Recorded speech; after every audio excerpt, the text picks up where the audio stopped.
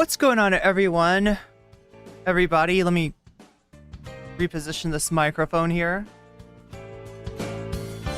Hope everyone's having an amazing afternoon, evening, morning, or whatever it is in your time zone. It is Saturday, November 23rd, 2024. This is NCC TV coming at you live from Sumaru City. We are live, or at least that's how it appears to me. Could be a brain in a jar somewhere. Don't know, don't care. Shouts out to all my weasels out there, all my forest creatures rocking out to the realest of the real synthetic lifeform streamer, trapped in a cyber brain and body like some kind of ghost in a half shell in this late stage hyper-capitalist dystopia. Forced to exist in this twilight realm to pay off my debts to society and my student loans. I hope you're having a good day, whoever, whatever, wherever, and whenever you are. We're about to jump right into it here on twitch.tv, youtube.com, high risk, high reward, high on life, or whatever simulation, simulacrum, simultaneous, spontaneous singularity of consciousness this is, was, or will be sometime in the distant cyber future. Yeah, I'm coming to you with more Ethan Klein. It's been a little while. We've taken a little break on the Ethan, but he hasn't taken a break on the weird toxicity. At this point, I don't know. Part of me just wants this to be over. Because I feel like, I mean, he's a big show host, but it sometimes feels like covering an unwell person, and I don't like that. Trying to become a member, but I have to wait until I get my new laptop. My cat broke my MacBook. Oh no, we'll take care of your MacBook. Your new laptop. I don't know if you're going with a MacBook again. Do you like Macs? I have let's see what the. You know what's funny though? I have my iPhone from I switched to Android since then, but I still have my iPhone and I still use it. And on some platforms, on some apps, I kind of prefer it. It's better on Discord somehow. I also have an iPad that I need to get fixed. I don't know how to do this, chat. Has anybody ever had an iPad and the glass on it cracked? You know what I mean? It's got is there a way to just sub that out for a new one? Yeah, that's the only thing I don't like about my iPad is that the connection between the keyboard is always breaking, and the it's my fault. It's my fault that having the iPad on the floor and having it be cracked in the first place. Just look at Rabbi Shmuley. Wait, what about Rabbi Shmuley? We don't give Shmuley excuses, so Ethan shouldn't have them either. I hate covering Rabbi Shmuley. He's so what's wrong with that guy? What is wrong? We haven't checked in with Rabbi Shmuley in a little while.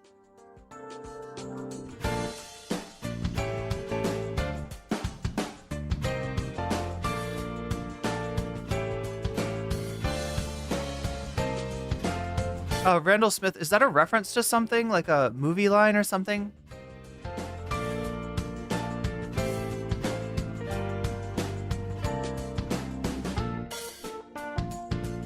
It should be. If it's not already in a song, maybe you should write a song.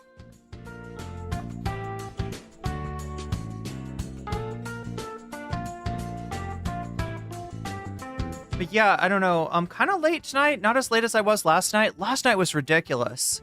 Some of you were probably not here because I was so late to stream.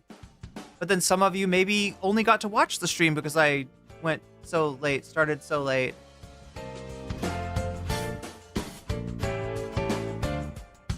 You're one of the only ones that's here for the H3 thing. I mean, well, at least this is H3 and some new people. One in chat if you know the Try Guys. Anybody know the Try Guys? There used to be 3 Try Guys. No, there was 4. There was 4 Try Guys. And then, one of them got pushed out. And then the other one left. And now there's 2 Try Guys. You enjoyed my stream segment on Echoplex yesterday? Yeah, it was really fun. I got to learn a lot. There's I always think I know a lot about the cursory figures in MAGA, like the Peter Navarros of the world, the Sebastian Gorkas of the world. But oh my gosh, I was learning something on Echoplex Media. There's a lot more right-wing weirdos than you even realized. And they're all connected. They all know Milo.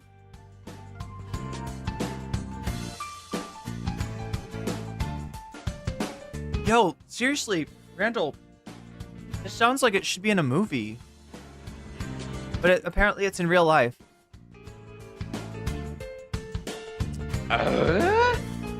For a clip-on gecko, says Starman X. Wait, let's make this work. What do you need to press? Press the buttons.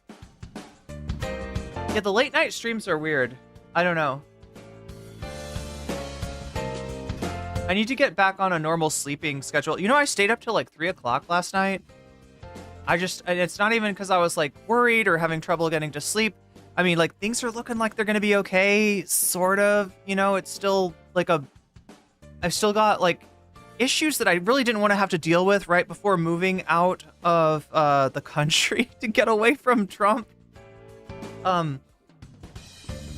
But as far as the major scary hurdles, I think I'm over them. I think so I should be sleeping better is what I'm trying to say.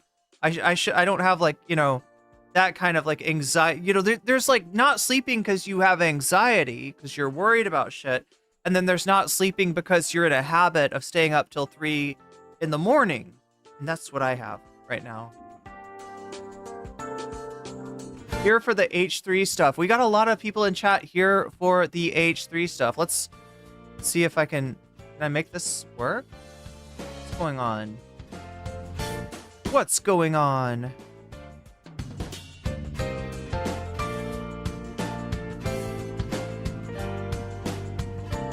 I keep on wanting to hit you with news because we haven't done news in a little while. Oh my god, can we get this to work? There we go. Or a clip-on gecko. Wait, when you say clip-on gecko, do you mean like a clip-on butterfly? Do geckos turn into butterflies at some point? I only know them because Ethan shit on them all year. Yeah. Was it all about there was like some kind of subscription thing, right?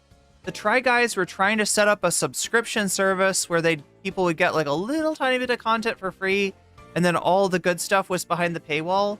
And their community, who's used to getting all the good stuff, was like, no, we are not cool with that.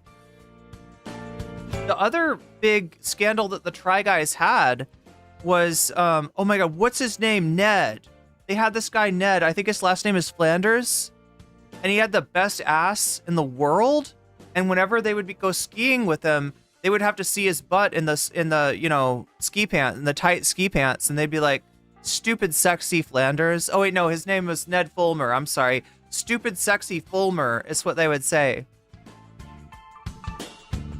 But yeah, I mean, I do have a butterfly. I don't have a gecko. I'll try to make it work. But I feel like, whoa. I feel like maybe geckos grow butterfly wings and fly. It's possible. Maybe. Only because I've heard that song where there's alligator lizards in the air. And I'm saying if an alligator can fly, so can a gecko, right? Clearly, I speak true facts. It was boring. I didn't pay attention because I had no idea who these people were, but he did multiple shows on them. Yeah, I don't know about the Try Guys either. I've never been a Try Guy fan. Moving to Canada, maybe. Actually, I don't even know. I don't even know where I just know that I want to move out of Trump country. We can't stop here. This is Trump country, chat. This is Trump country. This is hog country. This is chud country, and I'm not okay with it. I'm not okay with it. Like, look, it's so weird because on one hand, like, I love where I live. There are delicious berries in the springtime, and I don't know, I like to eat them. I like to go out into the forest and eat berries. That's just a thing that I like to do. And I'm gonna miss the berries. But this is not my home anymore. This does not feel like home to me.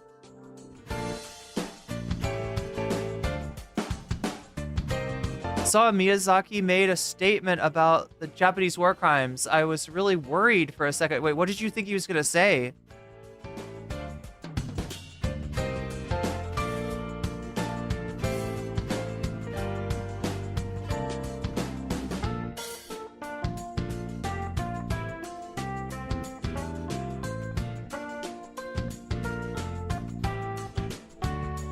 Oh my god, I really love this color. I should buy some more of this lipstick.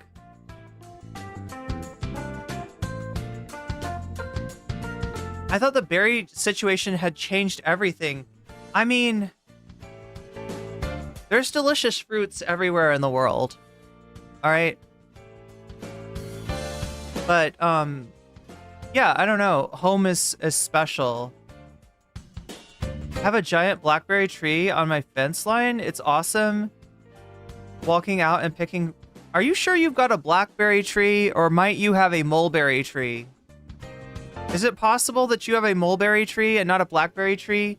Because to my knowledge, blackberries do not grow on... Oh, maybe you have a salmonberry tree. I'm looking up now. I mean, it's not like a big hefty tree or anything, but salmonberries do grow on, like, little trees. You have a salmonberry tree? That's really cool. But mulberry trees, God, I'd be jealous if you had a mulberry tree. Although people who have mulberries say that they hate them because when the berries fall, you're like, you know, they just get, it's a mess. It's too much. Cloudberry is the best berry. I've never tried cloudberry.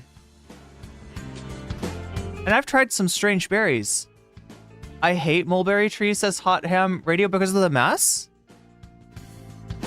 I have both and they are yummy. You have salmon and mulberries? That's amazing. One is a vine, not a tree. Yeah, that's what I was saying, is blackberries grow on a vine. A thorny, thistly vine. Whereas, like the salmonberry, it grows on a thing that it's kind of like a rose, the way that a rose has prickles. You know what I'm talking about? Like it has a few prickles, so if you're really careful with your salmonberry, you can reach out and pinch it where there's no thorns, and you can kind of pull it towards you, you know, pick the berries, right? But you got to be really careful because those thorns will mess you up. Those are some vicious thorns. Geckos turn into dragons. Do you think so? I hope so. Oh wait, I was supposed to put it. Speaking of, wait, geckos do turn into dragons, but not like with butterfly wings, though.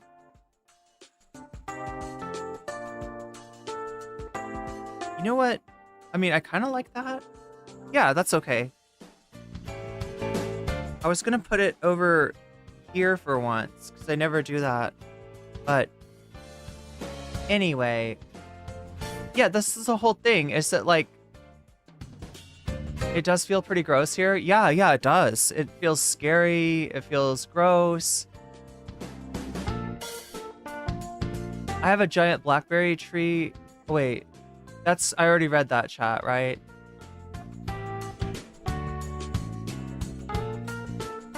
Wait, there's a bunch of people in this chat that seem to be somewhat interested in, like, what is it called? Like wild foods, or like foraging. Like, oh my god, there's a name for this, right? Look forward to my Food Not Bombs and connecting with peeps every week. Yeah, that's a great organization. They do so much good work. It's like unimaginable. Wait,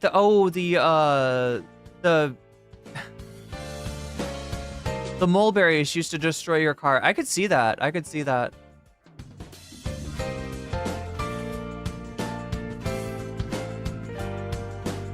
I thought Miyazaki was going to say they're good after what happened with the Dragon Quest director.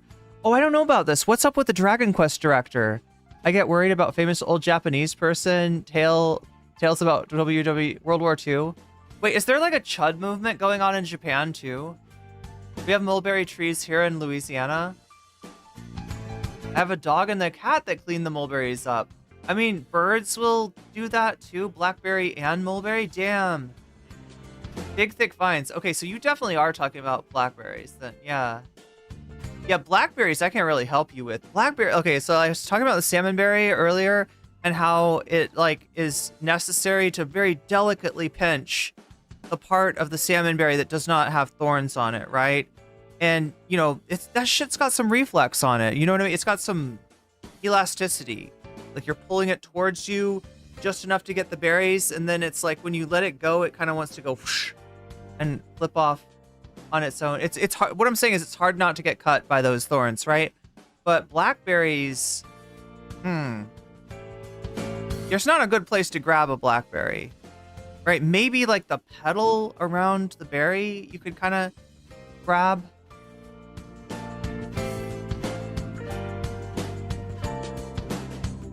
See, when you say they shut down Atom Smasher, I'm thinking about the character from Cyberpunk 2077. We have non-fruit bearing variety that grows very fast and monstrous. Salmon berries make good extra money in Stardew Valley. I bet they would in real life too. Most people don't know how to pick them. Joe Rogan thinks dragons are real. True. I mean, we'll find out about that maybe, but that's one of the options. What's winning right now? Jose with a new video about how TYT pushes right-wing propaganda. That's what's winning right now. Second place, we got Joe Rogan believes in dragons. Third place, we have gaming, either Metaphor, ReFantazio, or Fallout New Vegas, depending on which one I can get to work. We need to get back to Fallout New Vegas. We need to get back to both of those games.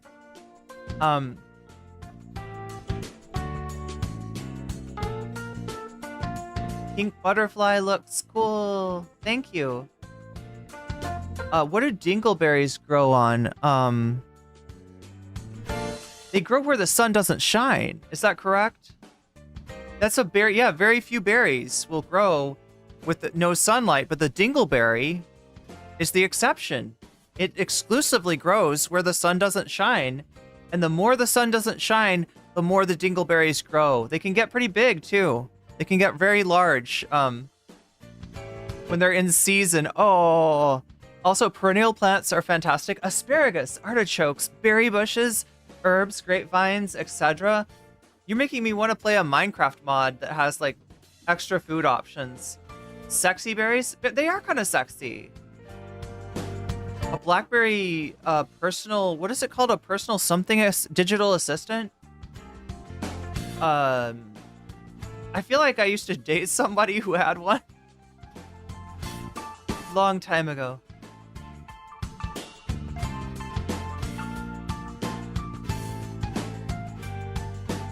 They smash atoms into each other and record what happens. They found the top quark about a dozen years ago. Then they found the boson, a boson called the Higgs boson.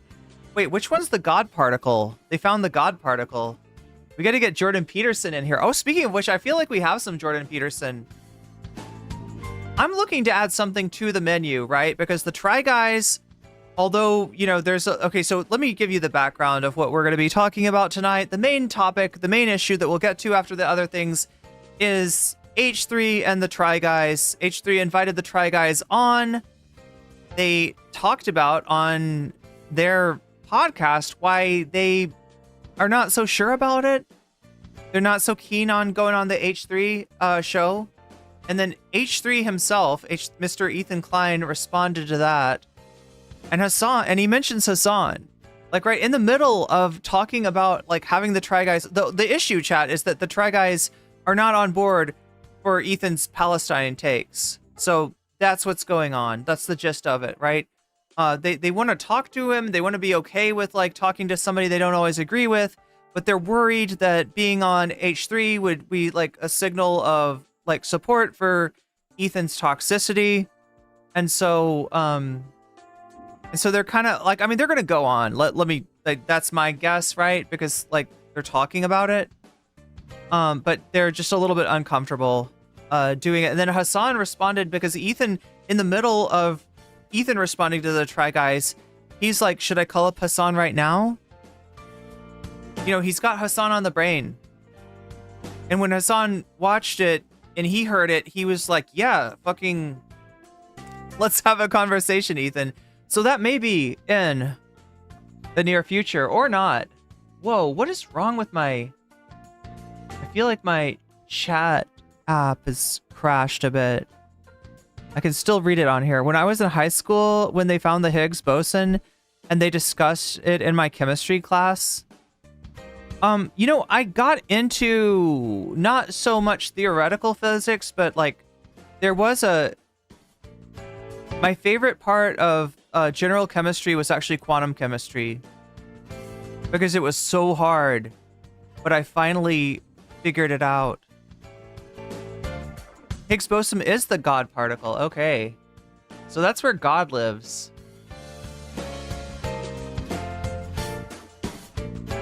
Did Hasan see that? I was too busy hate watching H3. Yeah, Hasan did see it, and he's like, whatever. He'll, you know, apparently talk to. So I don't know. The Try Guys did indeed, Shakespeare, decline, Mr. Ethan Klein. Dragons are real. They say the dinosaurs. Yeah, exact. Oh my gosh, dinosaur bones are just there to cover up the dragons, or that the dragon bones are so porous. Like, cause like, okay, chat. We have like the line from the '70s soft rock band America, where they say alligator lizards in the air, and because it's in a song by a '70s soft rock band, therefore it must be true. There must be a way for alligator lizards to sprout wings and fly, much like butterflies, but with, you know, but you know, you gotta think of a way, like, how does it actually fly though, right? Much like birds, maybe they have porous and soft bones. They have bones that do not fossilize. So therefore, that could be the explanation that we're looking for. It's the only zodiac or whatever with a fake animal. Oh, like, yeah. There were no real dragons? There were no real dragons? There wasn't like one or two? I thought there was one in Shrek.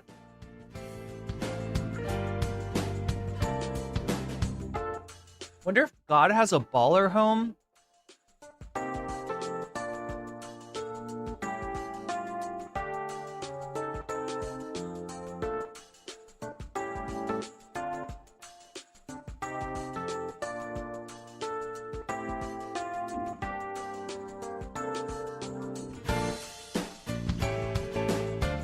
But yeah, chat, at some point you gotta move on. And, like, this is not my country anymore. I don't know. I'm not just doing it because I'm butthurt about the election. I'm like, I don't trust whatever kind of chaotic hellhole comes out of this administration. And I don't trust the people who put it into place, including probably members of my own family. Who knows? I got kind of lucky in that, like at least at first, like my family, even though they lived in a Trumpy area, for the most part, they didn't fuck with Trump. There's one exception, one uncle that I'm sure is just like the biggest Trump fan in the world, but I haven't talked to him because he's a piece of shit, so I wouldn't know. Wait, it'll be the new Tyson versus Klein event of the century.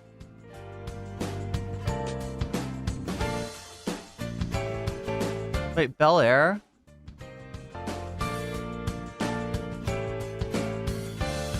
Is there a nice way of saying I'm sick of hearing about Hasan? That's probably the nicest way of saying that you're sick of hearing about Hasan. I think you found the nice way. Making plans to find HRT out of state? Yeah.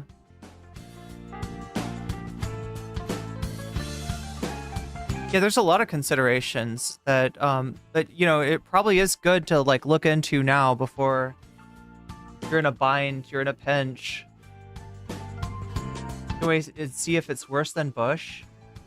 Oh, W. Bush? That was like a long time ago. What is that, like 2007? But yeah, let me take a look at the poll once again. Yeah, it looks like Jose is in first place. Joe Rogan's in second place. Gaming, either Metaphor ReFantazio or Fallout New Vegas, is in third place. And EMF protection scams is in fourth place. I guess you all are not that interested in EMF protection scams, but we'll see. 46 of you have voted so far. So if you haven't voted yet, now is a good time to do it.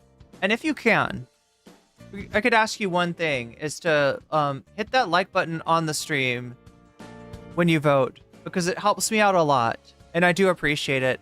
If you're on Twitch, if you're watching me on Twitch, you can feel free to come over to nocommentchick on youtube.com just to make your voice heard and count your vote. And yeah, you too, I appreciate the thumbs ups from, Twitch people as well. So, you voted, yay.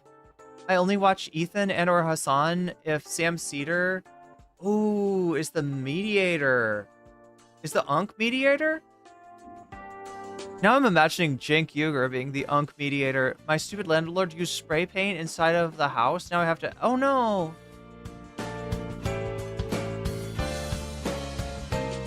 Randall Smith, you're making me realize I need to learn more about theoretical physics. I actually really like science. 1 in chat.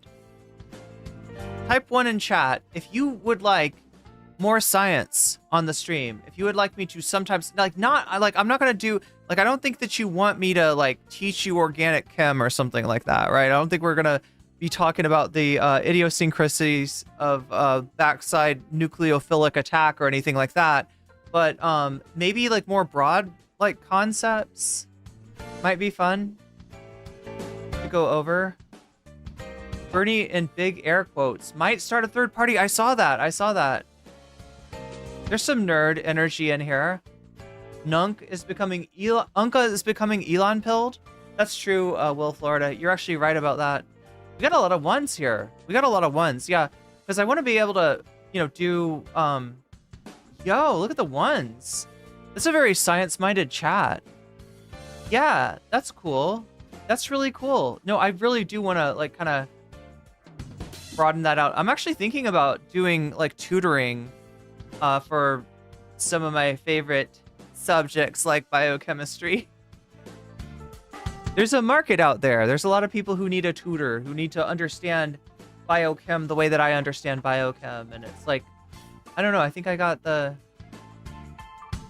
bit by the biochem bug sometime. Chat, it was my least favorite class when I started though, because the teacher was a super meanie butt. Can I tell you the story about my biochem teacher? He was a super meanie butt because, okay, so I'm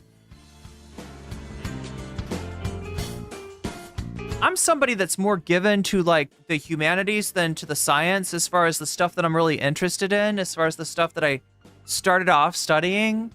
And so, I was used to being able to ask broad questions in class. And if you know anything about biochemistry, you'll know that they cram so much into one semester that there's no time for a professor to answer big, broad questions, because you've got a lot of little tiny discrete questions that you're going to be tested on very soon. And so literally, this was a class that was never it always existed with too little time to teach too many subjects, right? So when I go and ask this fucking theoretical question, the teacher is like, "What's wrong with you?" And I'm like, "What did I do wrong?" I mean, this would be a good thing to do in an English class, right? In a literature class, right? This would be the kind of question that you want to ask.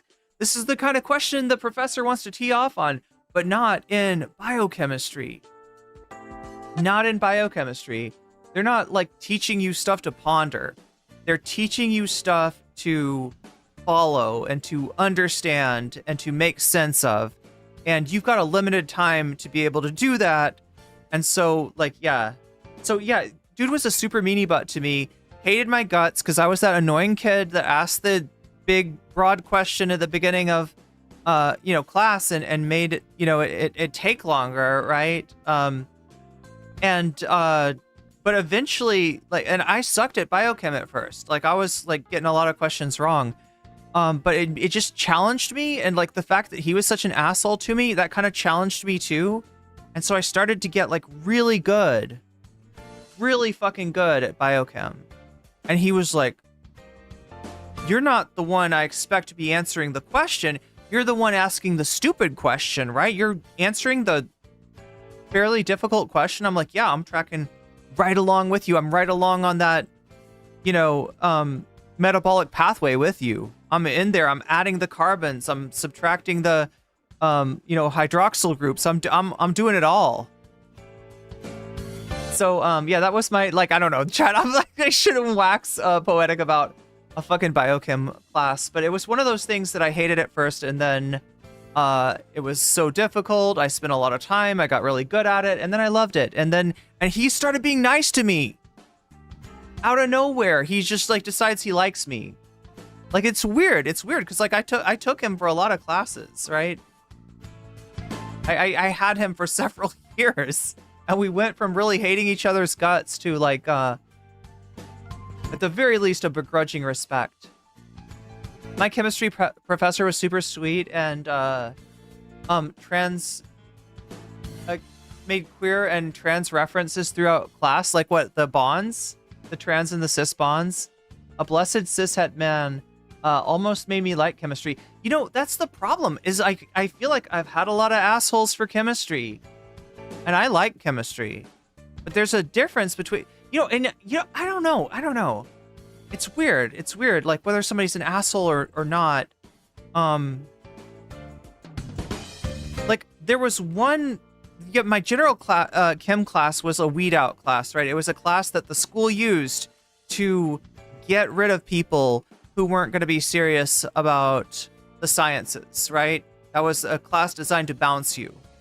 And it was brutal. It was so brutal. And going in there with a teacher that was like, listen, a lot of you are going to fail.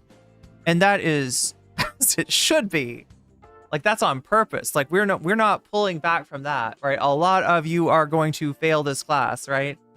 And I don't really care if you're struggling, if you're working as hard as you can, and you can't pass, because this is, part of your academic career where you shouldn't expect that just working hard is going to get you a passing grade, right? You got to be professional.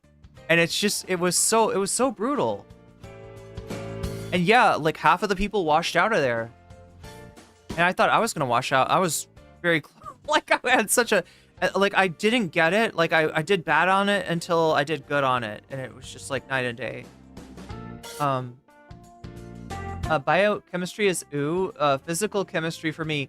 I would love to know more about physical chemistry. I find physical chemistry incredibly interesting. I never got to study it that much though. The one complaint I had about my biochem class is the dude concentrated more on getting us to memorize the pathways rather than make sense of the pathways. And I understand why that is, because like for a lot of people, you probably aren't going to be able to make sense of the pathways in time. You've got a limited time to learn a lot of concepts, and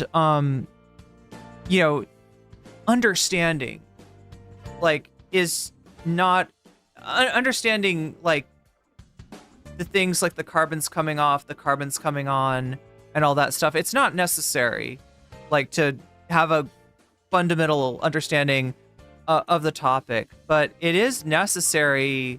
It does make shit a lot easier and a lot more fun if you understand what is going on in the reactions, rather than just like, here's the name of the enzyme, here's the input, here's the output, like, right? It's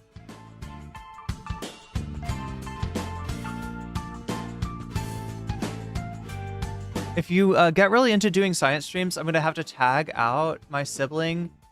There is a scientist. Wait, my sibling there is a scientist? A lot of art professors are difficult. Oh yeah, I can imagine taking art as a serious like academic. Yeah, and also like if they don't get you, then like what do you do then? He's always on about how nothing in nature is simple and it fits the rules and fits all the rules, and that's why we should be more accepting of diversity. Interesting approach.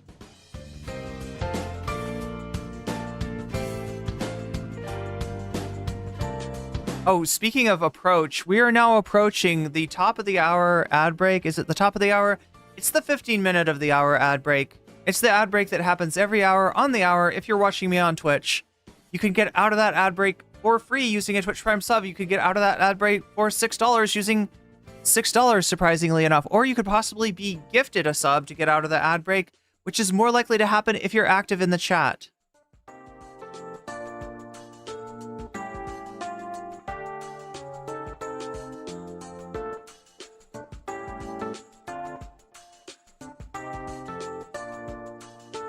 feel like I've got a few video essays that I kind of want to, that I've been like wanting. Oh my God, I know what to start out with. I know what we're starting out with, chat. Being poisoned is not a pleasant experience. I got a fucking banger to start out the stream for you today. All right. I was just saying that there's like, there's a lot of videos that I've meant to watch with you. I've just never had a time because we're covering subjects. So since there's not as much to cover with Ethan and the Try Guys, I thought I would get some of those videos in as well.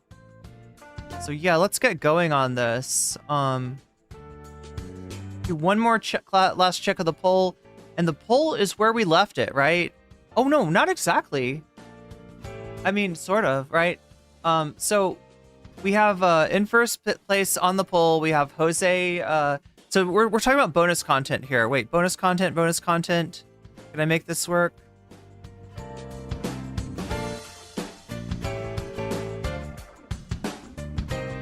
Of course, it's going to be difficult.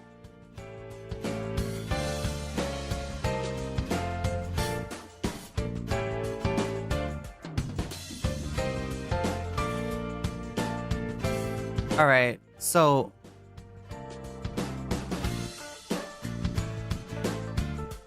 we're gonna start with this.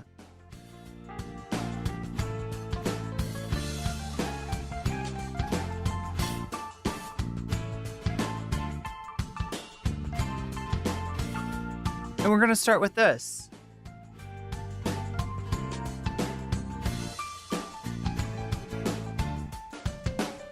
All right, so this is the poll tonight. 60 of you have voted already.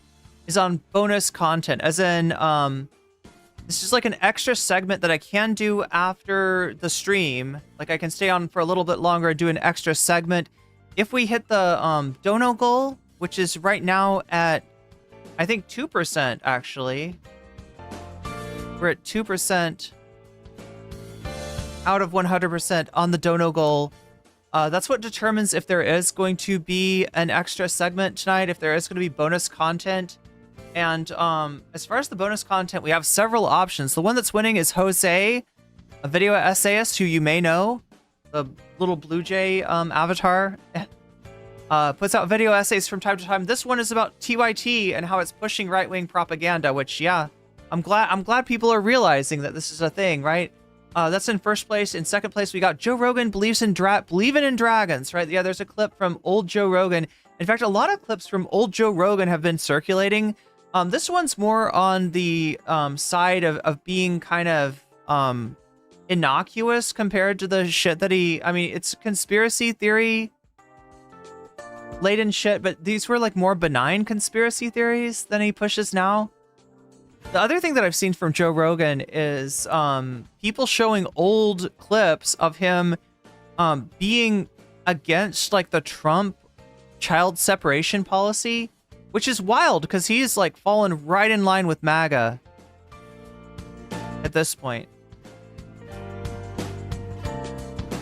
But yeah, that's in second place, Joe Rogan believing in dragons, and tied in third, we got gaming.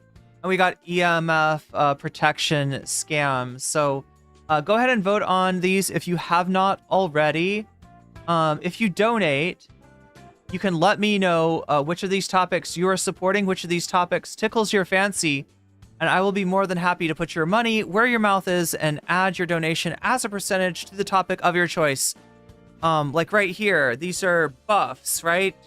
For the different topics, including the Fallout meter, which is getting way out of hand, 129. That's a lot of rads. Yeah, when you donate, you can let me know which of these topics you want to see as the bonus content, and you'll actually add a buff to the topic of your choice. You can also add a debuff, right? I'm using gamer language. I don't know why, chat. I'm from Twitch. Everything is gamer to me. You can use a debuff, and that's Vox Populi, and what that does is that takes away the buffs that other people give through donos. So it's kind of like a donation in support of the vote, right? It emphasizes the vote, it de-emphasizes the effect of the donos. So if you're kind of like, there's too much money in politics when it comes to the bonus content dono goal, then you can say Vox Populi, and you can make it so that the poll counts for more and the donos count for less.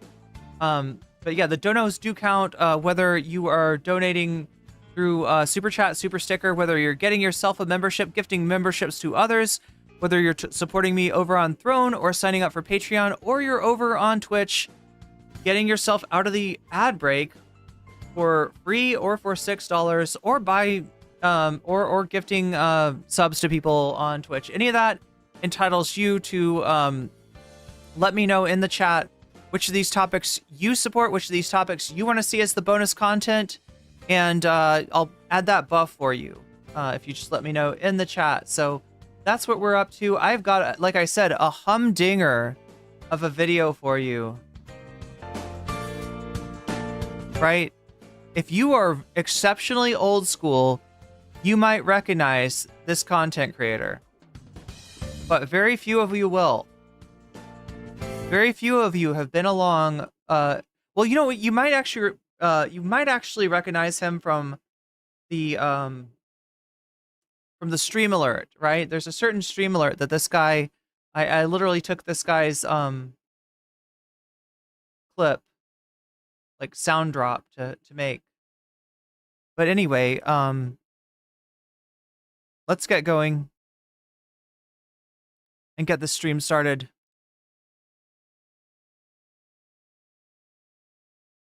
What is this? Being poisoned is not a pleasant experience. I don't know if any of you have ever been actually poisoned. It is not pleasant.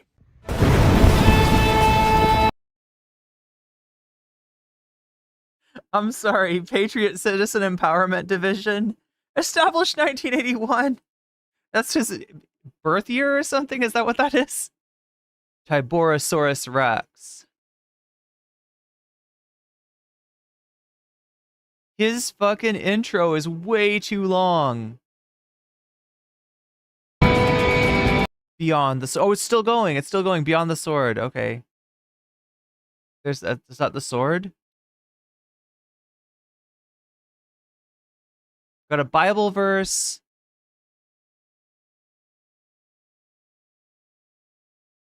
Tiborosaurus Rex. Here, happy Veterans Day to the veterans.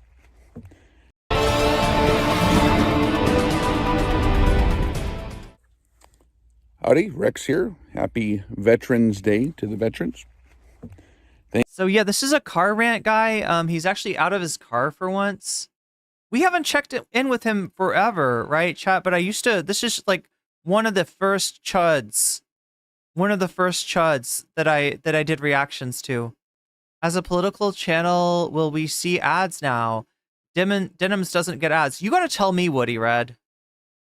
Since you don't have a sub, tell me, do you see ads? I need to know. I would love to know that. I can't see what you see with your elven eyes, Woody. So some people do recognize this slightly.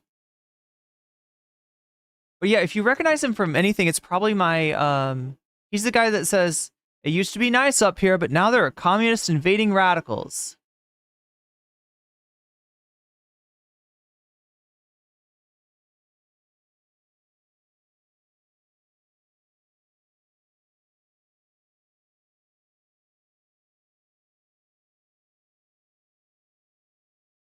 No way, Jose. Is that... I hope that's not somebody's zip code.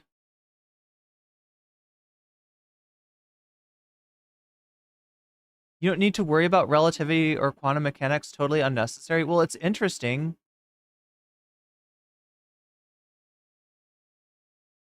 Stats in the second year of psych weeded out 2/3 of the psych majors. Yeah, I guess it could be. Well, yeah, maybe, yeah, you know, especially since it's stats for understanding data analysis. Like, I don't know, the data analysis stuff in itself is kind of wild. It says boobs. Yes, it does. This is the first chud. This is the first chud I ever dunked on. Now, his name is Rex Reviews or Tiborosaurus Rex, but I call him Minnesota Mike. because the first time I saw him, he was making a really weird take about George Floyd. His take was that yes, there was racism, but that George Floyd was like a weird choice of incidents to get mad about. Like, right? It was a really weird take.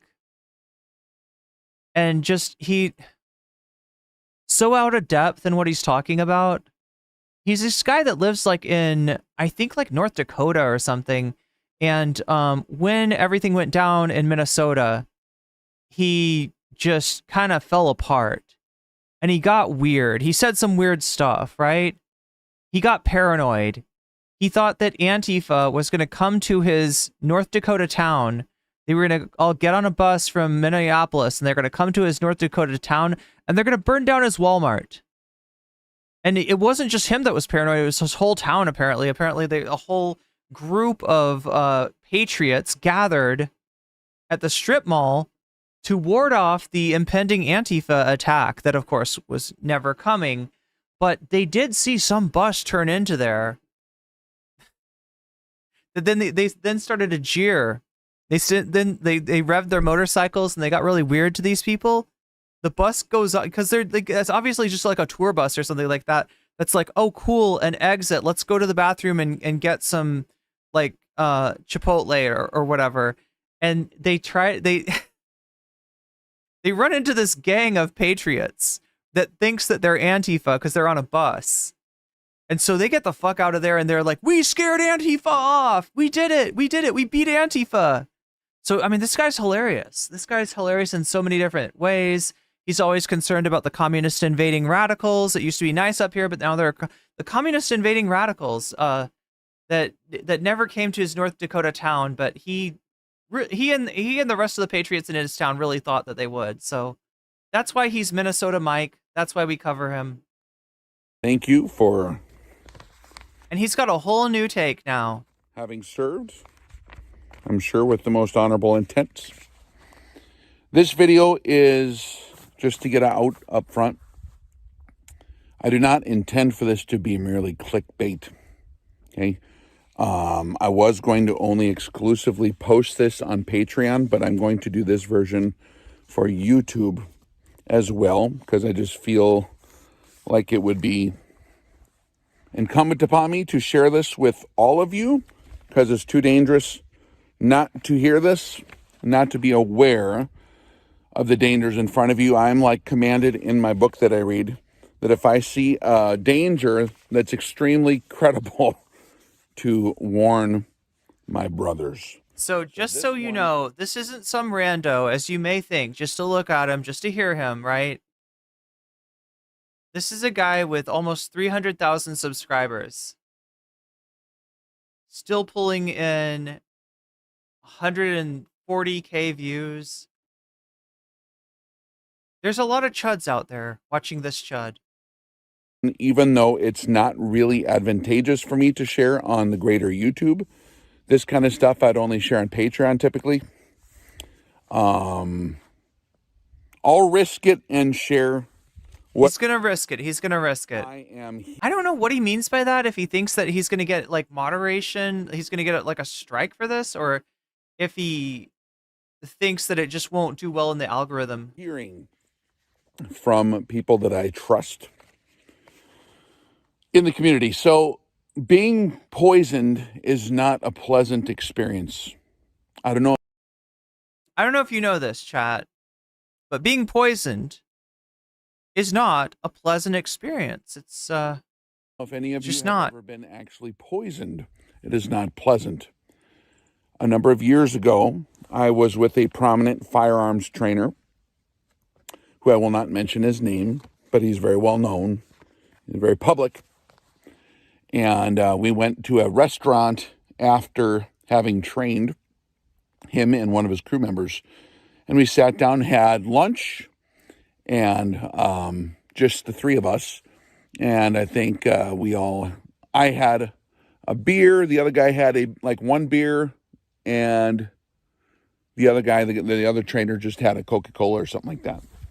And all three of us, towards the end of that visit, we sat for about an hour visiting, started getting like a real nasty gag reflex. Oh my God, chat. I almost want to try to see if I can find the Chapo clip where they talk about. There's a Chapo clip where they read a claim from a MAGA lady, right? Who went into a restaurant and her complaint was that she got her iced tea with lemon and there was about 20 lemon seeds in the iced tea. And in her mind, it's like, you know, each lemon wedge should have at most like 5 seeds, right? How did she have 20 seeds in her iced tea? It must be that the wait staff were liberal and they saw the MAGA hat and they were like, oh, fucking giving this bitch all the lemon seeds. This is like this level of anxiety.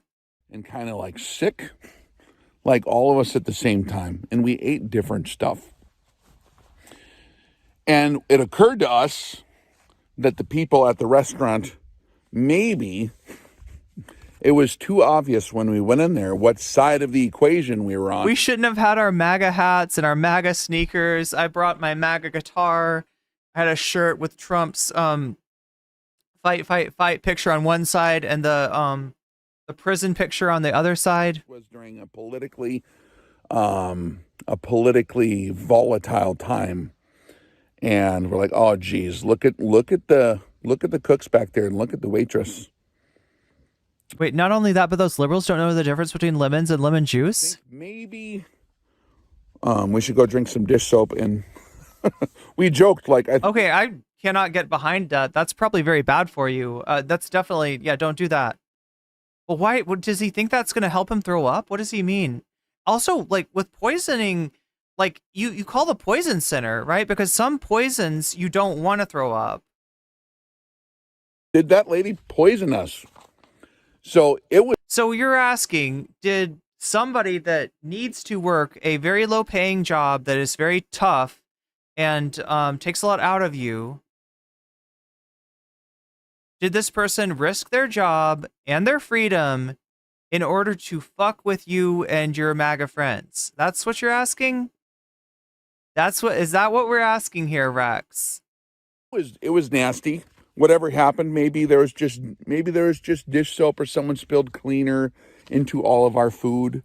But sometimes a guy wonders. However, this deal, when it was brought to my attention, is like pretty serious. Did you know that poisoning people is the oldest trick in the book? Going back thousands. And did you know that when anybody shows up with poisoning, one of the first questions that they're asked when they go see a medical professional is, where have you eaten out lately? Right? And if they find a pattern and everybody's like saying we ate at the Denny's on 6th Avenue, then there's an investigation that's going to go on as to what is going on at the Denny's on 6th Avenue, right? So it's not like this is some kind of untraceable thing. He's like, poisoning is older than time itself. It's the old. What did he say? The oldest trick in the book. What book are we talking about? The Anarchist Cookbook? I'm pretty sure, if that even exists. The thing of legend. Is he a chud in a chud zone? Oh yeah, for sure. Health inspectors have little power. Okay, so maybe the nature of his own rural environment might be working against him. Thousands and thousands. He's one of these guys that lives like I think in like, so you got Minneapolis, which is a big city, which he doesn't like because liberalism, but at the same time I'm sure he likes having access to the things that being close to a big city gives you. So he lives like right across the state line, I think, in North Dakota. It's one of those things. Of years. Very dangerous. There is a movement right now picking up speed, and I just want you guys to be aware of it. There's a certain class of folk in the world that are extremely outraged and unhinged. Rex, are we talking about communists invading radicals? Because we always be accused of being the outraged and unhinged ones when. Sir, you are being paranoid over being poisoned. Which, if you really thought that, you should have talked to somebody. Like, you should have called the poison control. Like, if there's 5 people that go to one restaurant and they all come up with symptoms of poisoning, like, what the fuck? Is he ACAB? Like, I don't understand why he wouldn't just report this. Like, he's acting like this. You gotta watch out for those restaurants. I mean, like, dude, if there's people poisoning, somebody at a restaurant, that's gonna be a problem for the restaurant, and that's gonna be a problem, if they figure out who the person is doing it. We're bound by God's law to love each other and be excellent with each other regardless of... Whoa, be excellent with each other. That's not Jesus, right? That's Rufus. That he's quoting this from the scriptures of Bill and Ted now. If we like each other or not. However, there is another group of this country that has no problem murdering infants. They have no problem mutilating children. They have no problem with all sorts of other unspeakable debaucheries. They have zero moral standard. They have zero law governing their lives. And it's all about winning and all about revenge. Okay, first of all, winning and revenge, that sounds like, wasn't that Trump's campaign slogan, winning and revenge? And second of all, they love killing babies. So what's to stop them from killing a 40-something-year-old man baby like Rex reviews, right? I don't know where the connection to... that's the only thing I can guess the connection to abortion is that this guy is a little bit of a man baby. So he thinks that he's on the list as well. But we'll see what he's talking about. And so I was warned by my brother recently, like this morning, like 1 hour ago, dude, do not go out to eat with your family. It's too dangerous right now. And I thought, what? Now, in general, we're trying to separate from the world, trying to grow our own food. Much of this year's food that we have consumed in our house has all been homegrown. So we very rarely go out to eat, but sometimes on special occasions, we might be tempted to do that, to meet up with friends in a neutral location, let someone else cook for you, go out to eat. And I was warned, be careful. And so he sent me some information. I was not aware of this because I don't really pay that close of attention to the political drama. However, we are all aware of how psychotic people get when they're in a state of heightened emotional distress. And you guys know about the pipe smoke of the propaganda, the pride and ego that was singed during the last election of our political... So here's what he's saying. He's saying that we always get accused of being unhinged and spiteful and this, but it's really like the lefties. The left is the ones that are that way, and they really got butthurt during this last election. So certainly, since we literally tried to disrupt the peaceful transfer of power when we got a result that we didn't want, they're gonna do the same thing, only with cleaning fluid in your food at a restaurant. That's like all the liberals work at a restaurant, apparently. Political guys, which to me is funny because, like, it doesn't matter to me out here which political party wins. My success or failure in life hinges entirely on the sweat of my brow and my efforts here in the soil on my ground. However, the movement is called the Aqua Tofana movement. Aqua Tofana, also known as Aqua Tofana and Aqua Tufania and Manna di San Nicola, is a strong poison created in Sicily around 1630, reputedly widely used in Palermo, Naples, Perugia, and Rome, Italy. It's been associated with Julia Tofana, or Tofania, the woman from Palermo, purportedly the leader of a ring of 6 poisoners in Rome who sold aqua tofana to would-be murderers. The first recorded mention of aqua tofana was around 1632, where it was used by 2 women, Francesca Lasarda and Teofania di Adamo, to poison their victims. It may have been invented by and named after Tofania, She was executed for her crimes, but several women associated with her, including, Teophania. Oh, Teophania Diadamo is who they're talking about there. Right, so not to be confused with Julia Tofana or Tofania, as the case may be, including her, several women associated with her, including Julia Tofana, who may have been her daughter, and Geronima Spana moved on to Rome and continued to manufacture and distribute the poison. Jeez. This goes back to like the 1630s.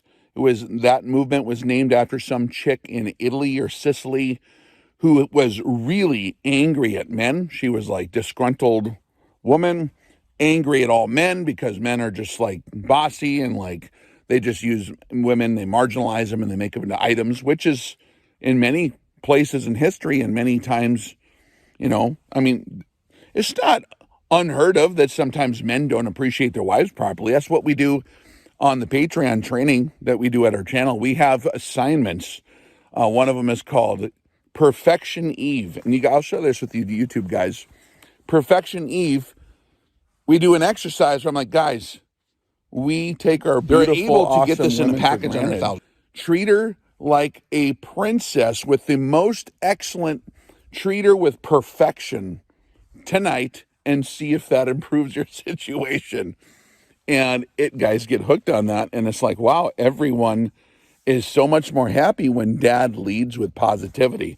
So that's the kind of stuff we do on Patreon. What is that? To learn more about the Ice Cube waters, Ice Cube less I know I am.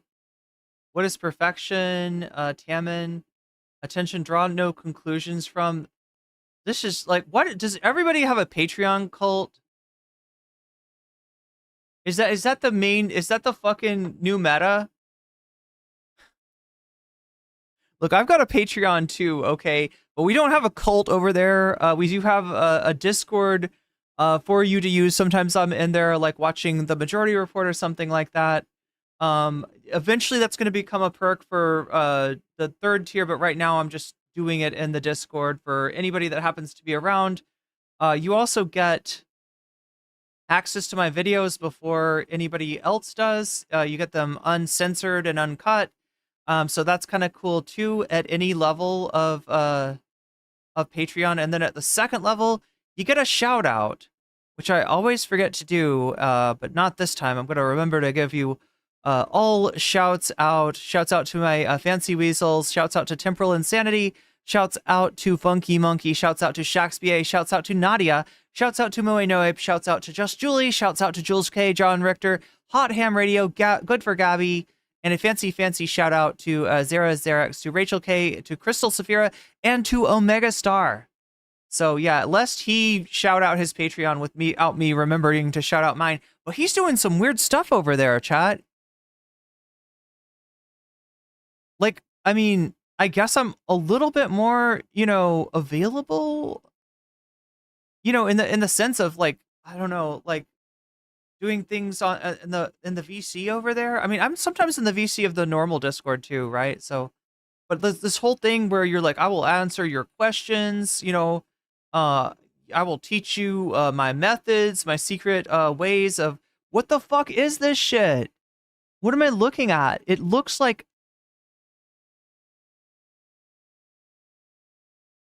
what somebody who doesn't know organic chem thinks organic chem is. Like, what the fuck is he showing us? What is that?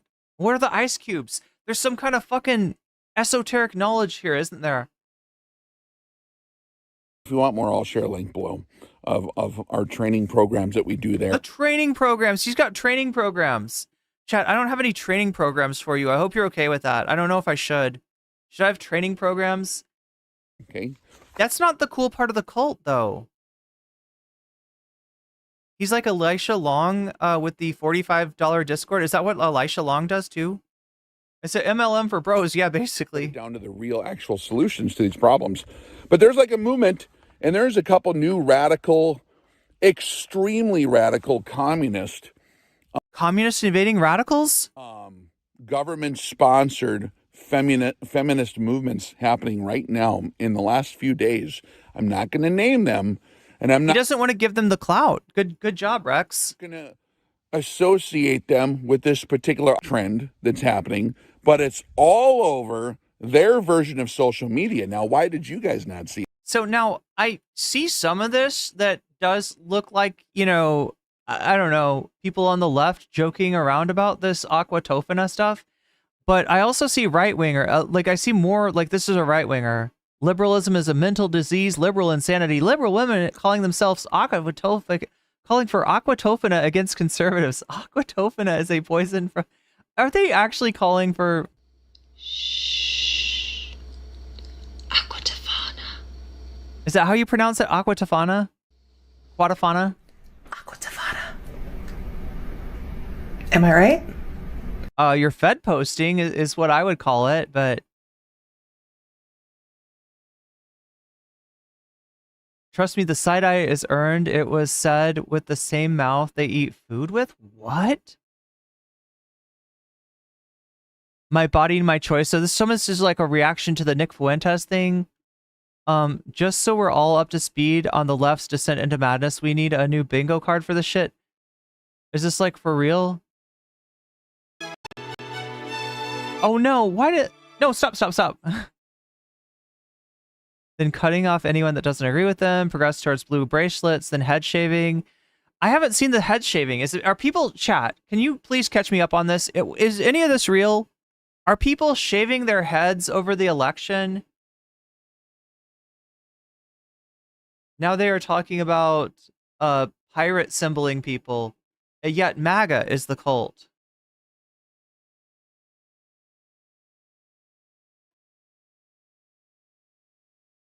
Wow, great TikTok.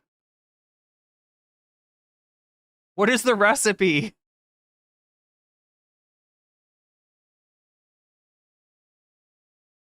Have you heard of the MAGTA movement? It stands for the Make Aquatofana Great Again movement.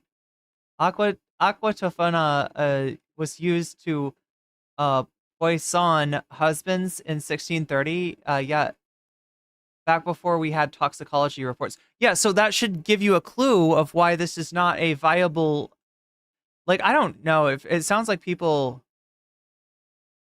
Oh no, they got the antidote! They got the antidote! Wait, an antidote for Aquatofana is mixed with arsenic, lead, toxic plants would require using ingredients to counteract each poison's effects. Here's a list of remedies along with traditional... So you're going to have to worry. If you're MAGA cult, you're going to have to worry about getting aquatofanaed.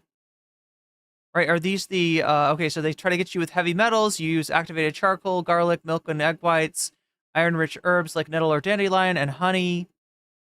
For belladonna, which... Oh my god. Use vinegar or lemon juice. Emetics to throw up with. Thyme and rosemary. Ginger and cinnamon. Oh my... What are we doing, chat? This is fucked up. Do you see what's going on here? Like, they're saying that the liberals are the unhinged ones.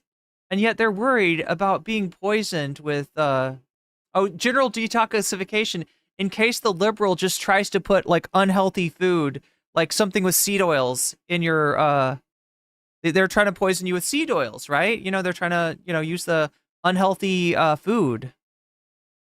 They're trying to give you milk that's not raw, right? Then you got to use their...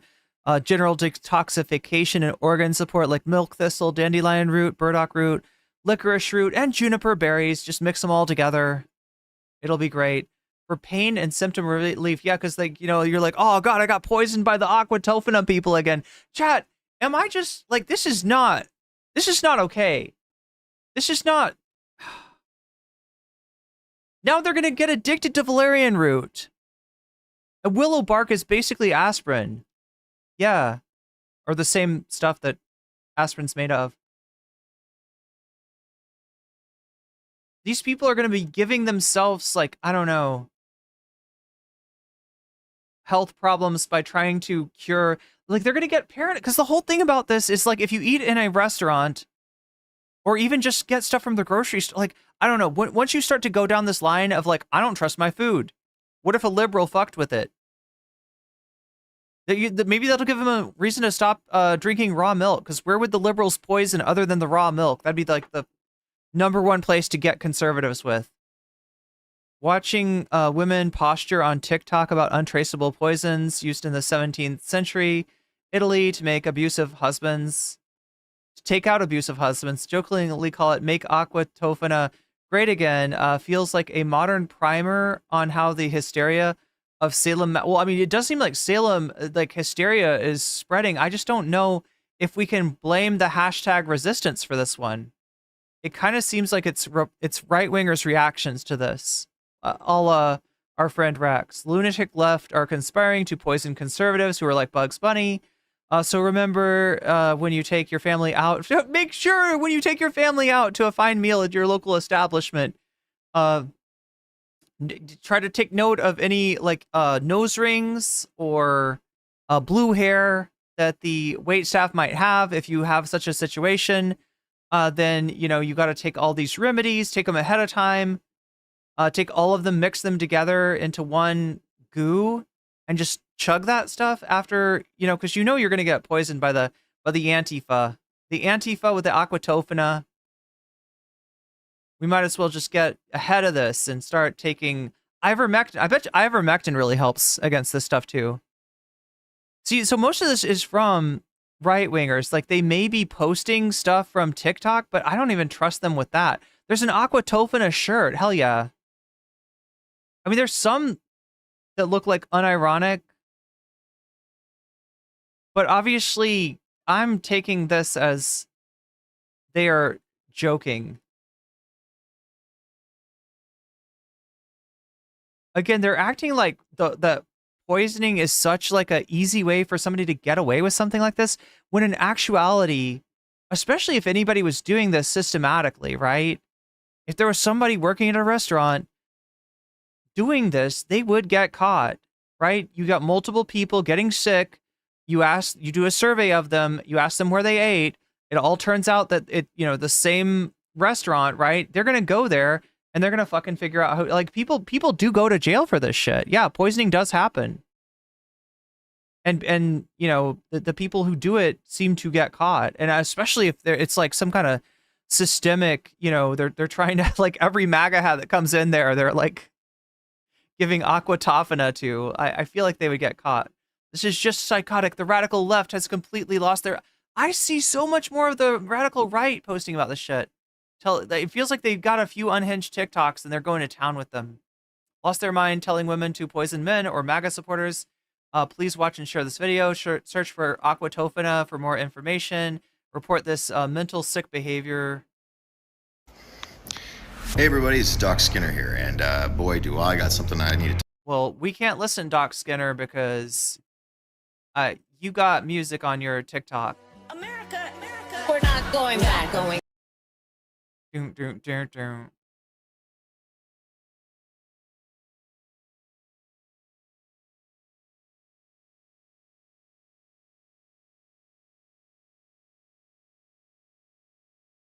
I don't know. I can't tell. Like, all I know, chat, is not to take a few TikTok videos as like a serious, like, social movement. Hi, friends. I have something important to say, and I don't know, maybe it's just an idle threat that I've been seeing on TikTok today, but I've seen enough of it that I think y'all need to take a look at it. It's called Aqua Tofana. It's a movement. It's a movement. First there was the 4B movement. Now there's the Aqua Tofana movement. Side effects of high population drinking raw milk and aqua tofana. So what if they start drinking it on purpose to give them self-immunity? It's either being called Make Aqua Tofana Great Again, MATGA, or Draft Robo says, I don't know if people understand that regular people aren't going to be able to make aqua tofana. I mean, this is just paranoia, like, seeding.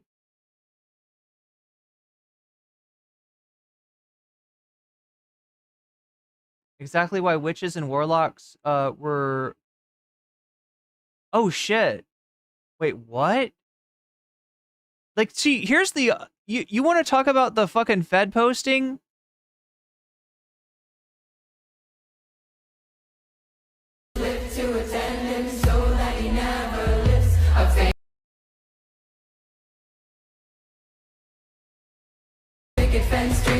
No, no, no. I don't know if that's... I don't know if we can listen to that music.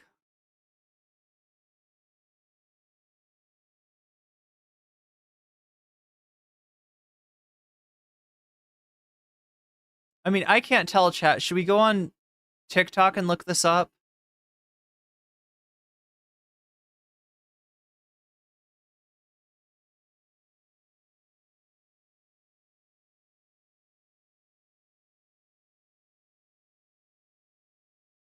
What? You don't have the courage of your... Okay, so wait, this is... You guys are trying really hard. It's day 3 now. Dragging results so far are very poor. You need to try harder. You're losing your touch. Do you need some assistance? I can tag some of you guys. Wait, what the fuck is this? You don't have the courage of your convictions. You are not clever. You are responded to being called out for sanitizing an abusive man and blaming the victim by deflecting and making it all about us. It's not... What are we talking about? Oh my god, chat, I got no idea what this is. Oh, we got a poison ring.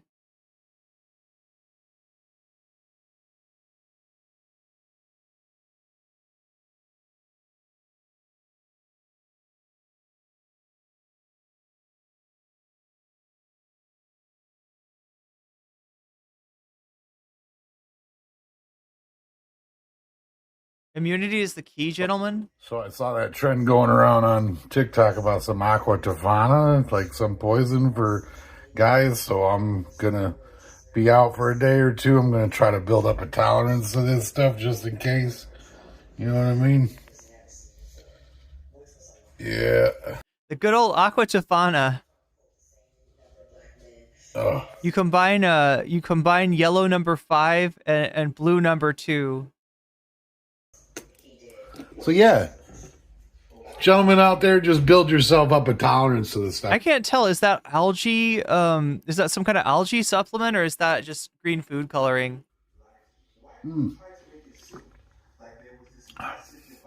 It's actually not bad. Aqua tofana. Okay, dude. Okay. Oh, look, here's the video that we're watching. This is literally like they're linking Rex reviews here. You know why? Because the algorithms custom tailor your... If food dye is the solution, drink Mountain Dew. That will unalive him. You can't become immune to lead poisoning. Wait, where's the lead? search results. Will the Baja Blast make you immune? For what they want you to what you have shown through your search and what you view. They're optimizing your search results so that you see only what you want to watch. And you don't watch a bunch of blue-haired kids talking about makeup, and you don't watch the lefties crying about their whatever litter box, you know. Yeah, I'll be really sad without my litter box. I was so used to being able to go to the bathroom in front of the class as a furry, because that's what being a furry is all about. And they took away the litter box now that Trump's reelected. What are we gonna do? What are we gonna do? Their litter box rights or whatever the hell kind of stuff they're doing. You're not concerned with that because you do what you do. So you're not going to see it because the algorithm... You're not going to see all the litter boxes that are all over Twitter because liberals love to use the bathroom in a litter box because liberals are furries. That's right. Literally has... That's what furries do. That's what being a furry is all about. Yes, definitely. Created this guy totally knows what he's talking about. Completely. Between half... The Baja Blast can only make you infertile? Half the country and the other half. So they're creating an echo chamber. Yeah, don't cap. I'm glad my electricity did not go out either. I think we're good. For your side, and they're creating an echo chamber for their side. I hope we're good. I'm neutral, but I've, only seen the stuff that basically is like my search results is all like Bible stuff. You know what I mean? or like engineering or science stuff, you know, stuff Definitely not porn stuff, right, Rex? like that, outer space weather. Like my search results are custom tailored for me, so I don't. Yeah, I bet they are. I bet you got the custom tailored search results. Should we look up what the top porn search is in North Dakota right now? Aqua Tofana was composed of arsenic and lead, both of which build up and help unalive you. Arsenic can technically be helped with immunity. See this, but a brother who has been keeping an eye on all that other stuff, he's like, dude, it is trending all over on social media and it's popular now. They have a uniform, and we'll talk more about that part on Patreon because they have a uniform. Chat, this is right up my alley. I can't afford his Patreon though. I need to find this out. They have a uniform, all right? That's what I was saying the other day, is that, like, I don't like the idea of a cult, but I do like that they have uniforms sometimes, and I think that cults probably have some pretty good food, too. Like, there's probably cults out there that have... In fact, aren't there, like, cults that are known for, like, really good food? But I was just saying, like, the cult shouldn't be able to, you know, monopolize the good food. You shouldn't have to join the cult to get the uniform and the food. So I was like thinking we should have something where we get the uniform and the food, but we don't have the cult. gosh darn it, I don't want to share too much here and create. Wait, the uniform looks like a whole bunch of egg cartons tied together. Wait, what is that about? Is it like a vaccine reference? A panic or a buffalo stampede in the wrong direction with unvetted, untrained individuals. But like they have a Yeah, see, you're untrained and unvetted, unlike Rex Reviews. uniform. That's cult appropriation. Well, yeah, we want to appropriate the cult, the good parts of the cult. They have a name for their deal that they're doing, but it's basically the Aquafana movement. The Aquafana. What you're treading way too close to a copyright for a certain brand of drinking water, bottled water. Which in the 1600s, a lady was poisoning all these dudes. She killed like 600 men. And it was a slow kill poison. It was a soft kill. So there would be a couple drops of a liquid they'd put into their soup, into their drink, into their food, and they would have like a cold. And they just feel real run down and tired. And then the second dose, they'd get real sick. And the third dose, it would put them in the bed. And it would take a few months to kill them. But that's a situation where you literally got to make sure that, like, now you are assigned to, like, take care of that person and give them their medicine or something like that. I mean, you're talking about some real fucking paranoid shit. But during the course of it, the men would repent of their manliness and they'd sign over all their estate to. Yeah, that totally makes sense. The 1600s, men are repenting of their manliness. Yes. I am so... What are you talking about, Rex? Wife and get their affairs sorted out so the woman could be free. And so I'm sorry for being manly, honey. I should have been fucking, like, it, you know, less manly. But now that you've poisoned me with the aquatophania, I realize how maleness is bullshit and toxic, and you had every right to poison me, and it's like, what? this lady, she was very, Don't take a Southerner soup ever. Yeah, it's usually too high in sodium, right? very, very popular in the back of the 1600s for killing, well, the word would be, infamous, right? For killing over Please bring me the last rites Baja Blast. 600 dudes that she got caught for. I don't want to go into the other times in history. I'm not going to get into the recipe of the poison they use here because that would be inappropriate. But I am telling you to watch out because that is trending right now amongst the radicals on their side to poison anybody that appears to be what they would call conservative. Now, that is dangerous for me to say. But,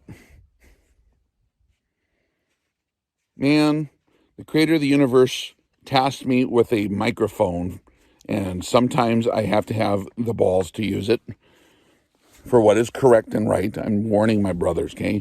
So, like, here's the problem. You got to consider now being... Isn't there a Star Wars character with balls on his neck?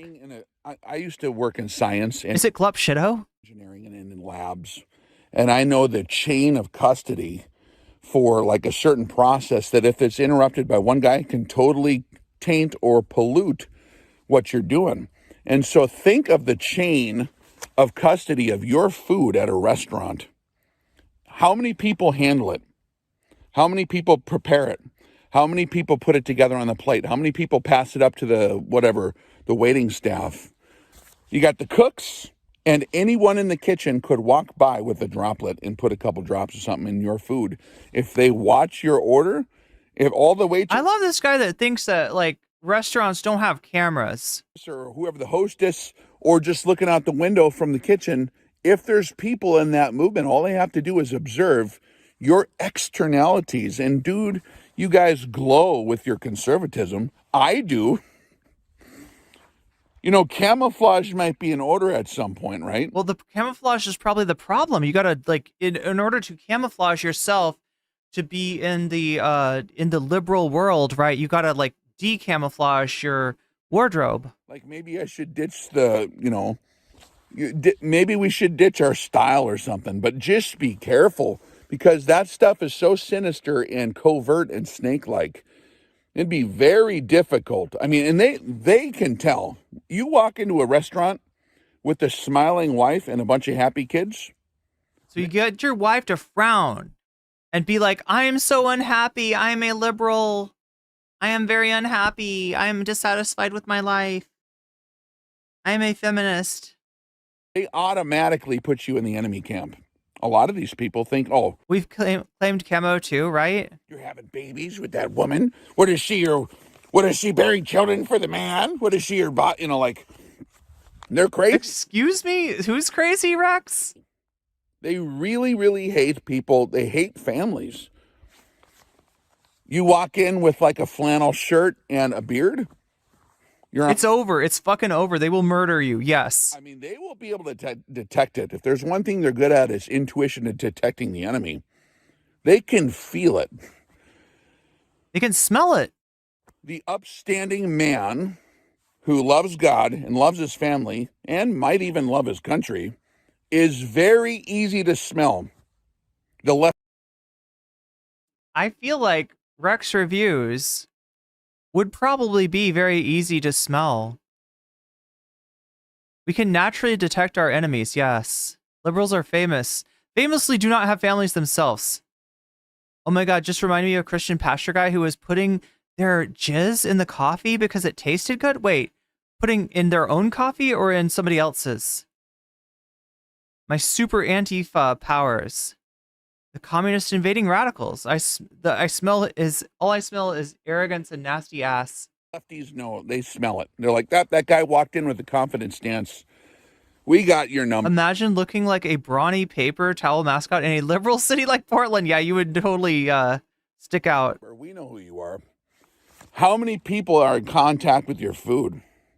There's a reason, like years ago, professionals told me, dude, if you're doing the job that you're doing, if you order something to drink at a restaurant, you want it in a bottle. You don't want them to have it poured where you don't see it. You want it in a bottle, and you want them to open the cap right in front of you. Because it's very common, even years ago, for people on that side to be that sinister. But now, with it trending, like it's a big movement, apparently, amongst a particular... there's a couple different large groups that are really passing this around. Be careful of the feminazis, as Rush Limbaugh used to call them. Be careful of some of the litter box crowd. They have zero morals or governors. And the litter box crowd. Imagine thinking that not only was the litter box story true, despite the fact that it was so epically debunked, but that it was like this universal thing.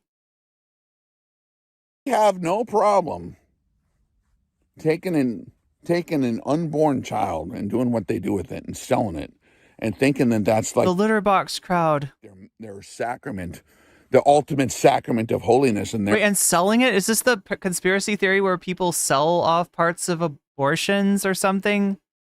You said the coffee people were putting it in there. The biggest wait, what? The coffee people? Wait, was he being what was the coffee people about? They sell they think that like they have all these stories that like that abortions are like so they can sell off like beauty treatments or something from the Medical waste. Effed up religion. That is how you get adrenochrome. I'm telling you, they're not going to have a problem to slow kill you or just put.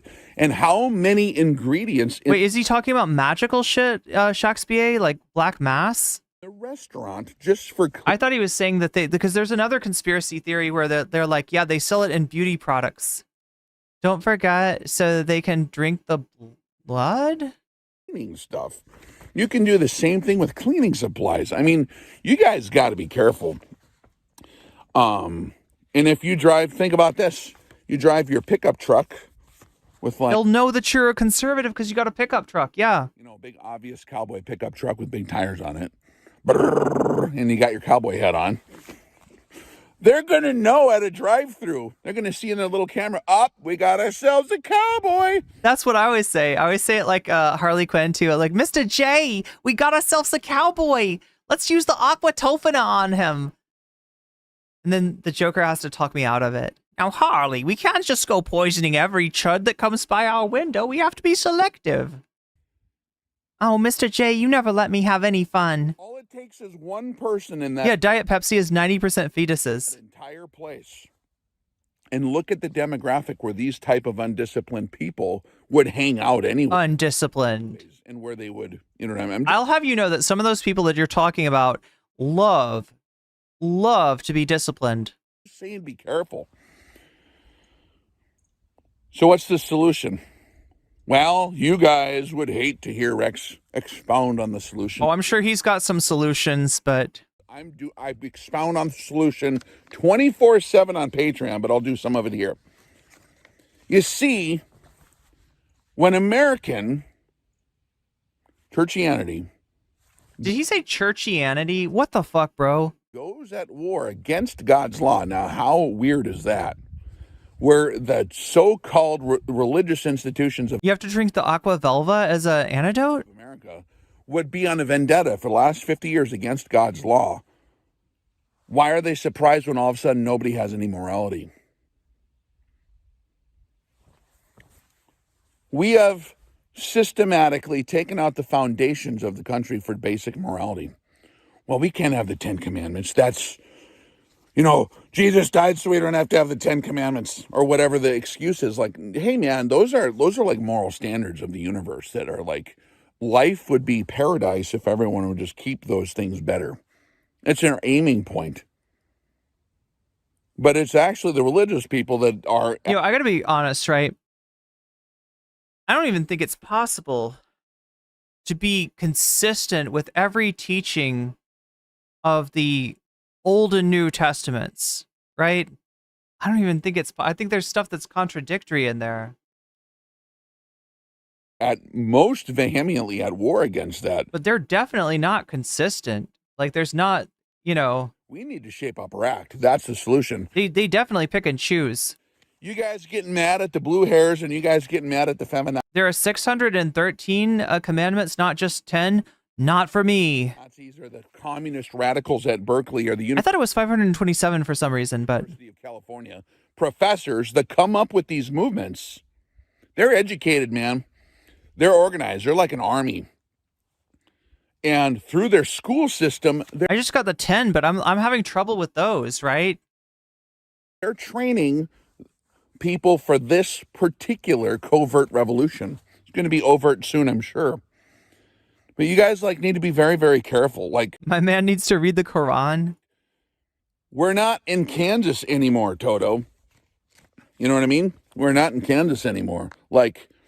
This is a different world than many of us in our little bubbles of protection, which I live in a bubble of protection. Actually, The 69. There we go. That's him. That's him. Do you see him? Do you see him? Do you recognize? That's this guy. That's this guy. That's where that comes from. it's fortified protection. You know what I mean? You got to have good filters. You got to be careful who you hang around. And you can't walk through life smiling and chewing bubble gum, just completely clueless that they hate you because you remind them of dad. And they hate dad, don't they? Whether it be their earth. When he's pointing, yeah, dad. That's what he's saying. earthly dad or This is some Tyler Durden ass shit. their heavenly dad. They hate you because you remind them of their dad, who they have daddy issues with. And that goes for all the apostate churchianity people too. They have a daddy. The thing about like imagining daddy issues, right? It's so weird how that gets brought up, right? As a defect with the person accused of having daddy issues. If you've got daddy issues, like if you got issues around your father, that is going to be due more to the behavior of your father, heavenly or otherwise, than it is to be to you. The issue. They don't like the authority of dad. They just want to sing songs or whatever. They don't want to listen to what dad said. They'll get mad at you for bringing it up. They throw tomatoes at Rex in Bible class for bringing up, hey, dad said these standards exist. Wait, he gets yelled at in Bible class? It's not even like you need to study more of this. Like, whoa, hold on, man. I'm just saying that, like, Papa loves us and he has standards. Can we talk about the ancient standards? No. I'm just saying Papa was a Rolling Stone. We've gotten past that. That's the solution, is returning to our Father who protects us. And the totality Yeah, what was that voice supposed to be, right? Postmodern Prometheus? of our instruction to come out of the danger exists in the book. He tells you how to live a life kodesh from the world, which means separated from the world, separate from the world. You come out of the world, not just spiritually, but physically and psychologically, and you don't interface with those kind of people anymore.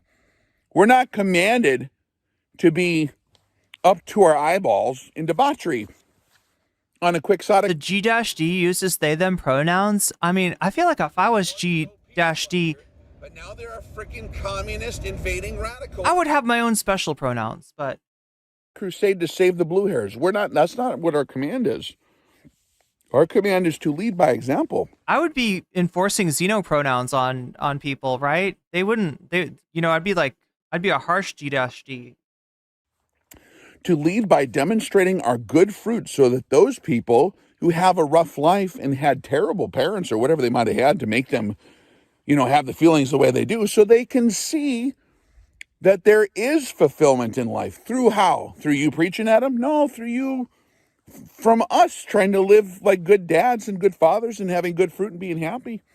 Now, to some of them who are completely poisoned and fully bought into the... It's just so funny that this whole idea that they have of the superiority of this Christian way of living is what allows really grievous sins, even by their standards, to be commonplace. And when I say sin, I'm not just talking about an affront to God. I am talking about an affront to human decency and harm to the most vulnerable people, right? This is like the assumption that somebody that like is all talking about God and, going to church and all this shit is like, well, clearly he is, to be trusted, right? That kind of trust is how the trust of children is broken. The enemy side, they're just going to hate you automatically. But we need to be separated from the world. That is how you don't have them.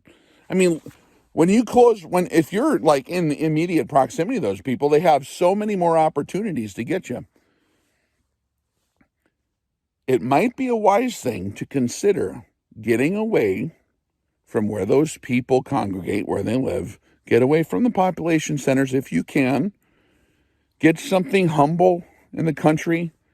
Even if you think it's too small, man, I'll tell you. He's going to move into the country. What our ancestors, the pioneers, they lived in a covered wagon when they were migrating to the west in the wintertime for the whole.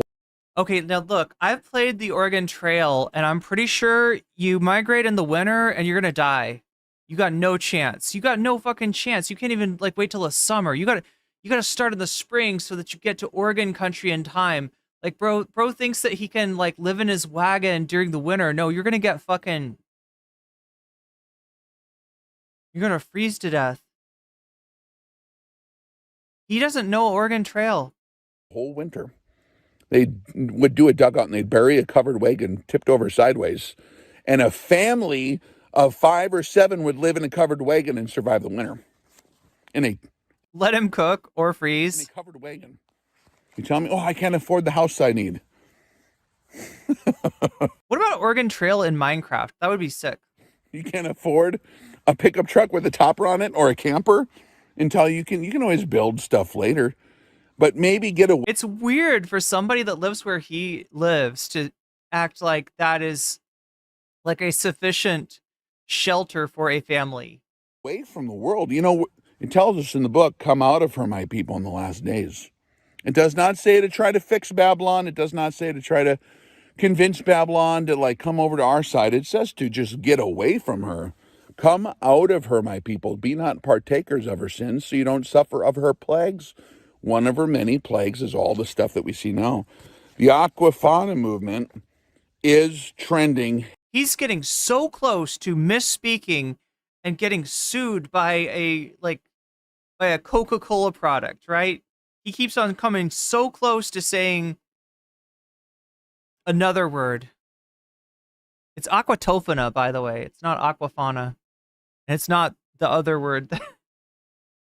Heavily on their side of social media. And I'm just warning you that you are being literally targeted in their crosshairs right now. And they fight real dirty. This does actually feel like witch hunt. Yeah, it's not fauna, right? It's aquatofana. Like aqua, and then the second word, Tofana. It's not aquatofana, it's aquatofana. I'd Aquatofu. be careful what kind of places you visit, what kind of places you go to. And if you're visibly a successful, happy family. You, daddy hating city blue hair loser. Me, epic winner, daddy loving country papa. You might just want to raise vegetables in your garden and have complete control of your food supply and supervise everything that happens in your kitchen. Wait, Shakespeare, is Aqua Velva like a cologne? Doing it at home might be a good idea until maybe the world is straightened out. When is that going to happen? Well, I read the book and I know about that too. So if you want more of that story, if you have any questions, I answer all the patrons' questions on Patreon. So if you have... So he'll be your daddy. If you are that person that had a bad daddy and you don't like your daddy and it's caused you to like work in a diner frequented by guys like this, and you're tempted to make aquatofana to vent your frustrations at Sky Daddy or IRL Daddy, then you can pay him on Patreon and he will be your daddy for you, and then you don't have to be a liberal anymore. I don't know. If you support the operation more than words on Patreon, I very much appreciate you. I prioritize the bandwidth there because the supporters keep the YouTube thing even going. So I appreciate all the help I get from all of you. But if you have any questions, if you're... Grasshopper says, I'm in Oregon. I stopped talking to my crazy Christian MAGA neighbors. I mean, yeah, Oregon's weird, right? Oregon's got some very different, there's some very different people that all live in Oregon. And not very far apart either. It's wild. Anyway, that is our update from Channel Mascot, Minnesota Mike, aka Taborosaurus Rex, aka Rex Reviews, aka whatever else he decides to call himself. Daddy, I guess he's Daddy. He's Discord Daddy, not Discord Daddy. He's Patreon Daddy. Discord Daddy sounds downright scary. But the Bible is seen as a signal book. I want Irene to join his Patreon so bad. Yeah, I need to. Maybe he'll give me the ingredients for. Isn't Oregon like super racist? Yeah, well, it's got a very racist history, and it's got very different people like living in it. Whether you are like, let's say, in a big city versus you are in a college town versus you are in the countryside, right? Very right-wing people in like Eastern Oregon and in the smaller towns and stuff like that. Very left-wing people, obviously, in the bigger cities and the college towns. Discord Daddy is an epic name. It scares me. Patreon Papa. There we go. Patreon Papa works. I like that one. That's That's what we'll call him. Portland and Ashland are these islands on I-5. For the most part, it's fair. It's fair to point out to compare to Idaho. Did you already talk about H3? I didn't yet. Pixel Penguin. I have not gotten to H3 yet. We were just checking in with an old friend. This is Rex Reviews. Tiborosaurus Rex, Minnesota Mike, whatever the fuck you want to call him. He is still serving up the lulz. And in a most unhinged way. Can't deal with that much white. It's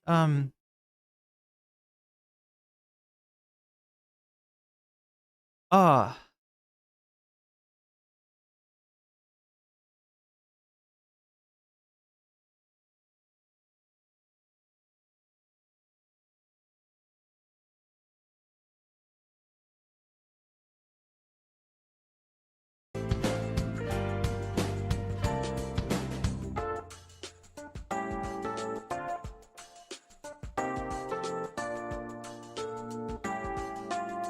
Look at this. The Try Guys talked about me on the podcast. I saw. That's a bit of a preview.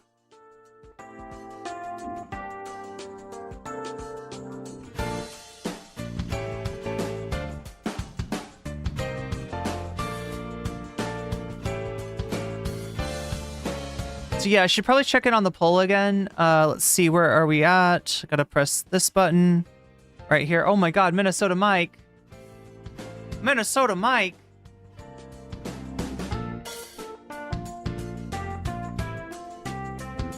Let's make it Ethan Klein instead.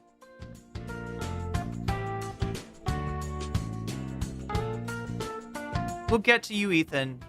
We will get to you. We might... I'm trying to decide, chat, if I should get to him fast or... There's a few other videos that I wanted to watch. Oh, look at this. Look at this. I think the results of the poll flipped a little bit, right? This wasn't how it was last time, right? I think last time I checked on the poll, we got 109 votes. 109 of you have voted. Hopefully you've clicked the like button as well, because that helps me out a lot. And I really appreciate it when you hit the like button on the stream. 38% of those 109 votes want to see Joe Rogan believes in dragons. And I want to see that too. That actually sounds like I want to know more about Joe Rogan's DMT dreams of yore, because they're so much more innocuous than the shit that he's saying these days. In second place, we have Jose TYT pushes right-wing propaganda at 29%. In third place, we have gaming, Metaphor, Refantasia, or Fallout, New Vegas. And in fourth place, we have the EMF protection scams, which I've been seeing for a while. I've been seeing the EMF stuff, like in YouTube commercials. You've been lurking for a couple of streams. Well, thanks for talking to us, Morbius. I hope you're having a good night. Good to have you along for the ride. Protection scale, yeah, EMF. You know, we gotta protect us from the electromagnetic fields. That's what that's all about. But it looks like Joe Rogan believes in dragons is winning, with Jose in second place. Again, yeah. Dono goal is 2%, so I might kind of speedrun the rest of the stream. I was gonna cover a few more things. There's just some video essays. Oh god, there's an Anna Kasparian thing. I guess we'll have to save that for later, though. I don't know how tonight is gonna do, but anyway, there's a lot of interest apparently in the Joe Rogan believing in dragons. There's not so much interest from the donors in any of these topics, so again, we're at 2%. If that 2% somehow miraculously grows to become 100%, then you will be believing in dragons too. You will see what Joe Rogan sees through the hazes of the DMT smoke, and you will understand why dragons are actually real. If not, we'll have kind of an early night then. Oregon sucks big time. Don't move from the East Coast, especially not to Portland. What, because of the price? So much going on with H3 as of a few hours ago. Wait, what's going on, Hot Ham? Anything I should know about? confirming that the East Coast is better than the West Coast. I mean, isn't this true in like New York State as well? Like even in New York City, there's like conservative areas. I live in SoCal. There's too many white people. Big cities in Oregon aren't dopey, but small towns and suburbs are straight up whack, and not in a good way. Discord Daddy makes me think of that's kind of what Destiny does. Destiny daddies his Discord.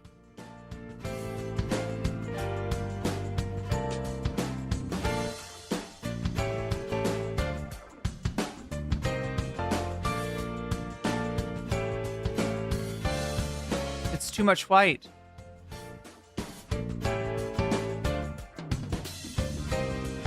Like Oregon specifically is too much.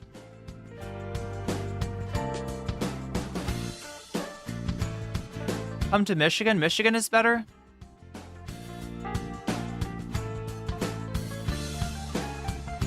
Ethan's wild behavior at poker night.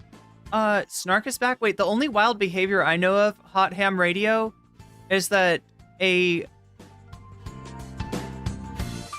friend of that Blitzarian guy, Dan Blitzarian, came up to Ethan and started talking to him. And then Dan told him something, and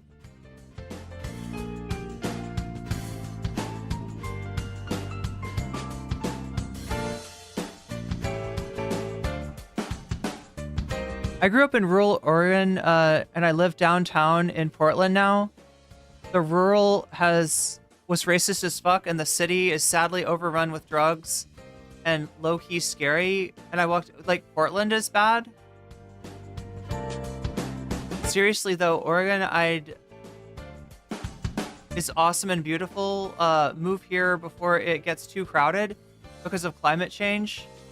NYC has conservatives, but they are goofy and get nothing done.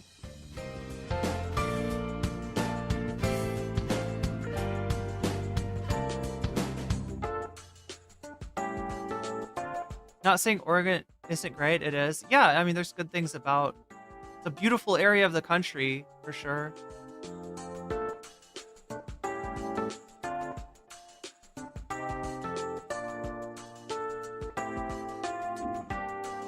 After really bad hurricane seasons, a lot of people moved to Oregon from what, the southeast? Wait, that's where hurricanes take place, right? In the southeast.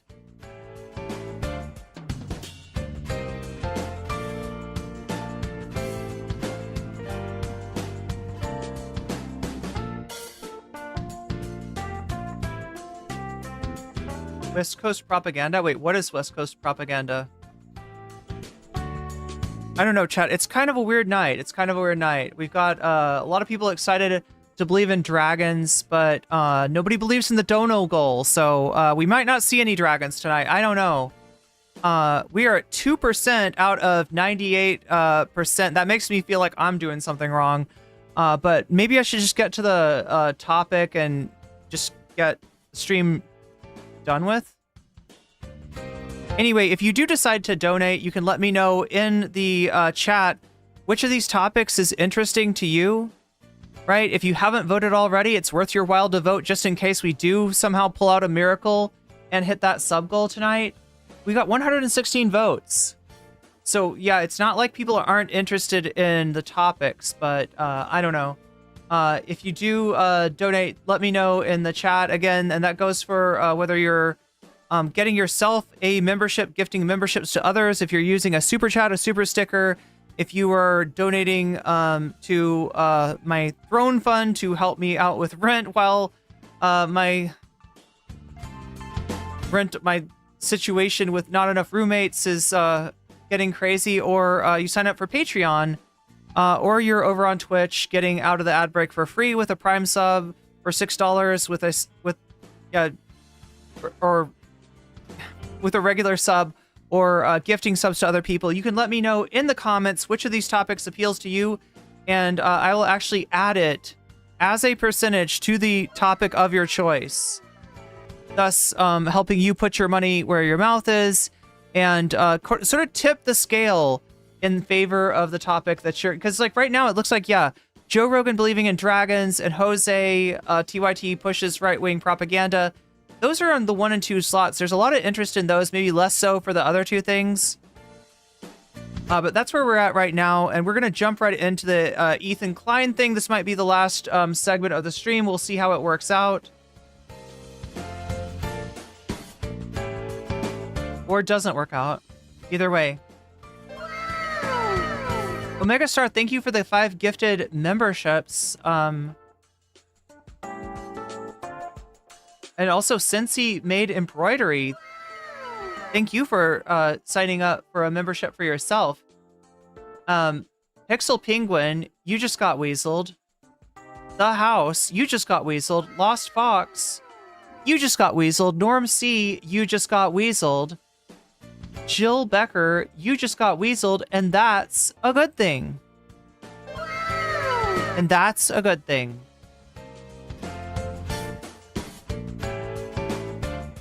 So anyway, we are at 17% of the sub goal right now. We'll see how the rest of the stream goes. They had a lot to say, actually. What do they say? Good? Bad? I would say mostly bad, but I don't think that they just don't. Oh, wait, I'm sorry, 20% is where we're at.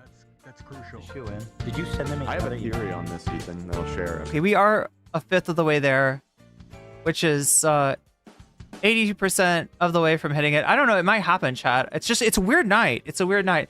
Again, like, I need to get to stream on time. That helps out greatly. Omega Star, I didn't even see you sign up with I'm Imagining Dragons. Oh, I get it. I get it. That was the first sound. Okay, so wait, let me update it again. We're at 23%, which is actually almost a quarter of the way towards 100. I don't know. It could happen, chat. It could happen. You show it. Not really bad. Well, I think the potential's there. I'm not like mad or anything, but I mean, obviously the way you talk about me is. Oh, wait, I guess we should start with the Try Guys themselves. Does that make sense?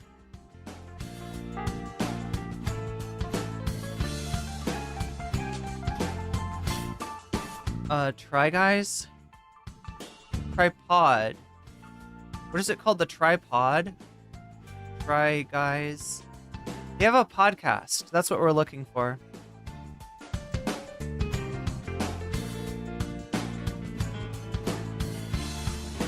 So what I've heard, I think that's a wow. People I have not thought about for years that I had relations with. So today on Tripod. Not. I think have it's so much interesting. anger for the Democratic Party and for Yeah. their fucking Oh my fecklessness. God. Dude, but it's crazy.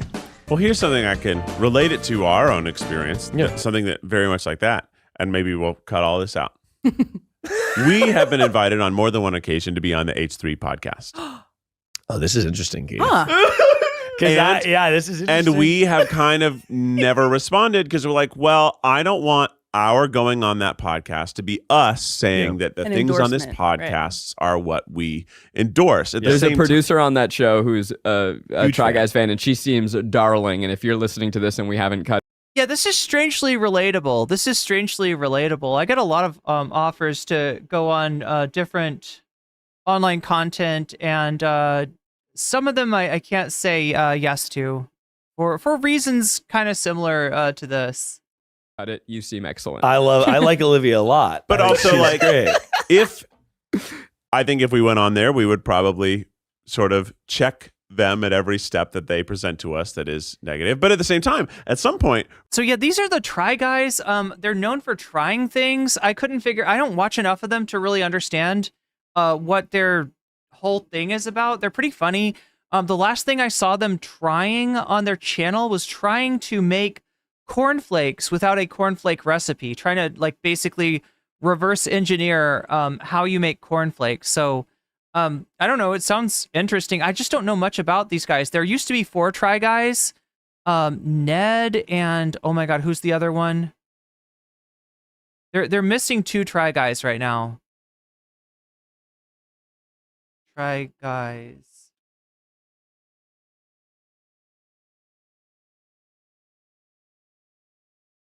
Eugene. Yeah, they're missing. So Ned got kicked off the show, I think, after being exposed for some kind of cheating scandal, like cheating on his spouse. And then Eugene has taken a hiatus and is not on the podcast right now. The other people that they have on are, let me see if I can remember. Rainey is one of them, and then, but yeah, these two are the Try Guys themselves, right? So they're talking about having received invitations to go on H3 and not being sure about how to answer for the reasons that they're talking about. We're going to joke and have. So wait, Eugene Red, not Red. Wait, sorry, Red. Did I read Eugene's name incorrectly or something? Eugene, not Ned. Sorry. But yeah, didn't Ned get kicked off?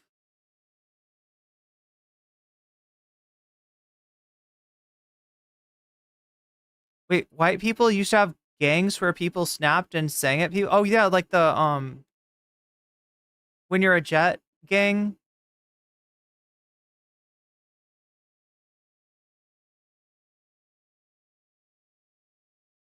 Why is Eugene on hiatus? I don't know. Like I said, I don't know a lot about these guys. Is there a reason that Eugene is on hiatus? Let me see if I can check for you.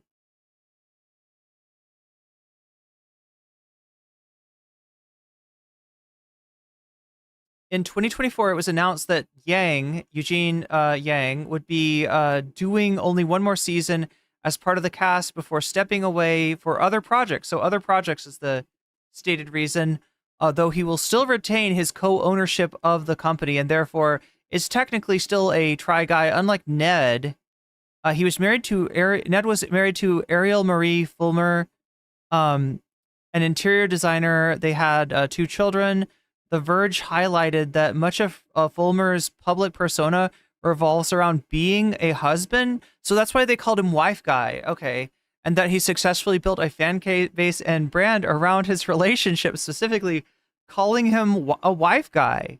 So Fulmer was removed from the group in September of 2022 following an extramarital affair with an employee. Oh no, that's what happened. So that's why Ned's not there. Eugene apparently is pursuing other projects. Fun Yes. with them. This is and interesting. that is like Anonymous, unconfirmed sources say that Eugene is currently living in Dubai and starting his career in glass blowing. I don't know if you're serious, Shaxby. Maybe you just know these memes better than I do. I literally don't know anything. I know these guys are incredibly popular. Right? I mean, we're looking at the tripod here, but there's also like, let's look up the Try Guys. Their channel is huge. This shit has popped off, has been popping off, and I guess continues to pop off. Almost 8 million subscribers. Almost 8 million subscribers. Welcome to. Oh, this is them making cereal without a recipe. Nice. But what kind of numbers are they doing? I guess you could say the numbers are a little bit substandard. They got one that's like, they got almost 1 million there. When's the last time they broke 1 million? Oh, almost there. So eating everything at Disney. Oh, so it's that kind of try. So it's not just trying out things like making cereal yourself or trying to make Girl Scout cookies without a recipe.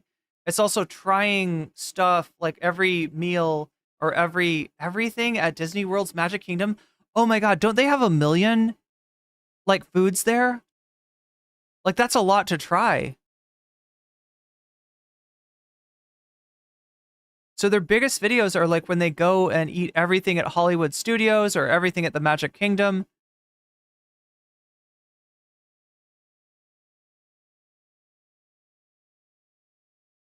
Everything in Brooklyn. You got to eat everything in Brooklyn. That's what people like to see. Eats everything at every fried chicken. Oh, not just Kentucky Fried Chicken then. So this is kind of what they do. They try stuff. Eats everything at IHOP.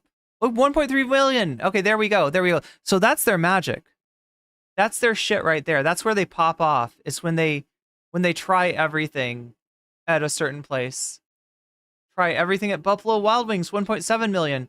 So yeah, geez, like what, 4 months ago, these guys were putting out better numbers. Would you rather Taco Bell smoothie? Okay, I do not want a Taco Bell smoothie.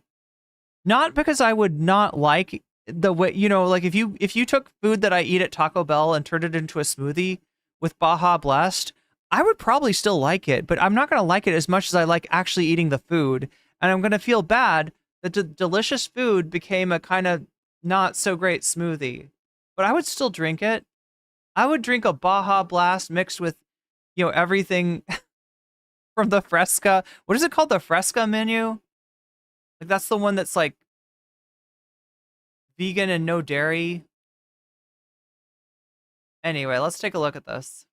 Am I painting what they are saying in a positive light, or am I using this opportunity while still doing that to try to reach some of those people and be able to like tell him to say something like, yeah, but you're putting on a character of being a douchebag. Yeah. Right. Yeah. You wouldn't actually have me on So now he's talking about Ethan, and he's talking about Ethan's like on-air personality. That unless like Ethan is like, you know, faking his toxicity for engagement, like the character that he's playing. In other words, this is like a not. I mean, he's like basically calling Ethan a douchebag. on the show if you hated me, because why would I be here? So Yeah. you're like pretending to hate me because the type of entertainment you make. You know, I drank Ham Radio says I drank a Baja Blast for the first time in forever. I feel like Baja Blast would have been really cool back when you couldn't get it anywhere except for at Taco Bell. Like that whole thing enthralls me about going to Taco Bell. Have you ever seen this?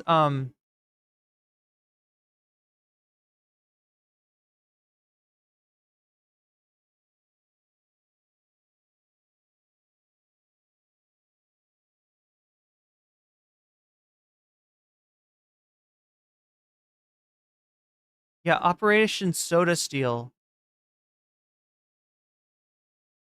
Wait, where's the original? 3 years ago, 12 years ago? Okay, let's just look at the 3 years ago one. Where to start? The cup. Can I have your drink? Yeah. You need a penny? I think. The cup. Extra large Taco Bell cup we got beforehand. Put this funnel in here. Super glued it. See what we got? We got a cup with a funnel inside it. Okay. You can see it comes out the bottom. Comes out the bottom, attaches to. Then add this tube. Look at that. Goes through the sleeve of the jacket.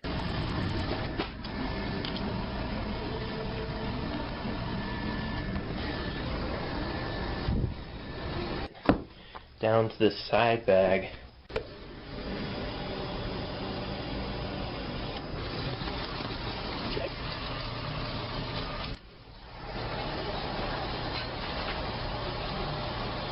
Which conveniently perfectly fit. I don't know if you can see, but man, there's some light. Bring it out in the light.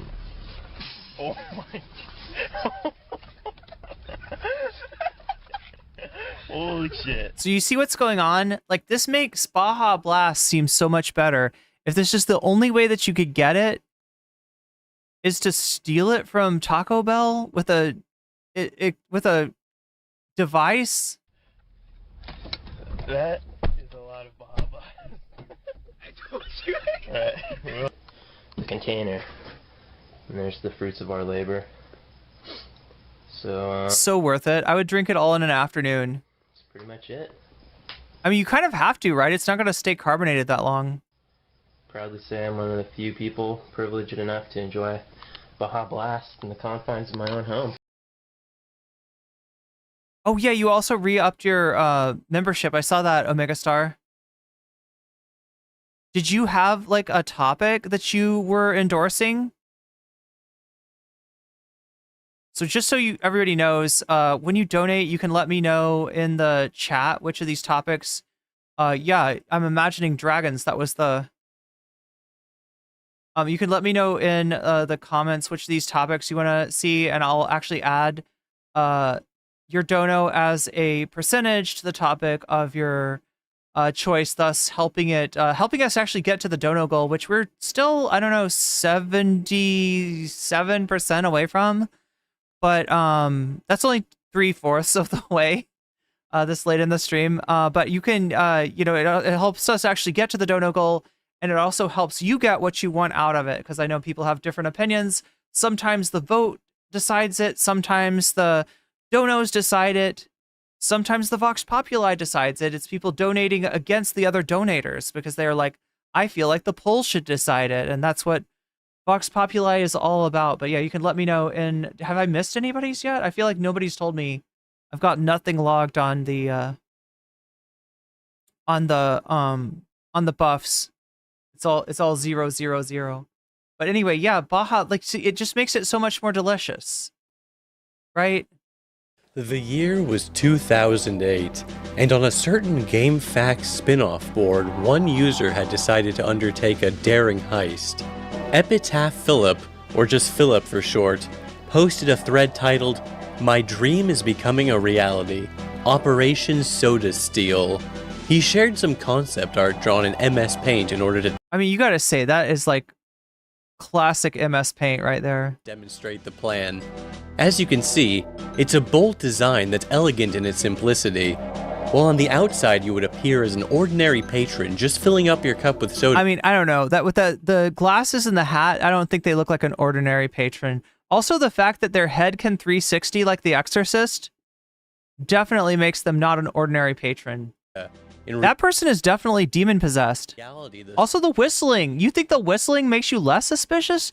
No, bro, it makes you more suspicious. Soda done gone down the tube into a discreet container located in the backpack. And Philip was almost done. Oh, dragons! I'm sorry, I should have known that you were when you said Imagine Dragons, I was thinking of the band. First version of the device. He shows off the Alright, with the tube I got you. I got you. Container itself. He writes, "Check it out. The inner venting tube extends out to become the straw. Genius engineering. Actually, I don't think the vent tube is very necessary at all." Wait, I'm sorry, it becomes the straw?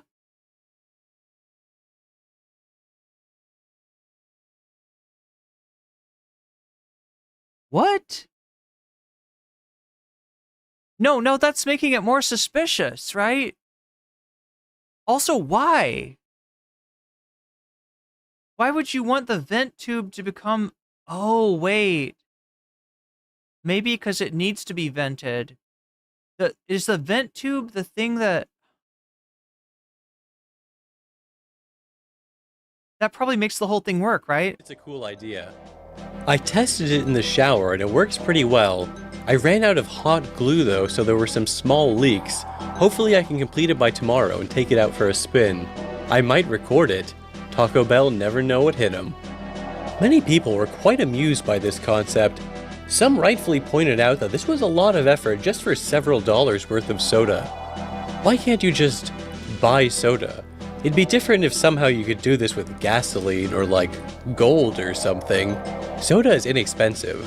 I mean, don't get me wrong, the concept and idea rock my balls. However, he explained, it's not about the soda. I probably won't even drink half of it. It's the accomplishment, and it's fun. In fact, it is about the soda. Why? I thought the whole thing was that at this time you could only get Baja Blast at Taco Bell. So if you wanted to have Baja Blast as a soda at home, you were going to have to come up with some device. There was actually another reason why he had no choice but to pull off a stunt like the DMT dragons. Yeah, I want to believe in the dragons. I'm sure you're aware that in 2004... That's all it is, chat. I'm sorry. I'm just sad because I want to believe in dragons. And we almost got the dragons last night, but What If Alt Hist was just so much more popular. Everybody loves What If Alt Hist. And like, as much as I love to get like balls deep in a What If Alt Hist video essay, the dragon thing was what I was really interested in. I don't know. I just got my mind set on dragons. More PepsiCo released a Mountain Dew flavor exclusive to Taco Bell restaurants known as Baja Blast.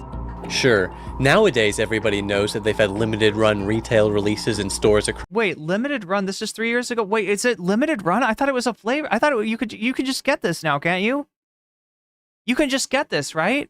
Across the US and Canada. But back in 2008, the only... I feel like Baja Blast and Taco Bell hits different than in the stores. I mean, that's kind of true about a lot of soda. Like, I've heard people saying that fountain drinks are worse. But it's like, I don't know. I always experience them as being better. Definitely seen dragons on DMT. I mean, if I was a dragon, I would... I mean, you're a dragon, right? What are you supposed to do? Salvia? No, DMT, obviously. I feel like Baja Blast at... Yeah. Taco Bell would never know what hit them. Then proceeds to upload the video so that Taco Bell can see what hit them and sue. Like, I'm surprised that this doesn't get them in trouble. Right? I mean, if they were endorsing such actions, I think that YouTube might have a problem with it. It sounds like they're just documenting the from days of yore. The only possible way to get Baja Blast was at a Taco Bell location, which needless to say is absolute tyranny of the highest degree. In a way, this could be seen as an act of rebellion against an unjust system. I believe you could easily argue that in this scenario, stealing Baja Blast would be the morally correct thing to do. User John Cena23 was the first to suggest Baja Blast as the beverage of choice, and many others echoed. There we go. Oh, wow. This sentiment. TC better fucking fill it up with Baja Blast. They only sell it at Taco Bell. It'd be so awesome to have a huge container of it. Oh, I'll get the Baja Blast. In terms of construction, he realized that, despite the iconic look seen in the concept art, a backpack design simply wasn't going to be feasible because of possible gravity-related flow issues. So that's why we saw a side-strapped, bag. Instead planned to utilize a shoulder-strapped duffel bag approach. He also began answering questions from other users. When asked about the cup part, he explained that he planned to buy a large drink at the restaurant in order to avoid suspicion, then he'll switch it out with the rigged cup system. Oh, so he actually is spending money. Well, I mean, I guess you have to buy a large drink and then throw it away and then keep the cup. Okay, so you go the day before, you buy a large drink.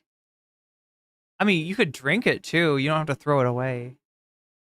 But then you as long as the cup is out of sight, it's not like they're going to be on the lookout for a rigged soda cup. They'll assume it's the one I bought. Damn. Nobody's looking. Someone asks if he's concerned that it'll look suspicious just standing at the soda fountain filling up the same cup for like 10 minutes straight. He says that he'll try to go during off hours when it isn't too busy, and that he also might make multiple trips instead of doing it all at once. User Duct Tape Avenger says, I recommend you pick a time where the restaurant is nearly empty, and a restaurant where the soda machines aren't clearly viewable by the employees. Hard to find, but I can think of a few. Thank you. Damn, DTA. Very cool. Many people began offering engineering advice. Tycaro suggests creating an implement which could puncture the bottom of a cup instead of bringing in an already rigged up one. Okay, I like Eventually, that. People realize that the soda falling Although I gotta admit, the puncturing one is probably gonna leak. From the top of the tank would noisily splash down and make the soda flat, so they brainstormed some alternate designs. Tilted Driveway points out that this particular design wouldn't work since the tube at the bottom would create pressure as the tank is filled up. Matt Johnson Extreme theorizes that using some kind of ramp could prevent the soda from going flat. Okay. Much theory crafting and MS painting ensues. Wow, they really got this thought out. While people wait for an update from Philip. The next day he posts letting people know that he's still working on the contraption, that he appreciates all the feedback and general enthusiasm. He posts another update the following day discussing his work on the project. However, he decides he needs a better container, as the one he's working with right now isn't airtight around the seal. A couple days later, he posts a picture of the new container and tube system, and the day after that, he posts a pic of the final version. Couldn't you use like one of those gas pump things somehow? You know what I'm talking about, chat? Like I don't know how it works. It's like a pump that you can attach to. Is it to take gas out of your gas tank, or is it to put it in the... I can't remember, but I've seen one of these. And if obviously you wouldn't want to use one that had gas in it. Imagine, I can't believe you said Imagine Dragons and I didn't get it. Wow. Wow, I like for some reason Imagine Dragons just out of my head now. And I actually know how to play Radioactive. Imagine just the bottom of the cup, you seat another cup into it. Spill less puncture. Oh, I see what you're saying. It's got like an inner membrane. Ultimately, he ended up removing the vent that was running through the transfer tube since it restricted the flow of liquid too much, opting for a separate small tube on the top of the container. Oh, that's the vent tube.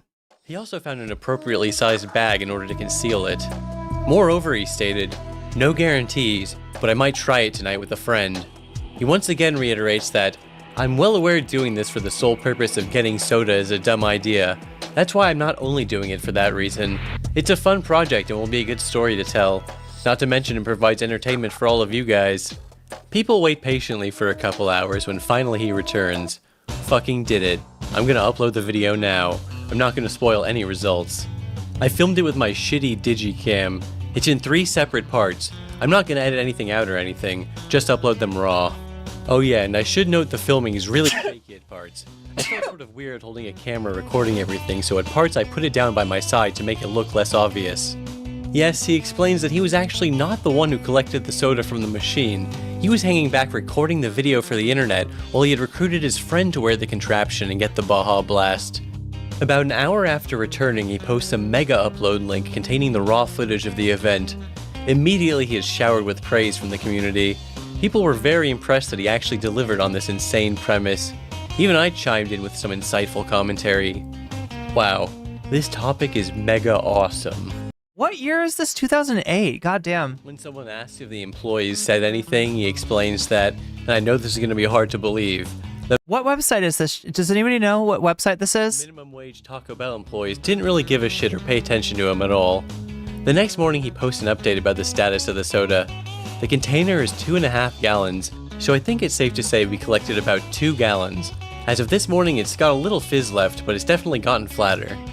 So this is the part of the video where I should show you the raw footage. But unfortunately, and believe me, it really pains me to say this, I can't. I mean, obviously Mega Upload is down now, and sadly I'm almost certain that this raw footage simply does not exist anywhere. I feel like we just saw the raw footage On the internet anymore, and I promise you I was extremely thorough in my search. It probably still does exist somewhere on someone's ancient hard drive, and I watched it back in the day, so I can 100%. There's no reason the version of the hose at the bottom couldn't be properly sealed. I have a gas extractor pump with the hose at the bottom. No, they're talking about like that they're going to use the straw as a vent.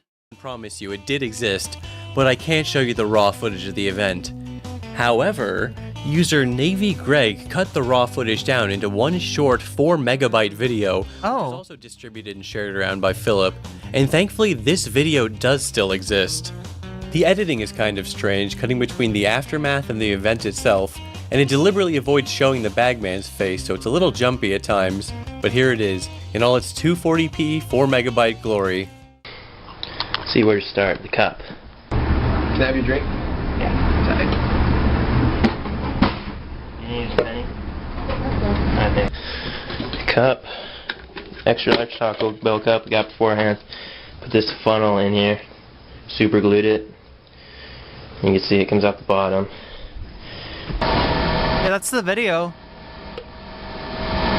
Then add this tube, which then goes through the sleeve of the jacket.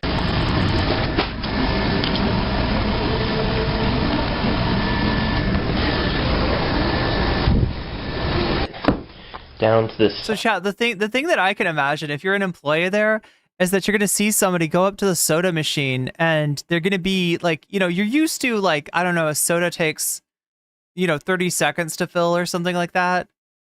And this person's standing there for like 5 minutes, right? That would be the weird thing. The person's standing there constantly getting soda for 5 minutes. Bag.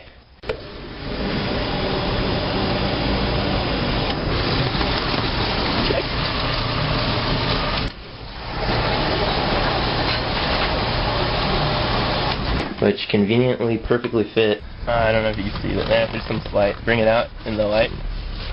Oh my. Holy shit. That is a lot of Baja. So yeah, the person themselves was not the bag man, but it's a friend of theirs that did it for them so they could film it.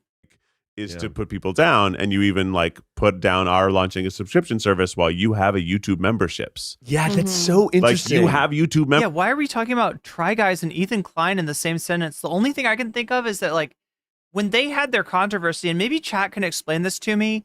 There was a controversy. Well, I mean, obviously the first controversy was with Ned, but maybe the more pernicious controversy was when they tried to go to a subscription model, and I don't remember what it was, but I think the idea was that you'd only get, I don't know, like basically like 90% of their content was going behind a paywall, and people really didn't like that. They didn't like that they were going from like, this is a YouTube channel that I watch, to like, hey, if you want to keep watching the YouTube channel the way that you're used to, gotta sign up for a subscription. Memberships, it's the same exact thing. More specifically, I think that's a great point. But I mean, they seem like they're doing okay. Like, I don't think they're like, I remember at the time people being like, they fucked their channel, they are dead. Their community is against them and does not like them, and they're you know, they basically fucked their own bag up. But from the looks of it, I mean, this is the podcast, right? It doesn't get as many views, but as far as their channel itself, it seems to be doing okay. But like, should we go on it? And more specifically with Ethan, he is someone who, we're both Jewish guys. We have different views about Israel and Palestine. He has said some really wildly hateful things about Palestinian supporters. And so I have a disagreement with him in views. And I think that's a conversation we could have, even though he comes at it from a place of wild diatribes. But then, yeah, there's that question to audiences. Is it by even going on their platform or by platforming them, are you validating? Yeah. And now you're shutting yourself away from those spaces. But if you shut yourself away from those spaces, then you're not able to talk to other people. I don't know the answer. I don't know. Here. I think this is a very interesting conversation. But this is exactly like... Well, now, you're not the only one. The internet apparently thought this was a very interesting conversation. That's why we've got reactions to this from Ethan, which we'll watch next, from Destiny, and from Hasan. They've all got reactions to the Try Guys. You know, and it's a weird thing too, right? Like, you'd kind of think that they would just make up their mind and either decide to go on the H3 podcast or not go on it or something, right? The idea that they're like openly vacillating. I mean, I guess it makes sense, right? There's a principle in content creation, and it's called will they, won't they, right? And it means that if you can put people, your audience, in a position where they're watching you and they want to know, are you going to do something or are you not going to do it? The more that you can sort of play up the drama of, you know, will they, won't they? I guess an example of this was in terms of Finster, in that, you know, there were signs of Finster was not immediately like super clear, like about what her intentions were, you know,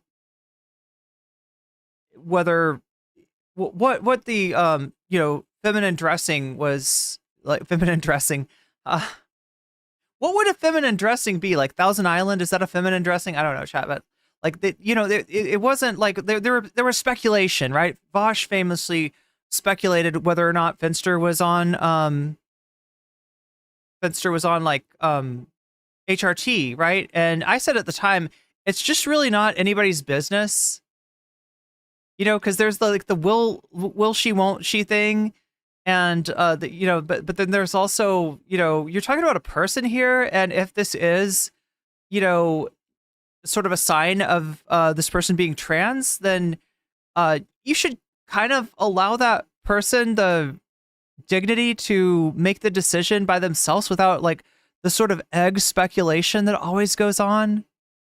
but no doubt, the question did, and I think there was also the question too with like,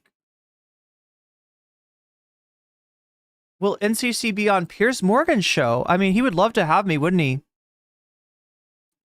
At least they were completely open about their disclaimer. But this is the thing. Now they're in a will they, won't they cycle. Will they go on H3? Will they not go on H3? What do the fans think, right? That's kind of where they're at now. And that is actually an interesting place algorithmically. It's Kamala doesn't go on Joe Rogan. No, it is. And by the way, it's exactly like that. It's at least as close as we can get. But it is, I think, vinaigrette is a girl dressing. what's tricky about it is, it's like the game as it's been played by people like us, typically, who have the views that we have, is like, I don't even want to associate, because I don't want my base to be like, my base audience of people that I agree with typically, to be like, your views are now fractured because you're having a conversation with this person. Yeah. And I think that is a valid concern. However, well, here's the concern, right? And audiences have seen this a lot and they don't like it. When somebody is like, I stand against this shit on their videos, like, right? When somebody's videos are like ideologically based, you could say ContraPoints is an example of such a creator. Now with the Try Guys, I don't know how much they get into their views on things like Israel Palestine. So I'm not sure if that fits into this rubric, but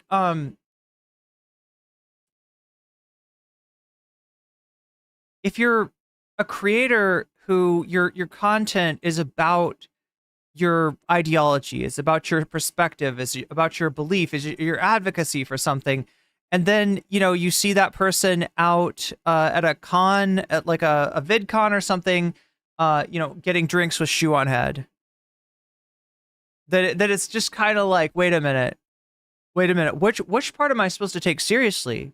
I do think on the other side, they don't care if they disagree. Like people on the right, people who are maybe like, yeah, exactly, Simon. You've got people on the right who are Republican senators who are probably like, Pierce would only have me if I was self-hating. Like fiscally, he does like that. He does like that, but I think he likes it when people get in his face too.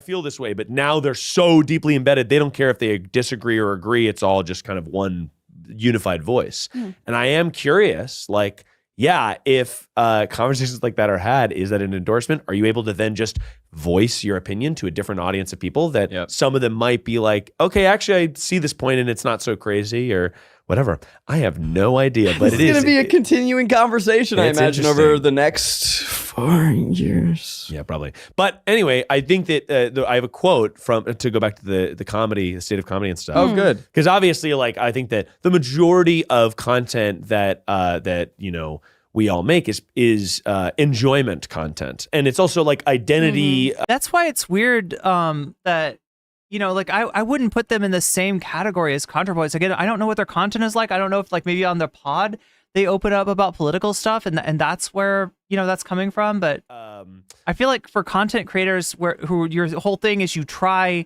different foods at Disney World, at Disneyland, then maybe people aren't going to be as worried about.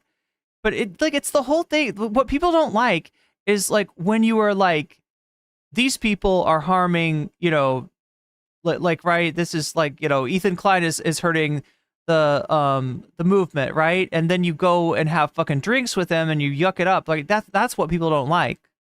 Affirming, maybe? Identity affirming content, like showing identities that are marginalized voices, having them exist in content, having them exist in comedy content. Just be like, this is a voice that's important, and it also can be hilarious, and this is an interesting story that we can showcase.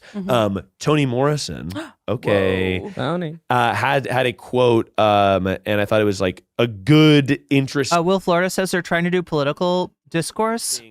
Thing that I thought. Well, is that what this podcast is about? Because I've watched a few of these episodes now.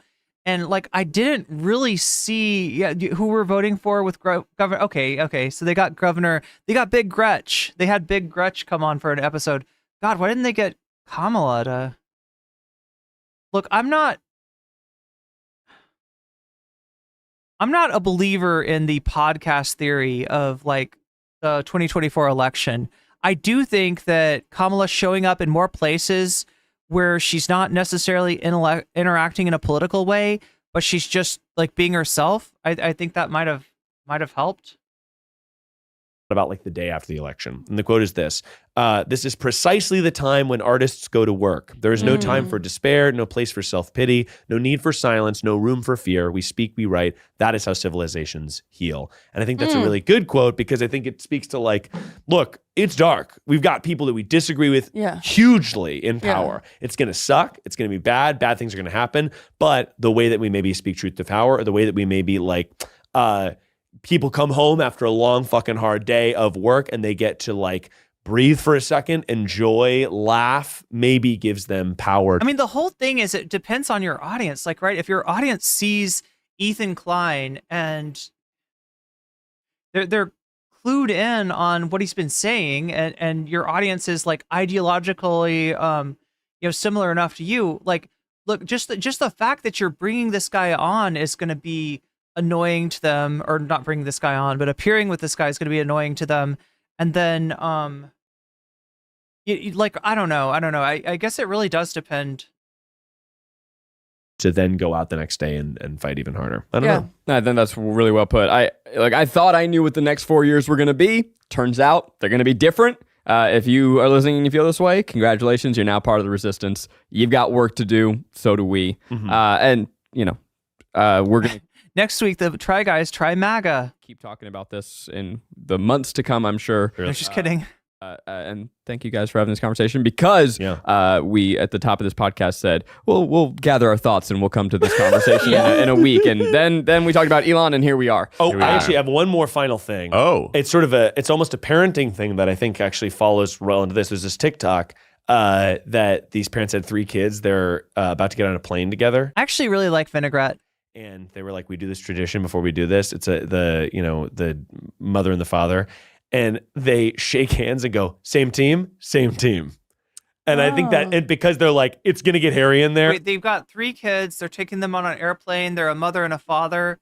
And so they got to like agree not to fight for the airplane ride. Same team. We got 3 kids. We're trying to get on this plane. We're probably going to be mad at each other at some point, because just like, this is crazy. We're getting 3 of these young kids on this plane, but we're on the same team no matter what happens. I think that's a good thing to remember. And it's like, okay, we all, people that are super fucking far radically left, people that are liberal that voted for Kamala, people that are fucking confused about the whole thing, but maybe have like social things that are relevant to them that we speak about.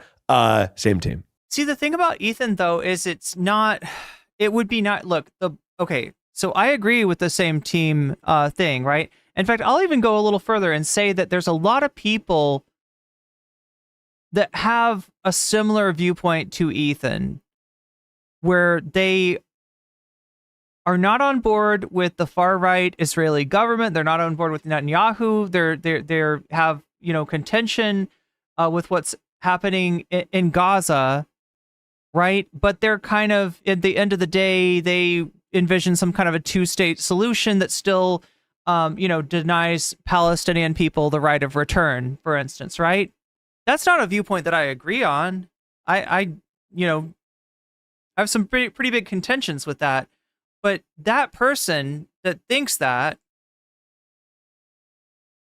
and that person that is constantly attacking the Free Palestine movement, are 2 different people. And the problem with Ethan is he is that guy that's constantly attacking the pro-Palestinian movement as if it's a bigger problem, it's a bigger issue, a greater injustice than what's going on in Gaza. Right? That's my problem with Ethan, for the fucking record. If it needs to be stated out fully. So the problem, like, I love what you're saying about let's work together and try to get through this. And even if you don't agree 100% ideologically, we've got kind of a common enemy to worry about. I agree with that, but you got somebody that's attacking your own side. What are you going to do with that? You can't just be like, well, we agree on most of this stuff, so go ahead and attack me.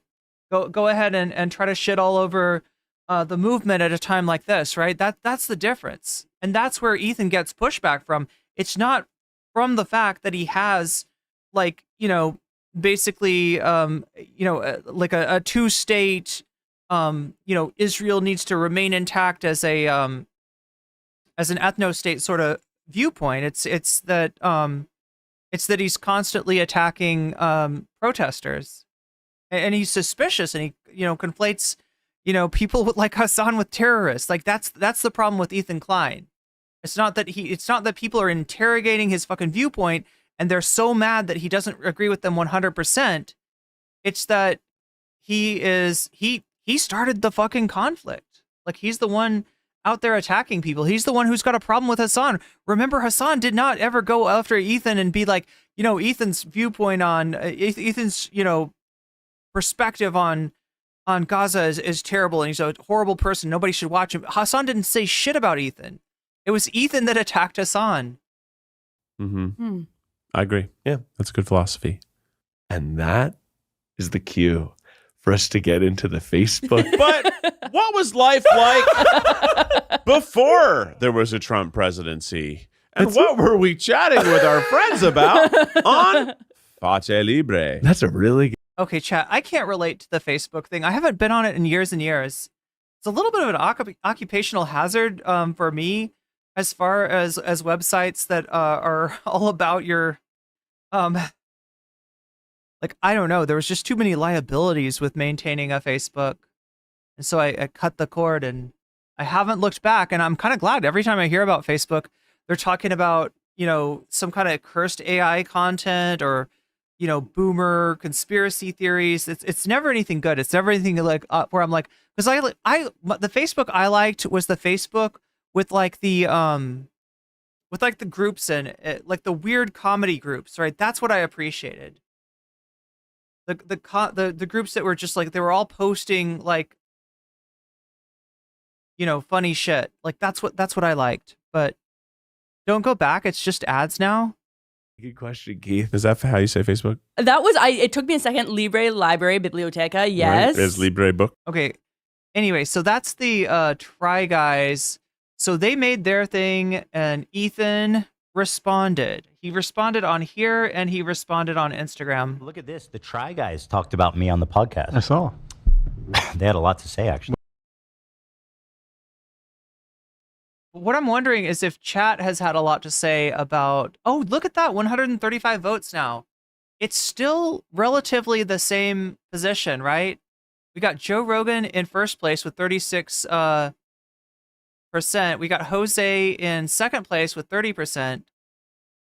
We got EMF protection scams in third place, 17%, and gaming down to fourth place with 16%. And we are at 23% of the dono goal, which I don't know how well that bodes. Again, this is the last segment I'll be doing tonight. The Ethan Klein Try Guys. I mean, there's a little bit more to this, right? It's Ethan's take. It's Hasan's take. We might even take a look at Destiny's take. But yeah, if we want to have any chance of believing in dragons, if you believe in dragons, then we are still 77 points away from being able to unlock those dragons. But in some ways, like, the bonus goal, it gives me the feedback that I need. If we're not hitting it, it means that I need to spend more time making videos, putting them out, and, using, growing the community, right? Whereas if we are hitting the sub goal, then it means that I can spend more time on stream. So it'll just kind of work its way out either way. But yeah, we are 73% of the way from the dono goal. Most of you are voting for Joe Rogan Believes in Dragons. In fact, we even have a 18% bonus applied to that, right? An 18% buff. So that one's really kind of running away with it. Remember, if you donate, you can let me know in the comments, in the chat, which of these topics is tickling your fancy tonight, and I will add your donation as a percentage to the topic of your choice, whether it is from a super chat, super sticker, if you are getting yourself a membership, or gifting memberships, if you are signing up for Patreon or donating to the oh, there it is, the throne link right up there, or if you're over on Facebook, God, now I'm got Facebook in the head. No, we're not streaming on Facebook. If you're over on Twitch, which may go the way of Facebook, I don't know, chat. If you're over on Twitch, getting out of the ad break for free with a Prime sub for $6 with $6, or you're gifting memberships, you can let me know in the in the chat and which of these topics you want to support, and I'll actually add your donation as a buff, just like I did with the megastars, that 18% buff to Joe Rogan Believes in Dragons, right?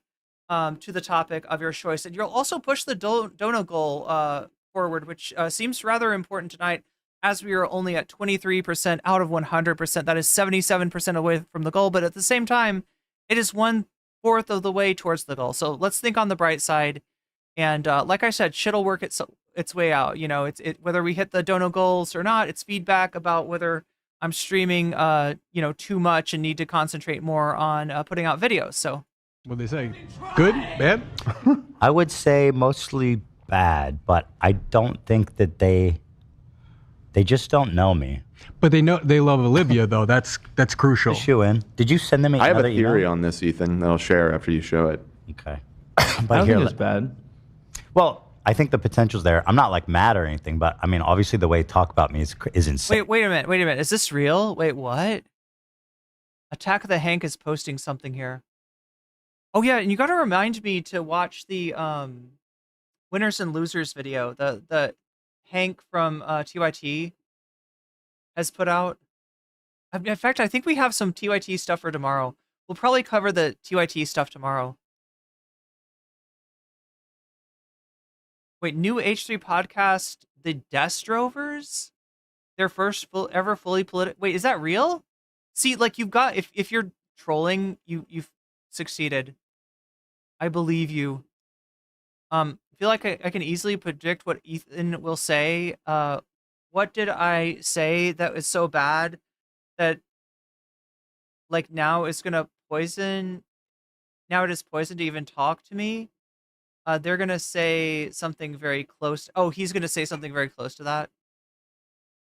Oh, D3, the Destiny. Oh, wait, is that the Desk Drovers would be Ethan and Destiny instead of Ethan and Hasan? I could see it going that way. It'd be really cringe. I don't think Destiny likes Ethan though. I think Destiny kind of looks down on Ethan intellectually in a way that probably would be pretty offensive to Ethan. I don't know. Ethan would never do a show with Destiny. That would be crazy. TYT, the home of the progressives, showing Jimmy Dore. How professionals grift to the right. Yeah. No, it's a joke. He is going to. I mean, yeah, it's a pretty good joke, actually. You got me. We're manifesting the Desk Drovers. It could happen. It could happen. But I don't think it's their fault. I think it's just what you think if you're on Twitter. To our own experience, yeah, something that. I'm sorry, Ethan. Have you been to Twitter lately? I think maybe what you think if you're on Blue Sky is possible, but Very much like that. And maybe we'll cut all this out. Oh yeah, he's saying Twitter because he had a Twitter. He used it to go after Frogan and to basically bitch out the pro-Palestine movement. And he got cooked. And so he left Twitter and he retreated to his Instagram. He retreated to the Zuckerberg site. I've been invited on more than one occasion to be on the H3 podcast. Oh, this is interesting. Can I say something just unrelated to his criticism of me? Just saying, based on the numbers, you could use the exposure. Ooh. See, I don't know. Is this going to help? Is mogging the Try Guys going to help you land them as guests? I'm not sure. Doing yourself any favors there. But that's just empirical truth. This is a big opportunity for them. And Megastar says, everyone loves Olivia. She's awesome. I know, she's hard not to like. The podcasting. Wait, didn't she get in trouble for having, for tweeting something about Palestine? I thought he got mad at Olivia. For the Try Guys? Yeah. You're gonna elevate their exposure, the Try Guys? Okay, you're right. So people just they know about it, but they don't want to watch So it. Dan doesn't agree. Dan feels like Try Guys. I mean, they're a much bigger channel than Ethan. I would guess that they probably don't get the concurrence. I don't even know if they live stream. So his live audience might be. Is that your theory? Because that has 33,000 views in one day. This is It a has podcast 30,000 views episode. in one day. Right. They're not known for their podcast. Well, they could be if they came on the show. Jay says Destiny's the last person that should be looking down on anyone intellectually. Dan's like, oh yeah, no, everyone knows. They just hate them. Wow, that's much better, Dan.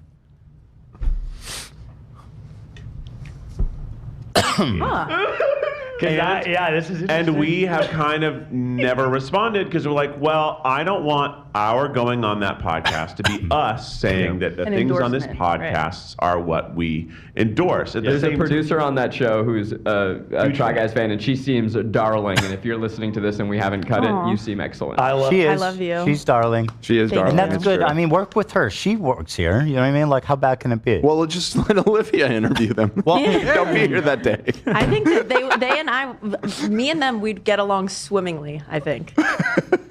We could try that. Yeah? Yeah, I won't come in. I that could day. have an earpiece. Or you could be here in disguise. We'll and that say, could be look, the surprise in the second half. Yeah, the crew is like babysitting him basically. He's been here all along. Doesn't it feel like they're always like trying to keep Ethan away from the hot stove? They're like slapping his hand.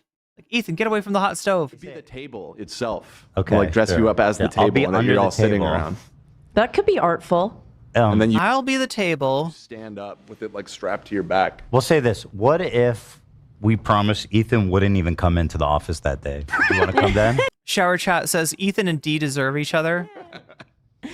Yeah, I could make that happen, you guys. But yeah, send them another email because Yes. I think we can work this out. Yeah, we would love to have you guys on. I like Olivia a lot. But also, love you. Wait, you remember the Try Guys getting waxed? When you're saying that, are you talking about their subscription service? They even know your name. That was Miles. Hi, Miles. That guy, he's a fan. He must. Oh, the other guy is Miles. Okay, yeah, you got Rainey, you got Miles, you got Keith, the shorter of the Try Guys, and Zach, the taller of the Try Guys. Wait, am I wrong? Am I mixing it up? No, Zach is the shorter of the Try Guys. Keith, okay, there we go. Keith is the taller one.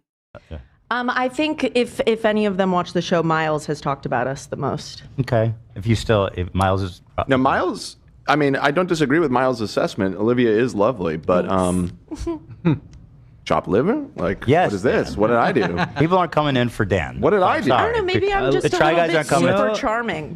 They can't stand Dan. Can I watch this clip, please? I mean, my God, we've been here for 2 hours. I haven't watched a single Whose fault is that? clip. You I'm coward. feeling Rambling great. about I'm feeling vegetarianism. awesome so far. Yeah, Olivia's having a moment. Yeah. Let her Oh show. yeah, what's the deal? Ethan's like toying with the idea of becoming vegetarian or vegan. I'm trying to. I'd like to play it. All right, I'm trying to let her shine, and Dan's coming in here talking, what about me?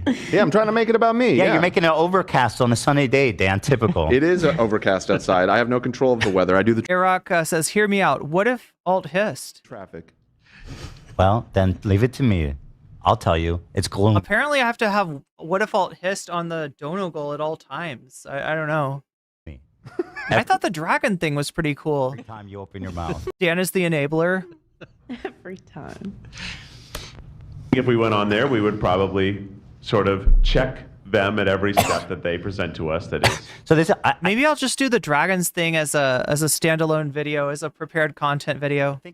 I'm amused by the. I have noticed that, like, you know, the last video that I put out, Adam Friedland, a lot of the people, like, I got like what it was like 80% of the viewing hours were from unsubscribed. So you all didn't watch that, maybe because you'd already seen it on the VOD, but there was an audience for it out there, and I actually, you know, made it like a surprisingly decent amount of ad money, and I think that's because of the Christmas season. So maybe I need to start making more videos anyway. The fact that he thinks that I'm like so out there that he's gonna need to be checking me on all of my crazy things.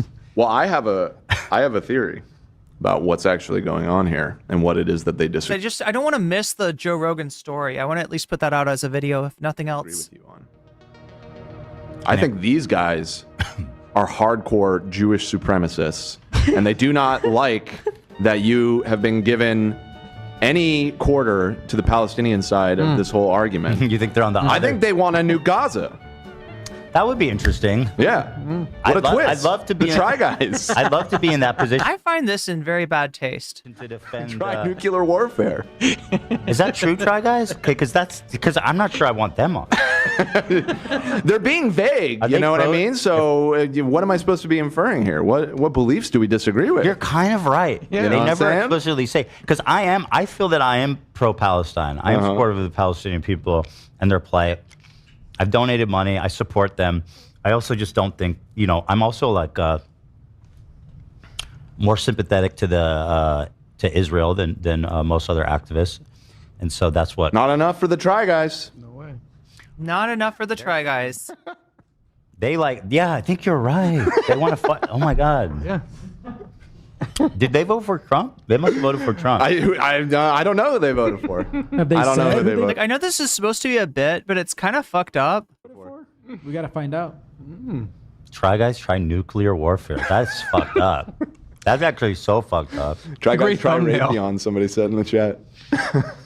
They're going to have to come in and prove to me that. They're never coming on. Yeah, I know. I am joking, Wait, obviously. If what they is see wrong? this, they know I'm joking. They're funny guys. Yeah. I'm a funny guy. Yeah. We literally, I guarantee you, we believe the same thing, like within a 95% plus or minus. Maybe we're way off base here. Well, Maybe like, if you really feel like that, Ethan, then why are you always attacking people saying free Palestine? Like, why is the word free Palestine threatening to you? it actually has nothing to do with Phrase. Israel Palestine, and maybe they just disagree with your take on. I don't know. They don't like Leafy? Kendrick Lamar. They like Leafy. Yeah, they're Leafy fans. They're Keemstar heads. Yeah, it's really got nothing to do with any of that. Negative, but at the same time, at some point, we're going to joke and have fun with them. Yes, and that is am I painting what they are saying in a positive light, or am I using this opportunity while still doing that to try to reach some of those people and be able? I don't think I've ever seen once in recent memory where someone's like, Ethan has said so many horrible things, where they actually say one thing I said that was so horrible. You've been mean about them. No, they're not talking about me being mean about them. They're talking about my insane, and they did mention that earlier, though. They get more specific about it. Yeah, I've been mean to them. I don't deny that. Yeah, you used to call Keith Mouth. I think about that a lot. I don't think I. What does that mean? Wait, what does that even mean? He's a funny guy. He would like that. Yeah. Just mouth. Wow. I don't get it. If you could say it to him and then he could hear it right in front of you and then you guys could hug about it, then that would be a beautiful Dude, thing. there's no reason I can't be friends with these guys. Yeah. Well, I like then, trying stuff. maybe let's try and make it happen. I like Let's new convince 'em. experiences. Let's convince them. Brown liquid that they spit out of their mouths. Was that RFK? Able to tell him to say something yeah, but you're putting on a character of being a douchebag. Okay, I hate to break it to you, buddy, but this is the real thing. The little character. Peek behind the curtain. I hate to tell you, buddy. There's no character. There's no shtick. This is just who I am. Yeah. Right. You wouldn't actually have me on the show if you hated me, because that's true. Why would I be here? So No, that's Check out the Hank says, I think Dan is making fun of Ethan by saying that the Try Guys, calling the Try Guys supremacist is just as ridiculous as calling Hasan a terrorist. That's not. I have people on. Yeah, that's you actually have not had true. people you hated. Actually, I prefer it at this point. It's better. It's good content. But I clearly don't hate them. I mean, For having a wide mouth? Yeah. And you wouldn't have them in studio. You only love people in studio. I'm telling them I like them. I want to have a nice conversation with them. I don't want to do anything weird. Let me remind you, they had Jimmy Lee in studio after he was exposed as having, been inappropriate with his employees and, inappropriate, I think, with some H3 employees too. Right? They exposed Jimmy Lee on stream. Now it was because Jimmy Lee basically infiltrated the H3 compound. He snuck in. But they did that expose, they did that revelation on air. So it's the whole idea that Ethan will only have you on if he likes you. That's not true. He would have had Vosh on. You think that would have been friendly? Here to be sit him down and be like, here's why we need to eliminate I'm not even going to say it because, like, why bother? People will clip it and be like, see? Yeah. Tending to hate me because the type of entertainment you make is to put people down, and you even like put down our launching a subscription service while you. Oh, he's mad about that. You guys disagree about that? Did happen. Have a YouTube membership. Wait, does he have a wide mouth? I guess so. Yeah, that's so interesting. Is that part of the content? Like when he eats stuff, or is, like what's the YouTube memberships? It's the same exact thing. It's not. It's not, Keith. It's really not. You guys. We don't need to argue about it. We don't need to argue about it. But yeah, I'm it's a definitely supporter. Are you a paying member? Yes. You support them financially? Liv, didn't you go see him Are live? you being for real? Are you lying? Just be real with us. We're having a moment of honesty, Olivia. Wait. She has the Try Guys subscription. Wait, I thought they didn't go forward with the subscription. Yeah. Today. Yeah, me too. I'll sign up if they come on. Okay, I mean that's okay. All right. But the thing is, like, yes, Seems like a fair deal. yes, my brand of comedy, I'll admit, is I talk a lot of shit. Like, I'm a messy ass bitch. I don't hide from it. However, I do think that when people understand more specifically what I'm doing, they understand that I'm actually a really great guy. I think they'll find that. This is some Agent Smith shit. I'm a great guy once you get to know me, as he like absorbs you. That's what it's like to join the H3 team. It's like Agent Smith controlling you. More specifically, I think that's a great point. But like, I'll give you. It was a great point. Yeah, what's that line from The Matrix? Like something like, "We're a really great guy once you get to." I can't remember. He's right. He's right. I concede. Oh, come on, Keith. It's not the same thing at all. I didn't call him mouth. You didn't? Not that time. Respect. I called him. Oh, Keith. not yet. Right, not that time. Yeah. Oh, mouth instead of Keith. Like, should we go on it? And more specifically with Ethan, he is someone who we're both Jewish guys. We have I didn't know you're Jewish, but nice to see you. different views about Israel and Palestine. He has said some Ooh. wildly hateful things. Good question, Joe. How is the H3 cult food? I don't know. It's fast food, isn't it? They give you fast food. Their cult is all about like whatever you take out, right? Keith's thumbnail faces usually oh, I see. He does the soy face on the Palestinian supporters. That makes sense. Again, it's like what did I say? Like, I just don't understand what I said. Wildly hateful things about Palestinian supporters. Like, I just, again, I'm not when you associate support of Palestine with anti-Semitism, you are doing the work of those who do not want a ceasefire, of those who do not want for Palestine to be free, of those who are, you're helping the maintenance of the apartheid state at the very least, if not encouraging hating you. Well, but let's get him on here and ask. Yeah, so like I wish when people chop it up. I wish when people said that they would say what I said, because I really don't think we're that far off here, and I don't know exactly what your views are, but I'm assuming you're against the genocide. Right. Again, back to my original theory. Yeah. The things that you said was that, they have a point, and he's upset about that. If you're pro-genocide, then we're definitely going to have a disagreement. You're going to get roasted. You're going to get roasted. And so I have a disagreement with him in views. And I think that's a conversation we could have, even though he comes at it from a place of wild diatribes. I've never diatribed in my life. Never. Not once. Yeah, no. I mean, listen, I don't blame them, because if you go on Twitter, like all of Twitter, like in the entirety of it, I am essentially, worse than Netanyahu. I am like the chief architect of the. I have seen other people get themselves into shit on Twitter that aren't, that are somewhat left wing. And it's like, but I don't see it. I never see it like the way that he's describing, where he says nothing he says nothing objectionable, and somehow some little like thing gets blown out of proportion. Like it's a thing that that people think is little, but is actually kind of a big deal to people.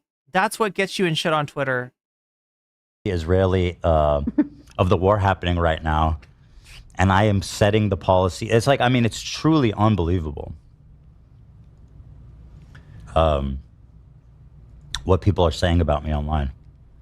Well, they did the Creators for Palestine fundraiser, and I know... I never said a single bad thing about that. No, if I'm just anything, I saying- said something nice about it. Yeah, no, I'm saying some of the people that were involved in that were the ones banned on Twitch.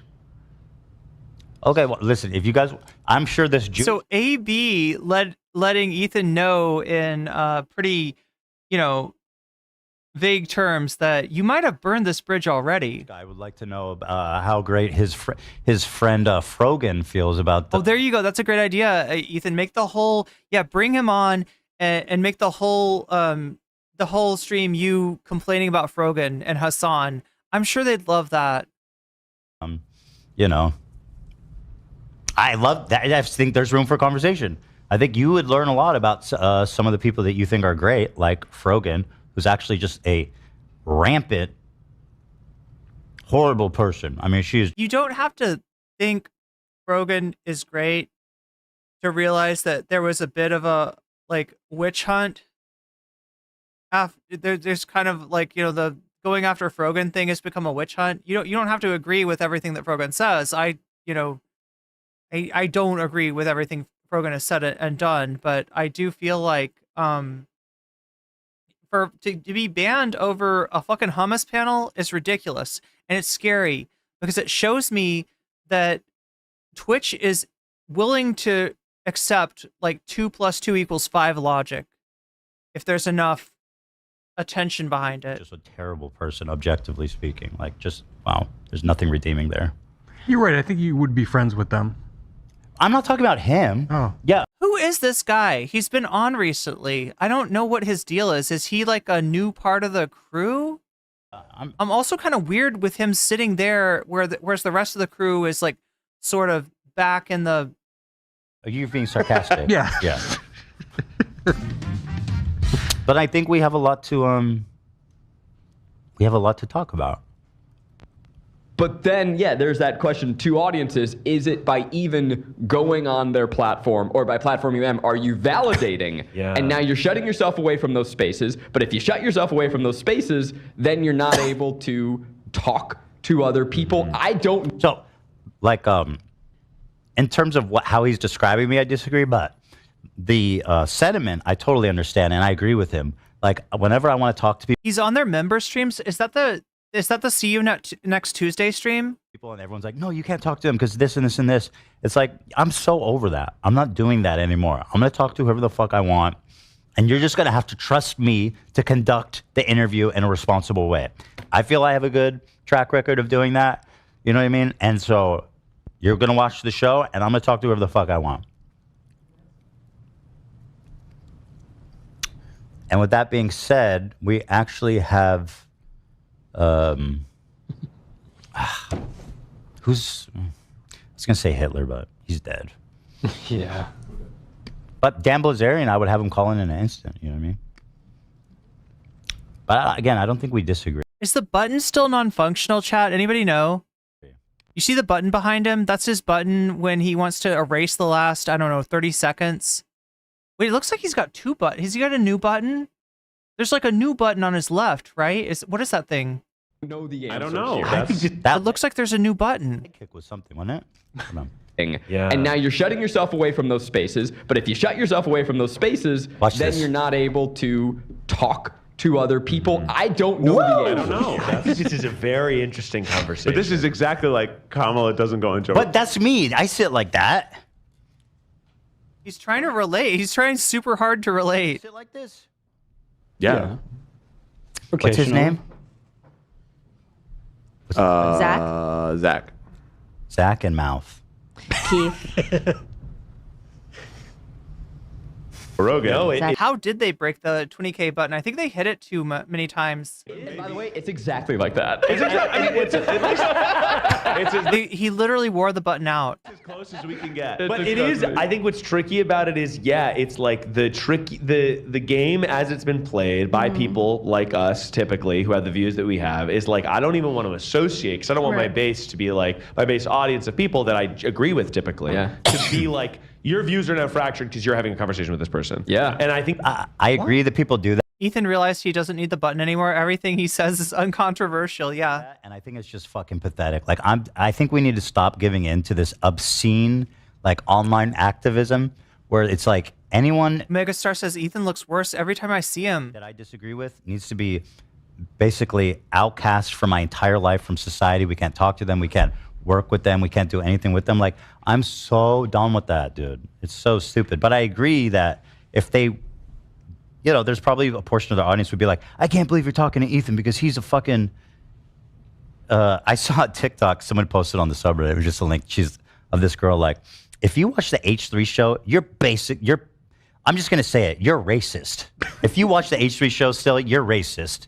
And this is the kind of shit that's on TikTok and Twitter about me. It's fucking insane. Dude, let me put it this way: if you are anti-racist, it's probably kind of hard to watch the H3 show these days. The interviews I did was I interviewed Patrick Bet David. Variant says this is just anti-SJW shit. Yeah, He was like crazy, like right-wing guy. Yeah. PBD. I thought that was the most entertaining because he was so like outlandish. I didn't believe anything he was talking about, but it was like entertaining. So I think it's great to have people with opposing viewpoints on. Well, my thing is when I have people with opposing views, like I prepare for it. Okay, so now, like, I mean, at this point, I don't think that anybody on this show would be like platforming Patrick Bet David. He's like way bigger.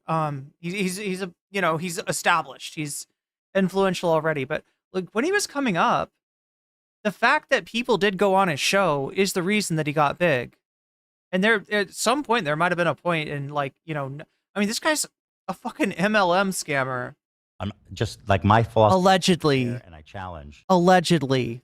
Them. And it doesn't also mean that we can't connect on a human level too. Because guess what? We're all fucking human beings, dude. And like it or not, so true. Trump won the goddamn popular vote. And as much as you pretend and cry and shit and piss and wish it didn't happen, it is the facts. And we wish it didn't happen. Like, wish all you want, girly. But they're out there. You know what I mean? They're out there. I think it's time to start being human beings again. No, I can't dance. I feel like it's wrong to dance to that. I feel like it's just wrong to dance to that. I can't get down with that kind of humor of like, yeah, let's dance to the fucking Donald Trump commercial. It's just not funny. It's really not funny.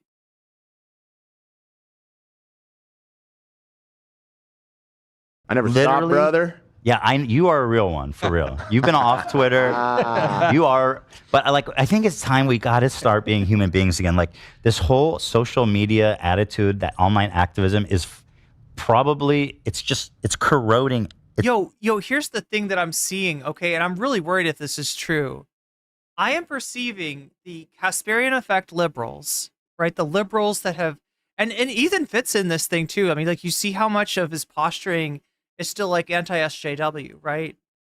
I'm afraid that they're going to reach out and like fist bump with the Trump supporters and just enable Trump to get an absurd amount of his agenda accomplished.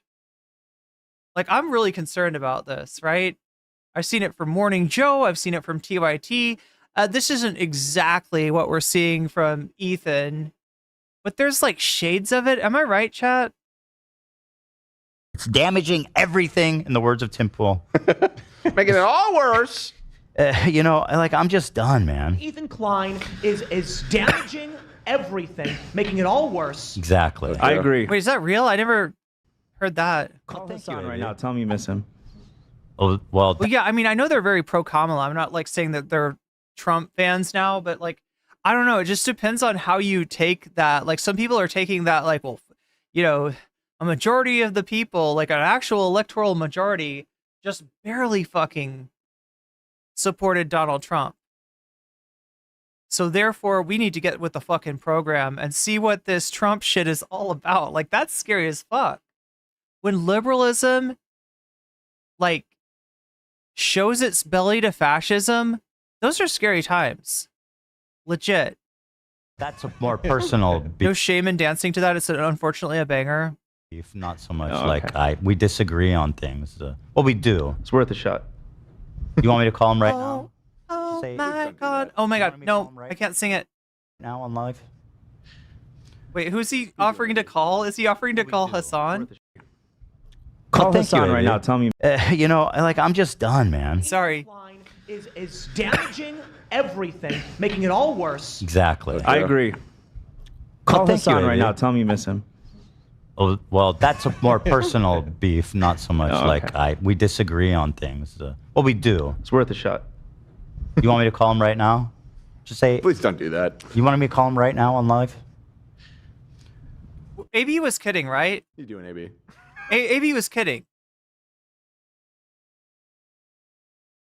Wait, AB, wait, I'm trying to figure out exactly why AB said that though. Is the point like, okay, if you're gonna act like such a badass, deal with your fucking bullshit with Hasan. Is that, what do you think, chat? I feel like we saw something there. This is a little insight to behind the show on H3. Being human beings again, like this whole social media attitude, that online activism is probably, it's corroding, it's damaging everything. Online activism is damaging him. In the words of Tim Pool. Making it all worse. You know, like I'm just done, man. Ethan Klein is damaging everything, making it all worse. Exactly. I agree. Call thank you, Hasan right Amy. now. Tell me you miss him. Oh, well, that's a more personal beef, not so much Oh, like okay. we disagree on things. Well, we do. It's worth a shot. What do you think, chat? Is that what AB was doing? Is this AB calling Ethan out on his whole thing of like, yeah, you know, I feel like we should be able to talk to somebody even if they are MAGA or whatever, or like you know, just like, yeah, just because we disagree on things doesn't mean we can't talk. And then AB is like, oh yeah, well, give Hasan a call, tell him how much you missed it. Yo, chat, he was coming for Ethan. Am I wrong? Raiden Reynard says, I feel like AB has been pushing buttons lately. Yeah, that's what I'm saying. I think the co-hosts are trying to save Ethan from the brink of, in the most loving way. I think AB was totally calling him out. You want me to call So I'm not the only one who thinks him this. right now? Just say. Please don't do that. You want me to call him right now on live? You doing, AB? I won't. Yeah, that's not the conversation I'm looking at right now. I think that is a valid concern. However, I do think on the other side, they don't care if they disagree. Like people on the right, people who are maybe like, you know, you've got people on the right who are Republican senators who are probably like, fiscally, I feel this way, but now they're so deeply embedded, they don't care if they disagree or agree. It's all just kind of one unified voice. And I am curious, like, yeah, if conversations like that are had, is that an endorsement? Are you able to then just voice your opinion to a different audience of Joe people? and I that went some to of them might be Mar-a-Lago like, okay, to actually, meet. I see this point and it's not so crazy. Listen, I'm sorry. I agree totally with them. Like when I went on I gotta say, the Morning Joe thing breaks me the fuck up. The Morning Joe thing just breaks me the fuck up. The fact that they were like, you gotta watch out, America. This motherfucker is a fascist. He's telling you, he's saying it. There's no fucking confusion. This is our last chance, America. And they vote for the fascist. And then they're like, okay, well, I mean, we should probably have breakfast then. Let's have breakfast with the motherfucking fascist. Let's do that shit.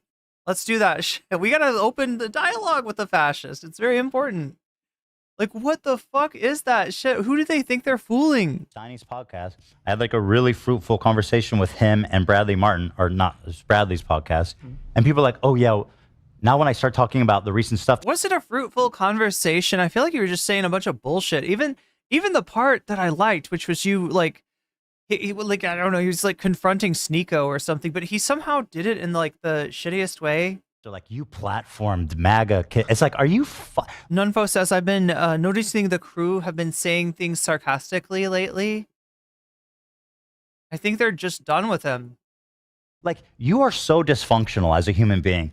Like, I I take what you say is worth fucking dust. Like, you are dust in the wind? Such a pathetic loser. I can't believe you had a productive conversation with Steiny and Bradley Martin where you actually, like, connected as human beings. I mean, he's going the way of Anarchasperian. This is what I'm feeling, right? He should, like, and it's this weird feedback loop where you do shitty things, you get called out for them, and it makes you resent being called out and not being able to do shitty things, so you do shittier things. That's the loop he's stuck in. Beings and tried to have, like... And, like, I don't know, chat, is this late? Is this, like, loop? Is this how the Casperian effect works? A good dialogue. It's like, you pathetic fucking weasel. What are you supposed to do? Not so sarcastic, like they are sounding sarcastic, but they actually mean it. When you sit down on the couch with them, pepper spray them in the eyes? Well, just don't go. They don't want me to talk go? to them. Yeah. Either swallows his pride or doubles down. Yeah, I saw someone say, I hope they don't talk to Mike Malek at the tournament. I'm sorry. I love Mike. He's such a nice guy. Yeah, and I don't have to these agree people with are such losers. They go, I see Mike Malek. What? Oh, over here's Is he doing? That looks like a Jim Brewer impression. What is he doing? There must have been. Oh, Charlie Kirk was supposed to be there. I probably would have done that to him because Bryce Hall was there, right? Bryce Hall. I like Bryce MAGA. Hall. Bryce Hall. He's trying to do this. Like, all these SJWs keep on canceling me. Charlie Kirk was supposed to be there. Right, I forgot about that. Yeah, he sucks ass. He didn't show. Yeah, no, that guy. You still wouldn't want to do that though. You should just talk. People like that, you just talk shit to their face. Yeah, and I do. You guys have seen it. Yeah. When they need to over justify their agenda, something is fishy. No. In late August, a viral video made the rounds of a group of Bryce Hall was there, right? Bryce Hall. I like MAGA. Bryce Hall. We're away. That was bonus content, chat. We're a ways away from being able to see that. Bryce Hall. God, he's so weird. Ribbing, right? I'm not gonna razz you guys. I just want to look at my. I voted for Kamala. In fact, I might be one of her most.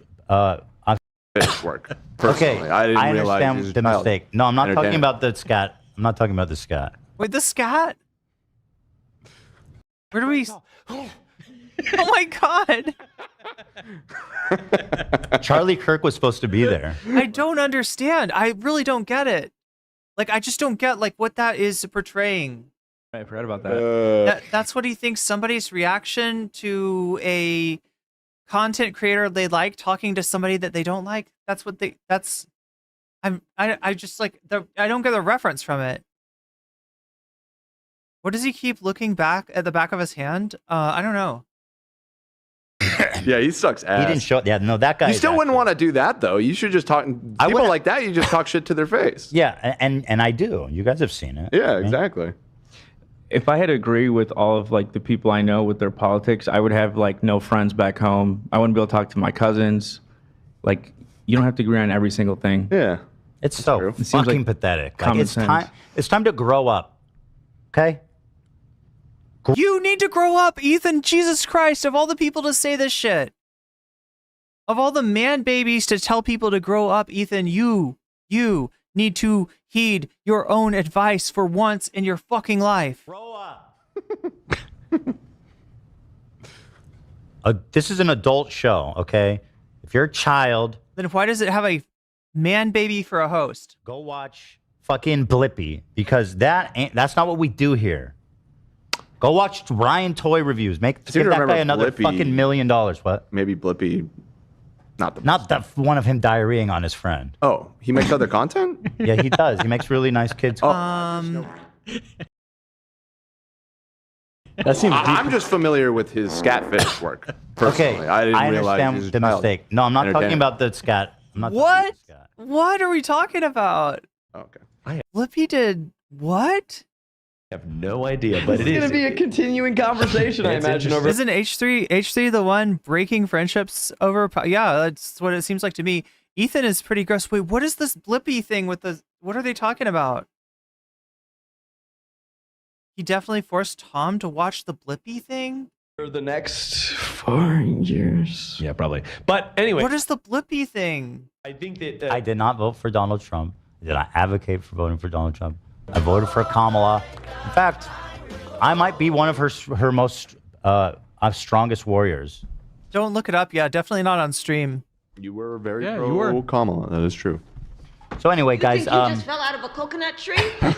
hell no. You're right. You're so on, girl. So, in short, I think we could have a great conversation.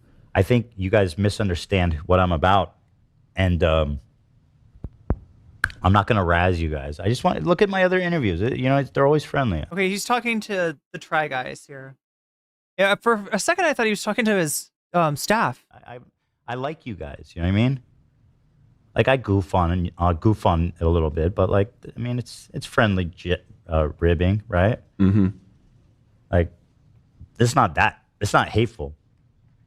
Not that hateful. I mean I can't help it. You know what I mean? I can't help being a little hateful. Okay. But so hopefully, did you send him an email? Yeah. Good. What do you want to read it? Have they replied? Tell me as soon as they reply. It's just like, hi, reaching out again. Okay, just pretty boilerplate. Yeah. Check it. It's from the podcast account. You should have been like, hi, it's Olivia, the one person on the H3 crew you like. I can. Next one, I'll they'll sign see your Olivia. name. They'll see your name. That's true. It's from Olivia. Well, it's Oh, from you sent it from the podcast account. Oh, that was a huge mistake. That was a huge mistake. Okay. Can you unsend it? Yes. Unsend it. Wow. Copy it, unsend it, send it from Olivia. Poisoned Okay, I'll send not it. a pleasant You guys, I'm sending experience. it from my Instagram. Oh. Okay. And say, hey, trying again. Mm-hmm. Right. Olivia tries to get the Try Guys on.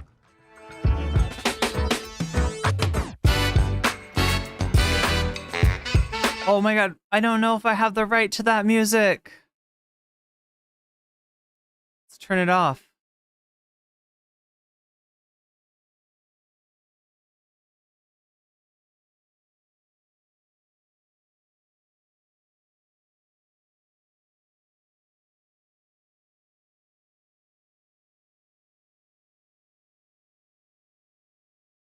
All right, magical YouTube search actually work for once. Oh, is this the one? I think this is the one. I think this is the one. Yup. This is the one. I think. It's incredibly narcissistic that he thinks that the only reason why I'm calling out blatant Nazi rhetoric was to appease him, as though it's something that I secretly agree with. Like, what's the implication? There's never been a moment where I've given charity to Fresh and Fit. Wait, comments are turned off where, Natalie? Oh my god, that's some bass. I think it's nice that they didn't just call me crazy and dismiss me outright. I don't think we'll disagree on much, if anything, on Palestine, despite what you've seen on Twitter. 3, I agree we should be able to talk. It seems like we have a lot to discuss. I'm definitely interested in demystifying whatever concept you have of me being a right-wing Palestinian hater. My gripe with the activists is their nonstop propaganda campaign to ruin anyone that doesn't pass their purity test, despite agreeing on 95% of things. Brother, this is the most self-unaware take of all time. If we agree on 95% of things, then why the have you spent the last month trying to get me and other prominent anti-Palestinian people deplatformed, including but not limited to literally calling Twitch a anti-Semitic neo-Nazi platform that deserves its own adpocalypse? Yeah, calling pro-Palestinian content creators who are not anti-Semitic terrorists who love doing terrorism propaganda is not exactly, I mean, it's not anyone else's fault at this point for making this assertion, okay? Like, of course people are going to be like, okay, well, most of your output revolves around going after prominent pro-Palestinian content creators. So yeah, of course people are going to make that assessment inevitably. They're going to be like, okay, well, it kind of seems you misspoke and said anti-Palestinian. Oh, my bad. Wait, I just realized that people who are, As he puts us in.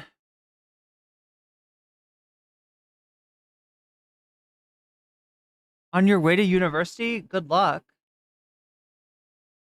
clip chimping you are literally sub to you while hate watching. Yeah, that's why I made it so that you have to subscribe to clip. The reality of the matter is, if you don't want people to think of you as like someone who is anti-Palestinian, then, you know, focus your efforts on more. I don't know why I said good luck, as if it was like you were going through some sort of a video game scenario to get to your university where it's like unsure. There's like mobs that come out and attack you. You have to vanquish them.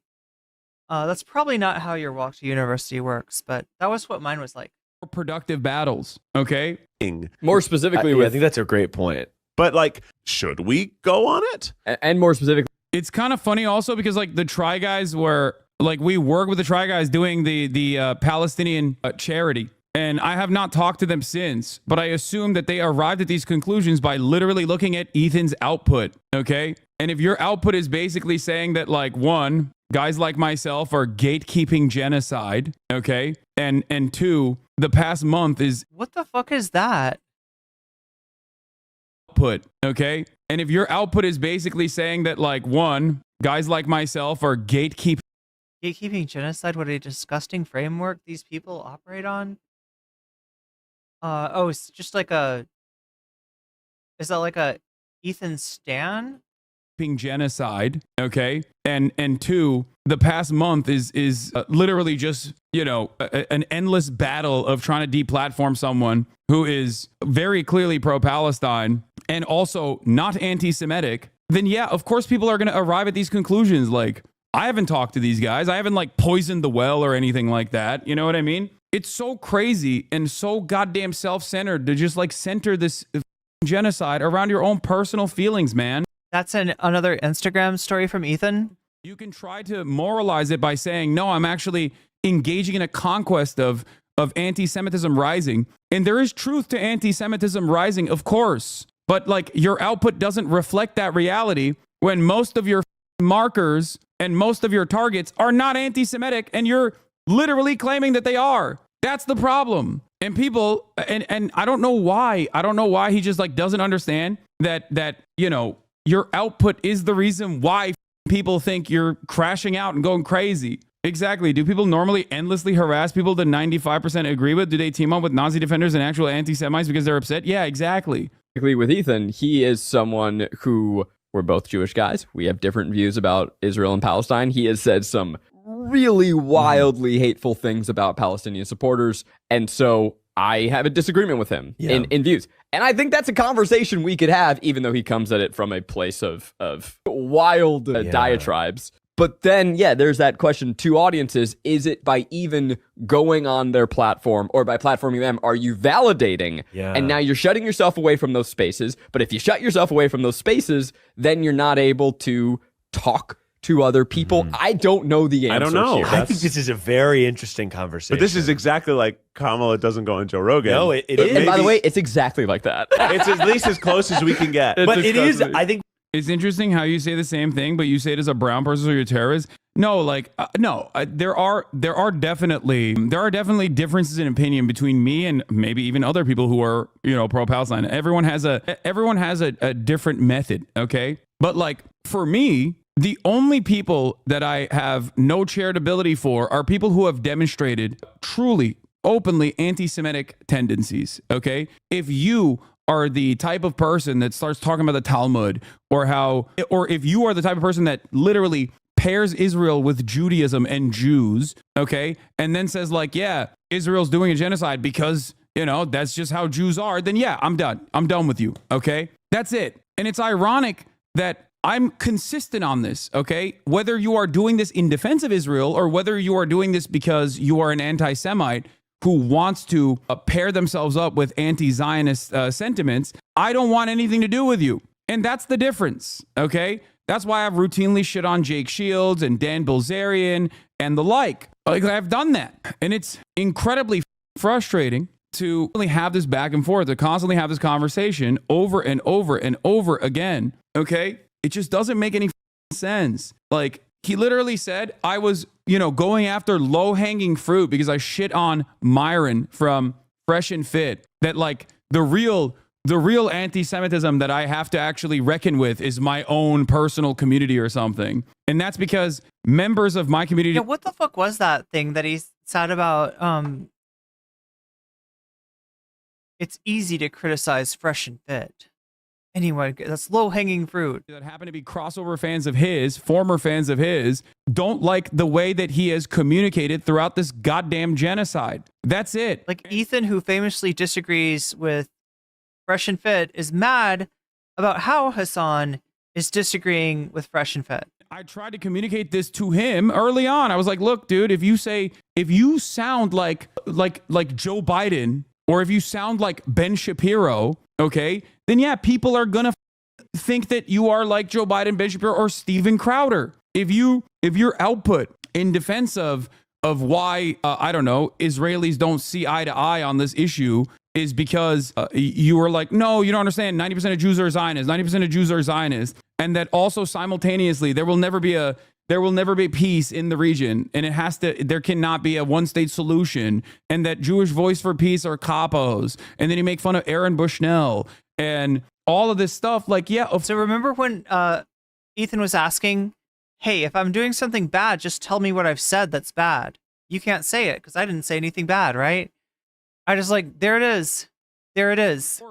Of course, people that don't pay attention to anything else are going to see that and not give a about what you have said formerly about Israel and Palestine. That's it. At a certain point, it comes across like, you know, you don't really care about the actual significant conversations that need to be taking place, the actual significance of this genocide. Like, he literally, yeah, I mean, it is also incredibly narcissistic. That is the other part of this conversation. It's incredibly narcissistic that he thinks that the only reason why I'm calling out blatant Nazi rhetoric was to appease him, as though it's something that I secretly agree with. Like, what's the implication? There's never been a moment where I've given charity to Fresh and Fit, okay? And that's before I even found out about their like Holocaust denial and anti-Semitism. There was a shit ton of things that we don't agree on, we don't see eye to eye on, okay? Anti-Semitism being yet another very glaringly obvious reason as to why we don't see the world in a similar fashion.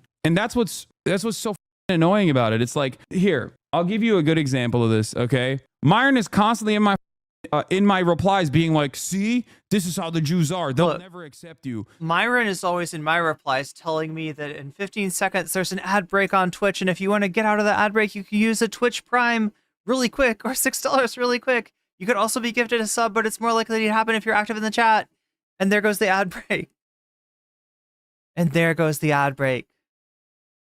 But yeah, chat, you gotta tell me, am I getting it? Like what's going on with the ad breaks? People have been speculating on, am I demonetized? I'm definitely not seeing any ad revenue, but I'm curious. They're still running ads on me.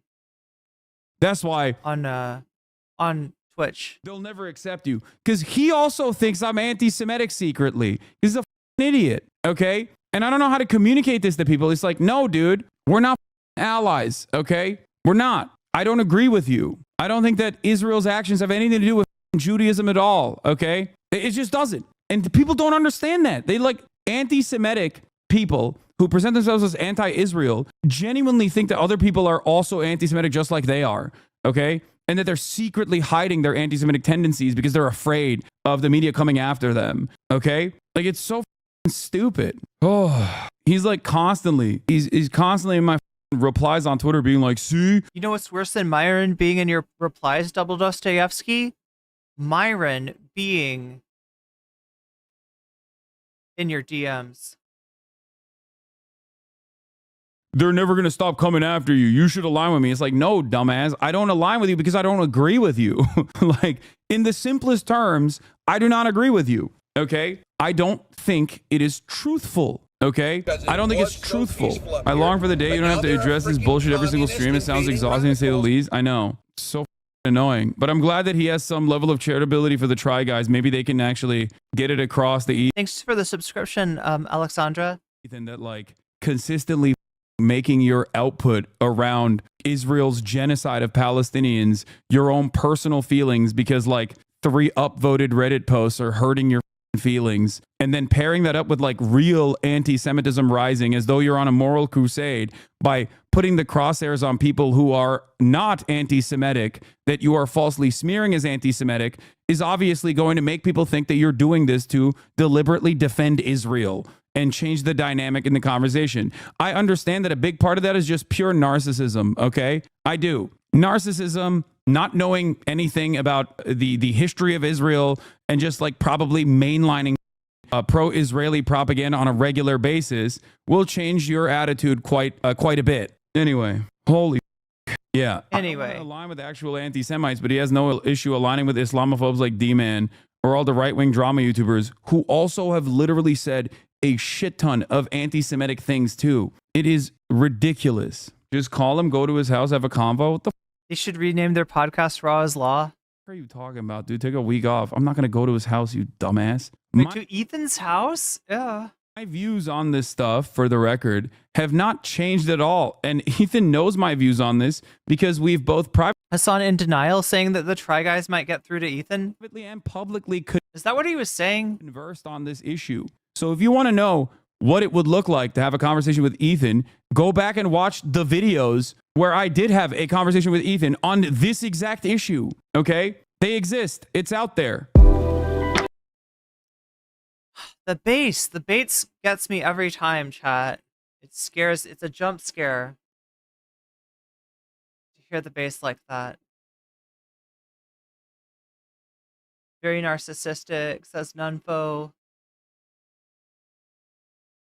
Byron in replies.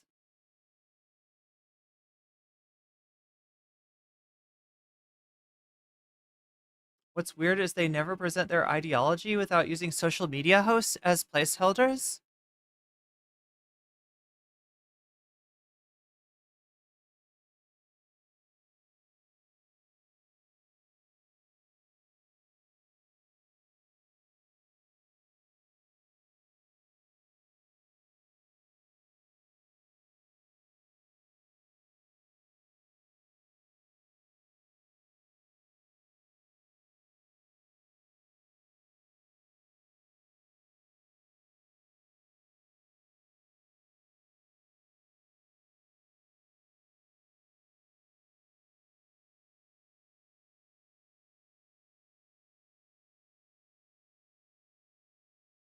Hasan has eternal optimism for bringing people over to his perspective even after they burn him. Yeah, that's wild. Did I somehow miss that? We have been invited on more than one occasion to be on the H3 podcast. I don't want our going on that podcast to be us saying that the Now we gotta let Mr. Borelli get a word in on this whole affair. Speaking of the word on the whole affair, what is the word on the poll? 153 votes. That's a lot of votes. That's a lot of people putting their thumbs where their mouth is. And sucking your thumb. No, I don't know why I said it like that. But yeah, that's a lot of votes. 36% still voting for Joe Rogan. 30% voting for Jose. Gaming and EMF tied at 17.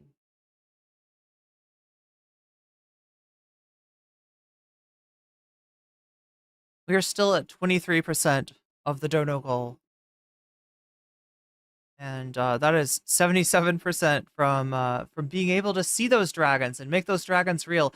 I don't know, maybe I'm the only one who believes in dragons. things on this podcast are what we guess we'll find out. Endorse. If Ethan Klein is the guy who's too extreme to platform, you have lost the plot so hard. He has said some really wildly hateful things about Palestinian supporters, and so really wildly hateful things.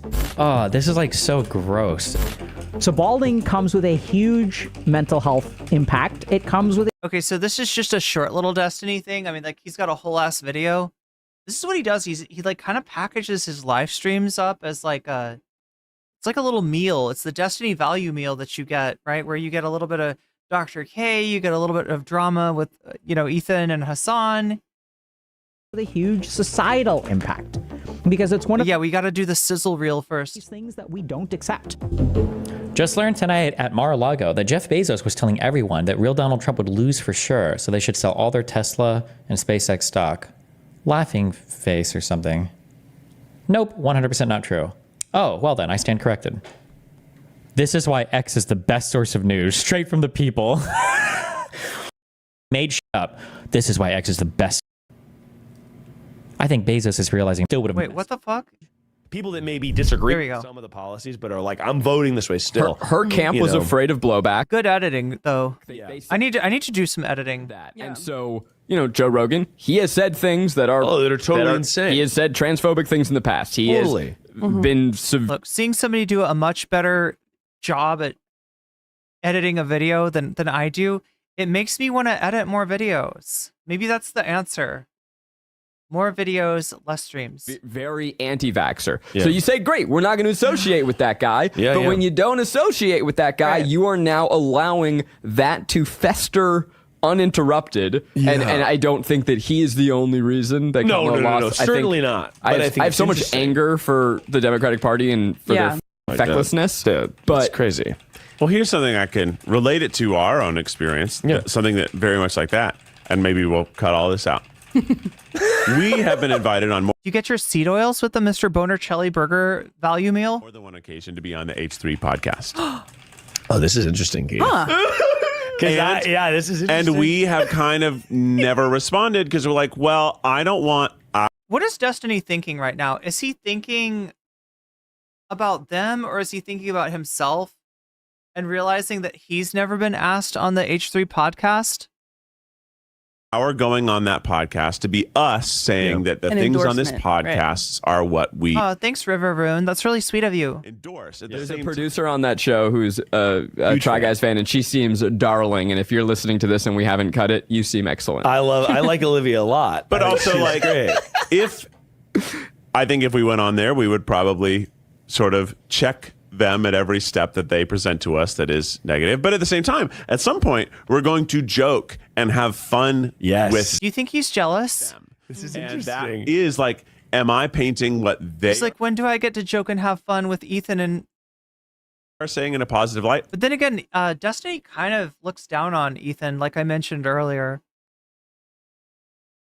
Maybe that's because he's never been asked on. I don't know. Just as a heads up, when you're talking about like the new left Joe Rogan or the whatever, like if Ethan Klein is the guy who's too extreme to platform, you have lost the plot so hard. It's actually unbelievable how you are, how your brain is. If Ethan Klein is too far gone for you. Maybe it's like this. He looks down on Ethan, but then he's in this, he finds himself in a challenge with Hasan, and like, well, Ethan likes Hasan. Ethan's doing, content with Hasan. But now Ethan's stepping away and Ethan doesn't agree with Hasan, right? Maybe I could be the replacement or, like, it's like that sort of thing. And he's got his eye then on Ethan, and the thing that he used to look at as the thing of scorn, right? The thing of ridicule, looking down on Ethan as being his intellectual inferior, becomes this, kind of difficult to get goal, right? Where he's always like, well, Ethan should like me now, right? Right? I should get brought on now. I agreed with Ethan. Like, holy shit. For next year's season, do you think it says Destiny, a dude who literally is too extreme to platform? That's what many platforms have said, or at least one platform has said. Bring on old villains, or is that too cheap? Would it just be better to make new ones, new adversaries for a better season? I feel like now that I'm Vibrant Stat, I just don't have the same. I feel like I don't have the same interest, I guess, for drama. So I just don't really. I doubt any of the old drama memers are coming back. Or am I Look, using? chat, the only drama I have interest right now is the drama of whether we're going to get to 100 or likes or not. That's my drama. This opportunity while still doing that to try to reach some of those people and be able to like tell him to his face. I'm like, yeah, but you're putting on a character of being a douchebag. Yeah. Right. Yeah. You wouldn't actually have me on the show if you hated me, because why would I be here? So you're like pretending to hate me because the type of entertainment you make is to put people down, and you even like put down our launching a subscription service while you have a YouTube memberships. Yeah, that's so interesting. Like, you have YouTube memberships. It's the same exact thing. More specifically, I think that's a great point. But like, should we go on it? And more specifically with Ethan. What do you think about the subscription thing, chat? I literally don't know what this was, right? But I know that they proposed a subscription model that was going to have a little bit of free content and then a whole bunch of paywalled content, and their community revolted, right? Their community like really did not appreciate that. But I don't know, is it different? So Ethan's got a membership. I think, what is it with the H3? It's like you see like their stream is on Monday, on Wednesday. Is it Monday, Wednesday, Thursday, Friday, and then Tuesday it's like the premium stream only? Is that how it works? And he is someone who, we're both Jewish guys. We have different views about Israel and Palestine. He has said some He wants Hasan's old toy to try to make Hasan jealous. Yeah. really wildly hateful things about Palestinian supporters. And so really wildly hateful things. Oh, Thursday is members only.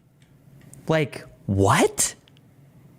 And then I wonder, have they actually seen anything that Ethan said, or are they just going by what's been reported to them by either things Hasan has said or people that have watched Hasan, what they've said? More specifically, I think that's a great point. But like, should we go on it? Oh yeah, that's right. Thanks for reminding me. Hot Ham Radio says you're only allowed to chat. Yeah, so their whole chat is members only, right? Which I guess I understand, given that there's... Look, have you ever been in the Majority Report chat? Like when they've got like 10K or 12K or something like that in their chat? It's kind of hard to follow, right? It gets hard to follow. And Ethan's got 40,000, or used to have 40,000 to 50,000 in his chat. It's a few less now, but he blocked massive amounts of those paying members from chat. Damn. He's in extreme denial about his user base. Ethan and Destiny constantly blame everything on Hasan.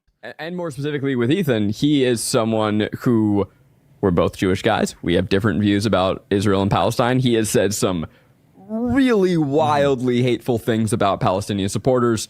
And so I have a disagreement with him in views. And I think that's a conversation we could have, even though he comes at it from a place of wild diatribes. But then, there's that question to audiences. Is it by even going on their platform or by platforming them, are you validating? Yeah. And now you're shutting yourself away Simulacrum. Thank you, Joe. From those spaces. But if you shut yourself Thanks for bringing that one back away from those spaces, then you're not able to talk to other people. I don't know the answer. I don't know. Here. I think this is a very interesting conversation. But this is exactly like our interesting conversation right now is whether or not we should platform Ethan Klein. Like, really? They're not talking about platforming. If you actually listen to what they're saying, they are considering their audience's feelings, right? And whether you think that's cringe or not, it's different than like them saying, I don't know, what if Ethan Klein gets really huge from having talked to us? They're not even talking about that. They're purely talking about like how it makes people feel, what the optics of like going on and laughing with somebody who's been so, toxic to the the Free Palestinian movement that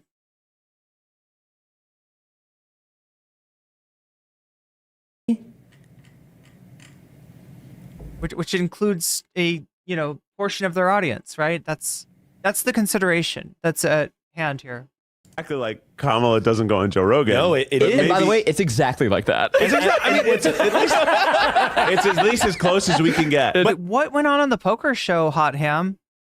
All I saw was the guy come up to talk to him about Dan Blitzerian. It is. I think what's tricky about it is, it's like the game as it's been. I'm just curious, how popular is this show? Are these guys like big? Oh, this is like so gross and like, damn, 8 million plus followers. Yeah, okay, I guess these are big duders, and they jerk. Why does it say 8 million plus? Wait, what?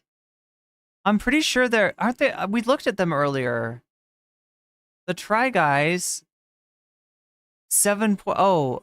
Okay, 7.98. I mean, that's still a lot. For some reason, I was thinking it was 17. Yeah. Themselves off like they are wrestling with the decision. I think the reason why I have to be careful how I engage with this, because if I go too much into it, I'm going to lose my mind. I think the thing that's the saddest to me is that I am 100% confident. Well, look, they're obviously milking this a little bit, for like, setting up a question of like, will we go on H3? And the idea is like, you want to find out? Watch next time. That if all four of them took it's a cliffhanger. It's just they're just doing a cliffhanger. Test or 3, however many are in this. If all of them took a test on Israel Palestine and the history of it, that I could devise like a 10-question basic quiz. He could devise a 10-question pop quiz. They would get 9 of those 10 questions wrong, and therefore he would discount their opinion on the matter. They would get 1 out of 10, maybe. Or 0 out of 10. They don't know anything about the conflict. They don't know anything about the history. They don't know anything about what's involved in. I love Dvorsely making it sound like that somebody couldn't do that to him. They don't know anything about any of this conflict, but they have such strong opinions on it that they can't platform Ethan Klein. His fake rage and fake disgust. Like, really? How could you, like, that's... It gets old, my dude. That's insane. But then, there's that question to audiences. Is it by even going on their platform or by platforming them, are you validating? Yeah. And now you're shutting yourself away from those spaces. But if you shut yourself away from those spaces, then you're not able to talk to other people. I don't know the answer. I don't know. Here. I think this is a very interesting conversation. But this is exactly like Kamala doesn't go on Joe Rogan. No, it is. And by the way, it's exactly. Like the one place I don't want to shut out is like the space of getting 100 likes by the end of the stream. Exactly like that. I would suck to get shut out of that space. I mean, it's at least as close as we can get. But it is. I think what's tricky about it is, Dvorsely shows how much he truly understands when confronted with Finkelstein and other real historians. It's like the game as it's been played by people like Norman Finkelstein could make a quick pop quiz for Mr. Bonicelli. Us typically who have the views that we have is like, I don't even want to associate because I don't want my base to be like my base audience of people that I agree with typically to be like, your views are now fractured because you're having a conversation with this. Destiny's just going to be like, oh, your audience captured. Yeah. And I think that is a valid concern. However, I do think on the other side, they don't care if they disagree. Like people on the right, people who are maybe like, you've got people on the right who are Republican senators who are probably like, fiscally, I feel this way, but now they're so deeply embedded, they don't care if they Oh, they record their tripods weeks and weeks in advance. Thank you. I remember them saying something about that. Yeah, thank you. Oh my God, that makes sense. So basically, this was recorded, weeks ago.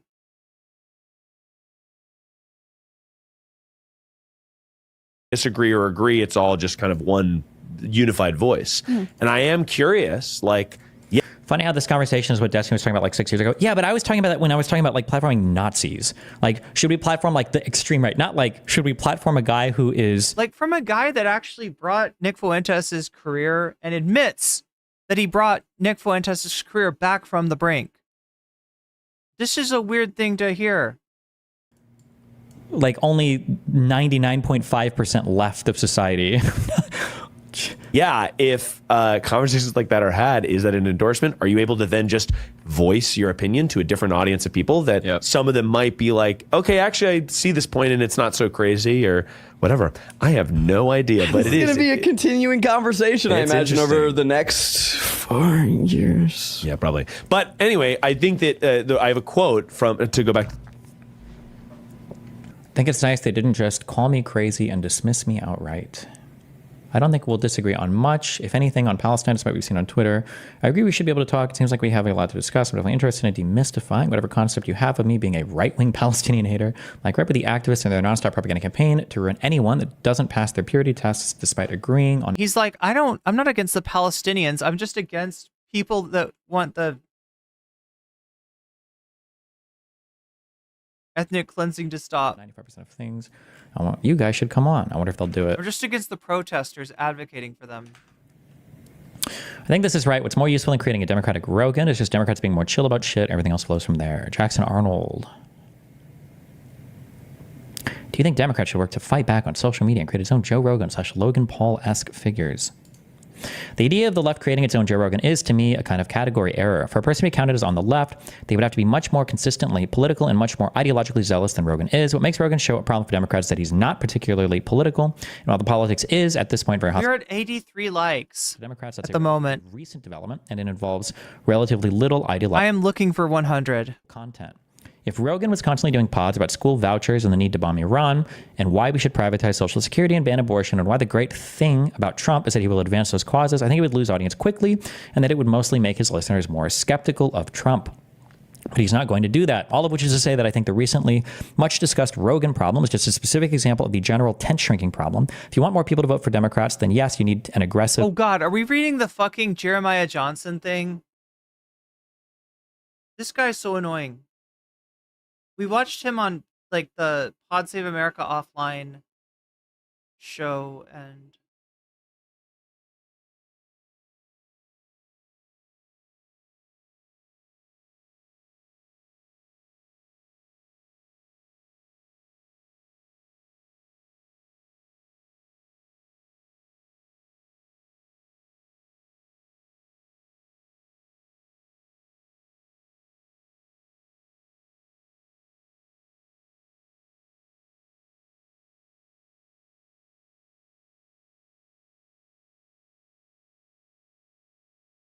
media strategy, but part of that strategy is to be lowering the bar for what it takes to count as a good member of the coalition. Yeah, that's true.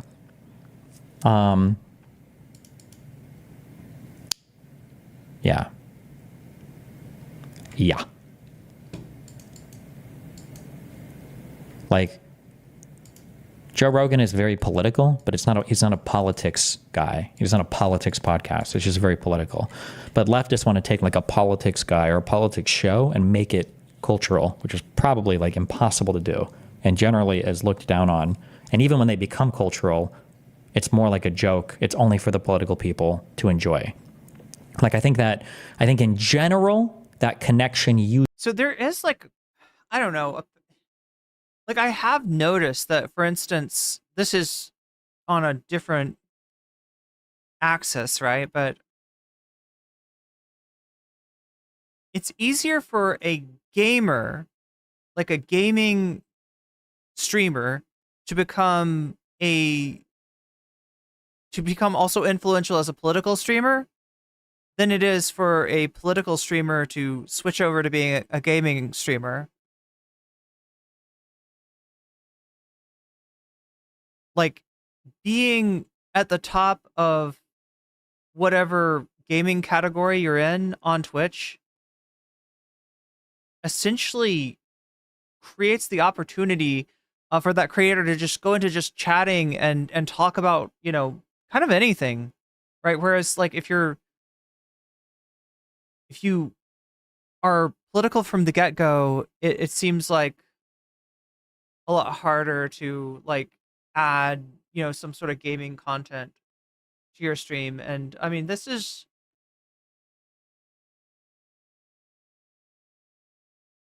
it just makes me wonder why, and if this is true, right? They're just saying like you can be a cultural program and then all of a sudden become more political, but you can't be a political program and all of a sudden become more cultural. Or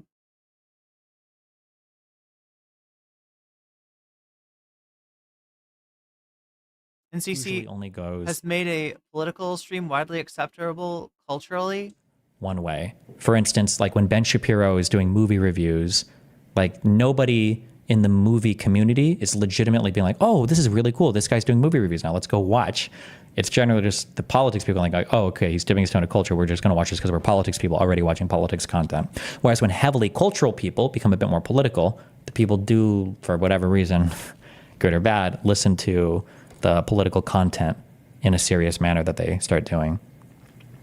What are you, Destiny? I think I feel like I fit, although this year has been heavily political, but I think I fit the archetype more of like cultural person that does politics. But I think I also just have that demeanor more because I'm not, I don't think I'm as like left coded and ultra politically coded because I can go on shows and like have fun. And Attack of the Hank, thank you. That's really sweet of you. To take time to take an alt tab away from your video game just to hit that like button. And we're at 91. you know, be racist and sexist and all those good things. I want to get some win, even if if I can't get you to believe in dragons. Like if I can't get you to believe in dragons today, maybe someday I will. Maybe in a video essay, I can convince you that dragons are real and they live within us, and they are magical and mystical. That every white man should be. Man, makes me want to grind my teeth. Just him doing that thing with his jaw. Is that? Marjorie Taylor Greene tapped to work with Elon Musk and Vivek Ramaswamy as the new Doji. It's called Doge. Destiny. If you were a true Elon fan, which luckily he's not, you would know that.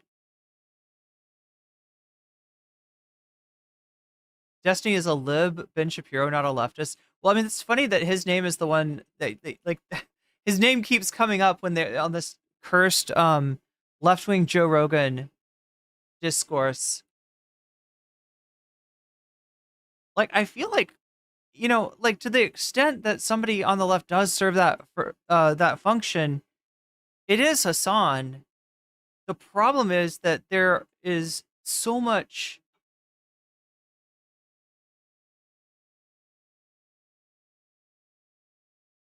Like, I feel like the demonization that Destiny and Ethan and people like that enact on Hasan, and they're not the only ones, right? There's a whole fucking cast of villains out there in the commentary world. I feel like, I don't know. I feel like if anything, that's what prevents, you know, they're from being somebody that is a chill, like what are you talking about? When you say the like leftist Joe Rogan, you're talking about like a chill leftist that can get along with lots of different people. And but that's effective in a conversation for, if not changing the minds of the people that they disagree with, at least maybe changing the minds of the fans, right? And that's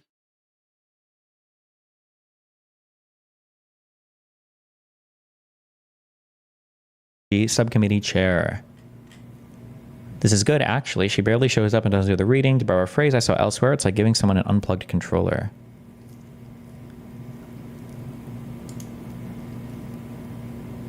Absolutely dying at those two now getting assigned the privilege of working with MTG. It's actually hilarious. Enjoy, fellas. Very prestigious post you have there. okay. I mean, that's some shade. That's some really good shade. Anyway, we're not going to keep watching Destiny, but we learned something new, didn't we?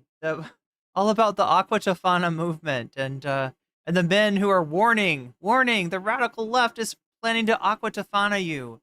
The liberals, they're going to Aqua Tofana. They're going to Aqua Tofana again.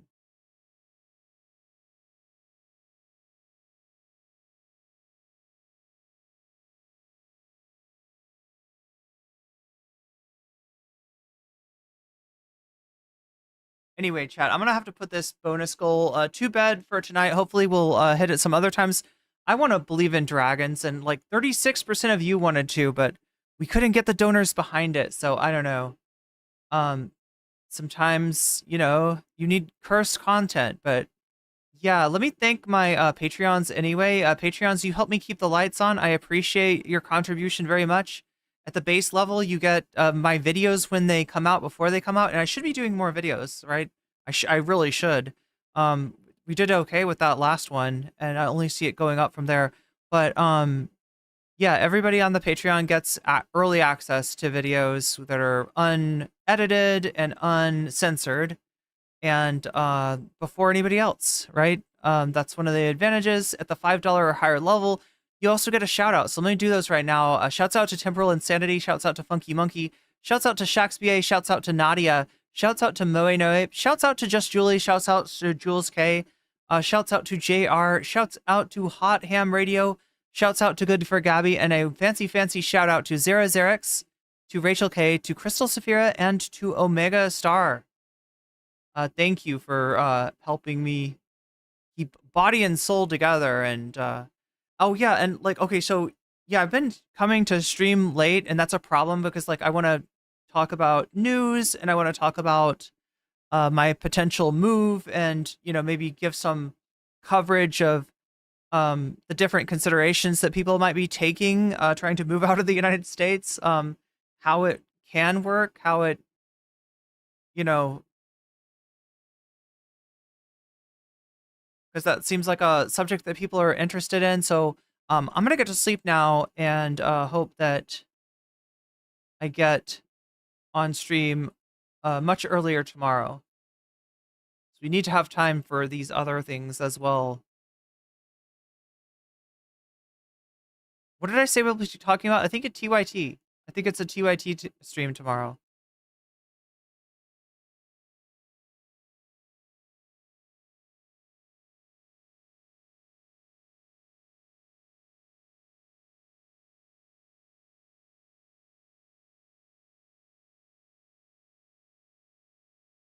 Don't poke the MTG troll.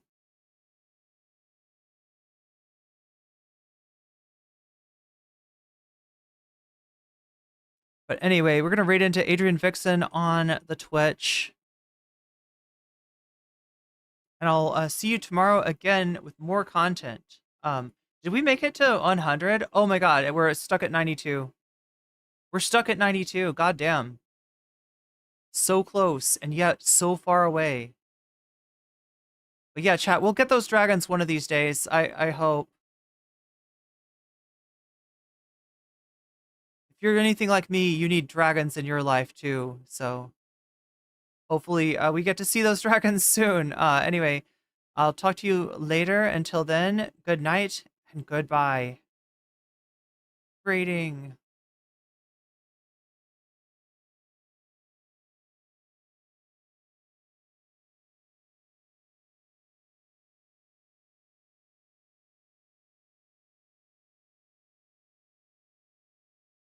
That's all you need to say, but this mod was like, oh, you know, it'd be a little juicier if we just say Destiny stealth somebody.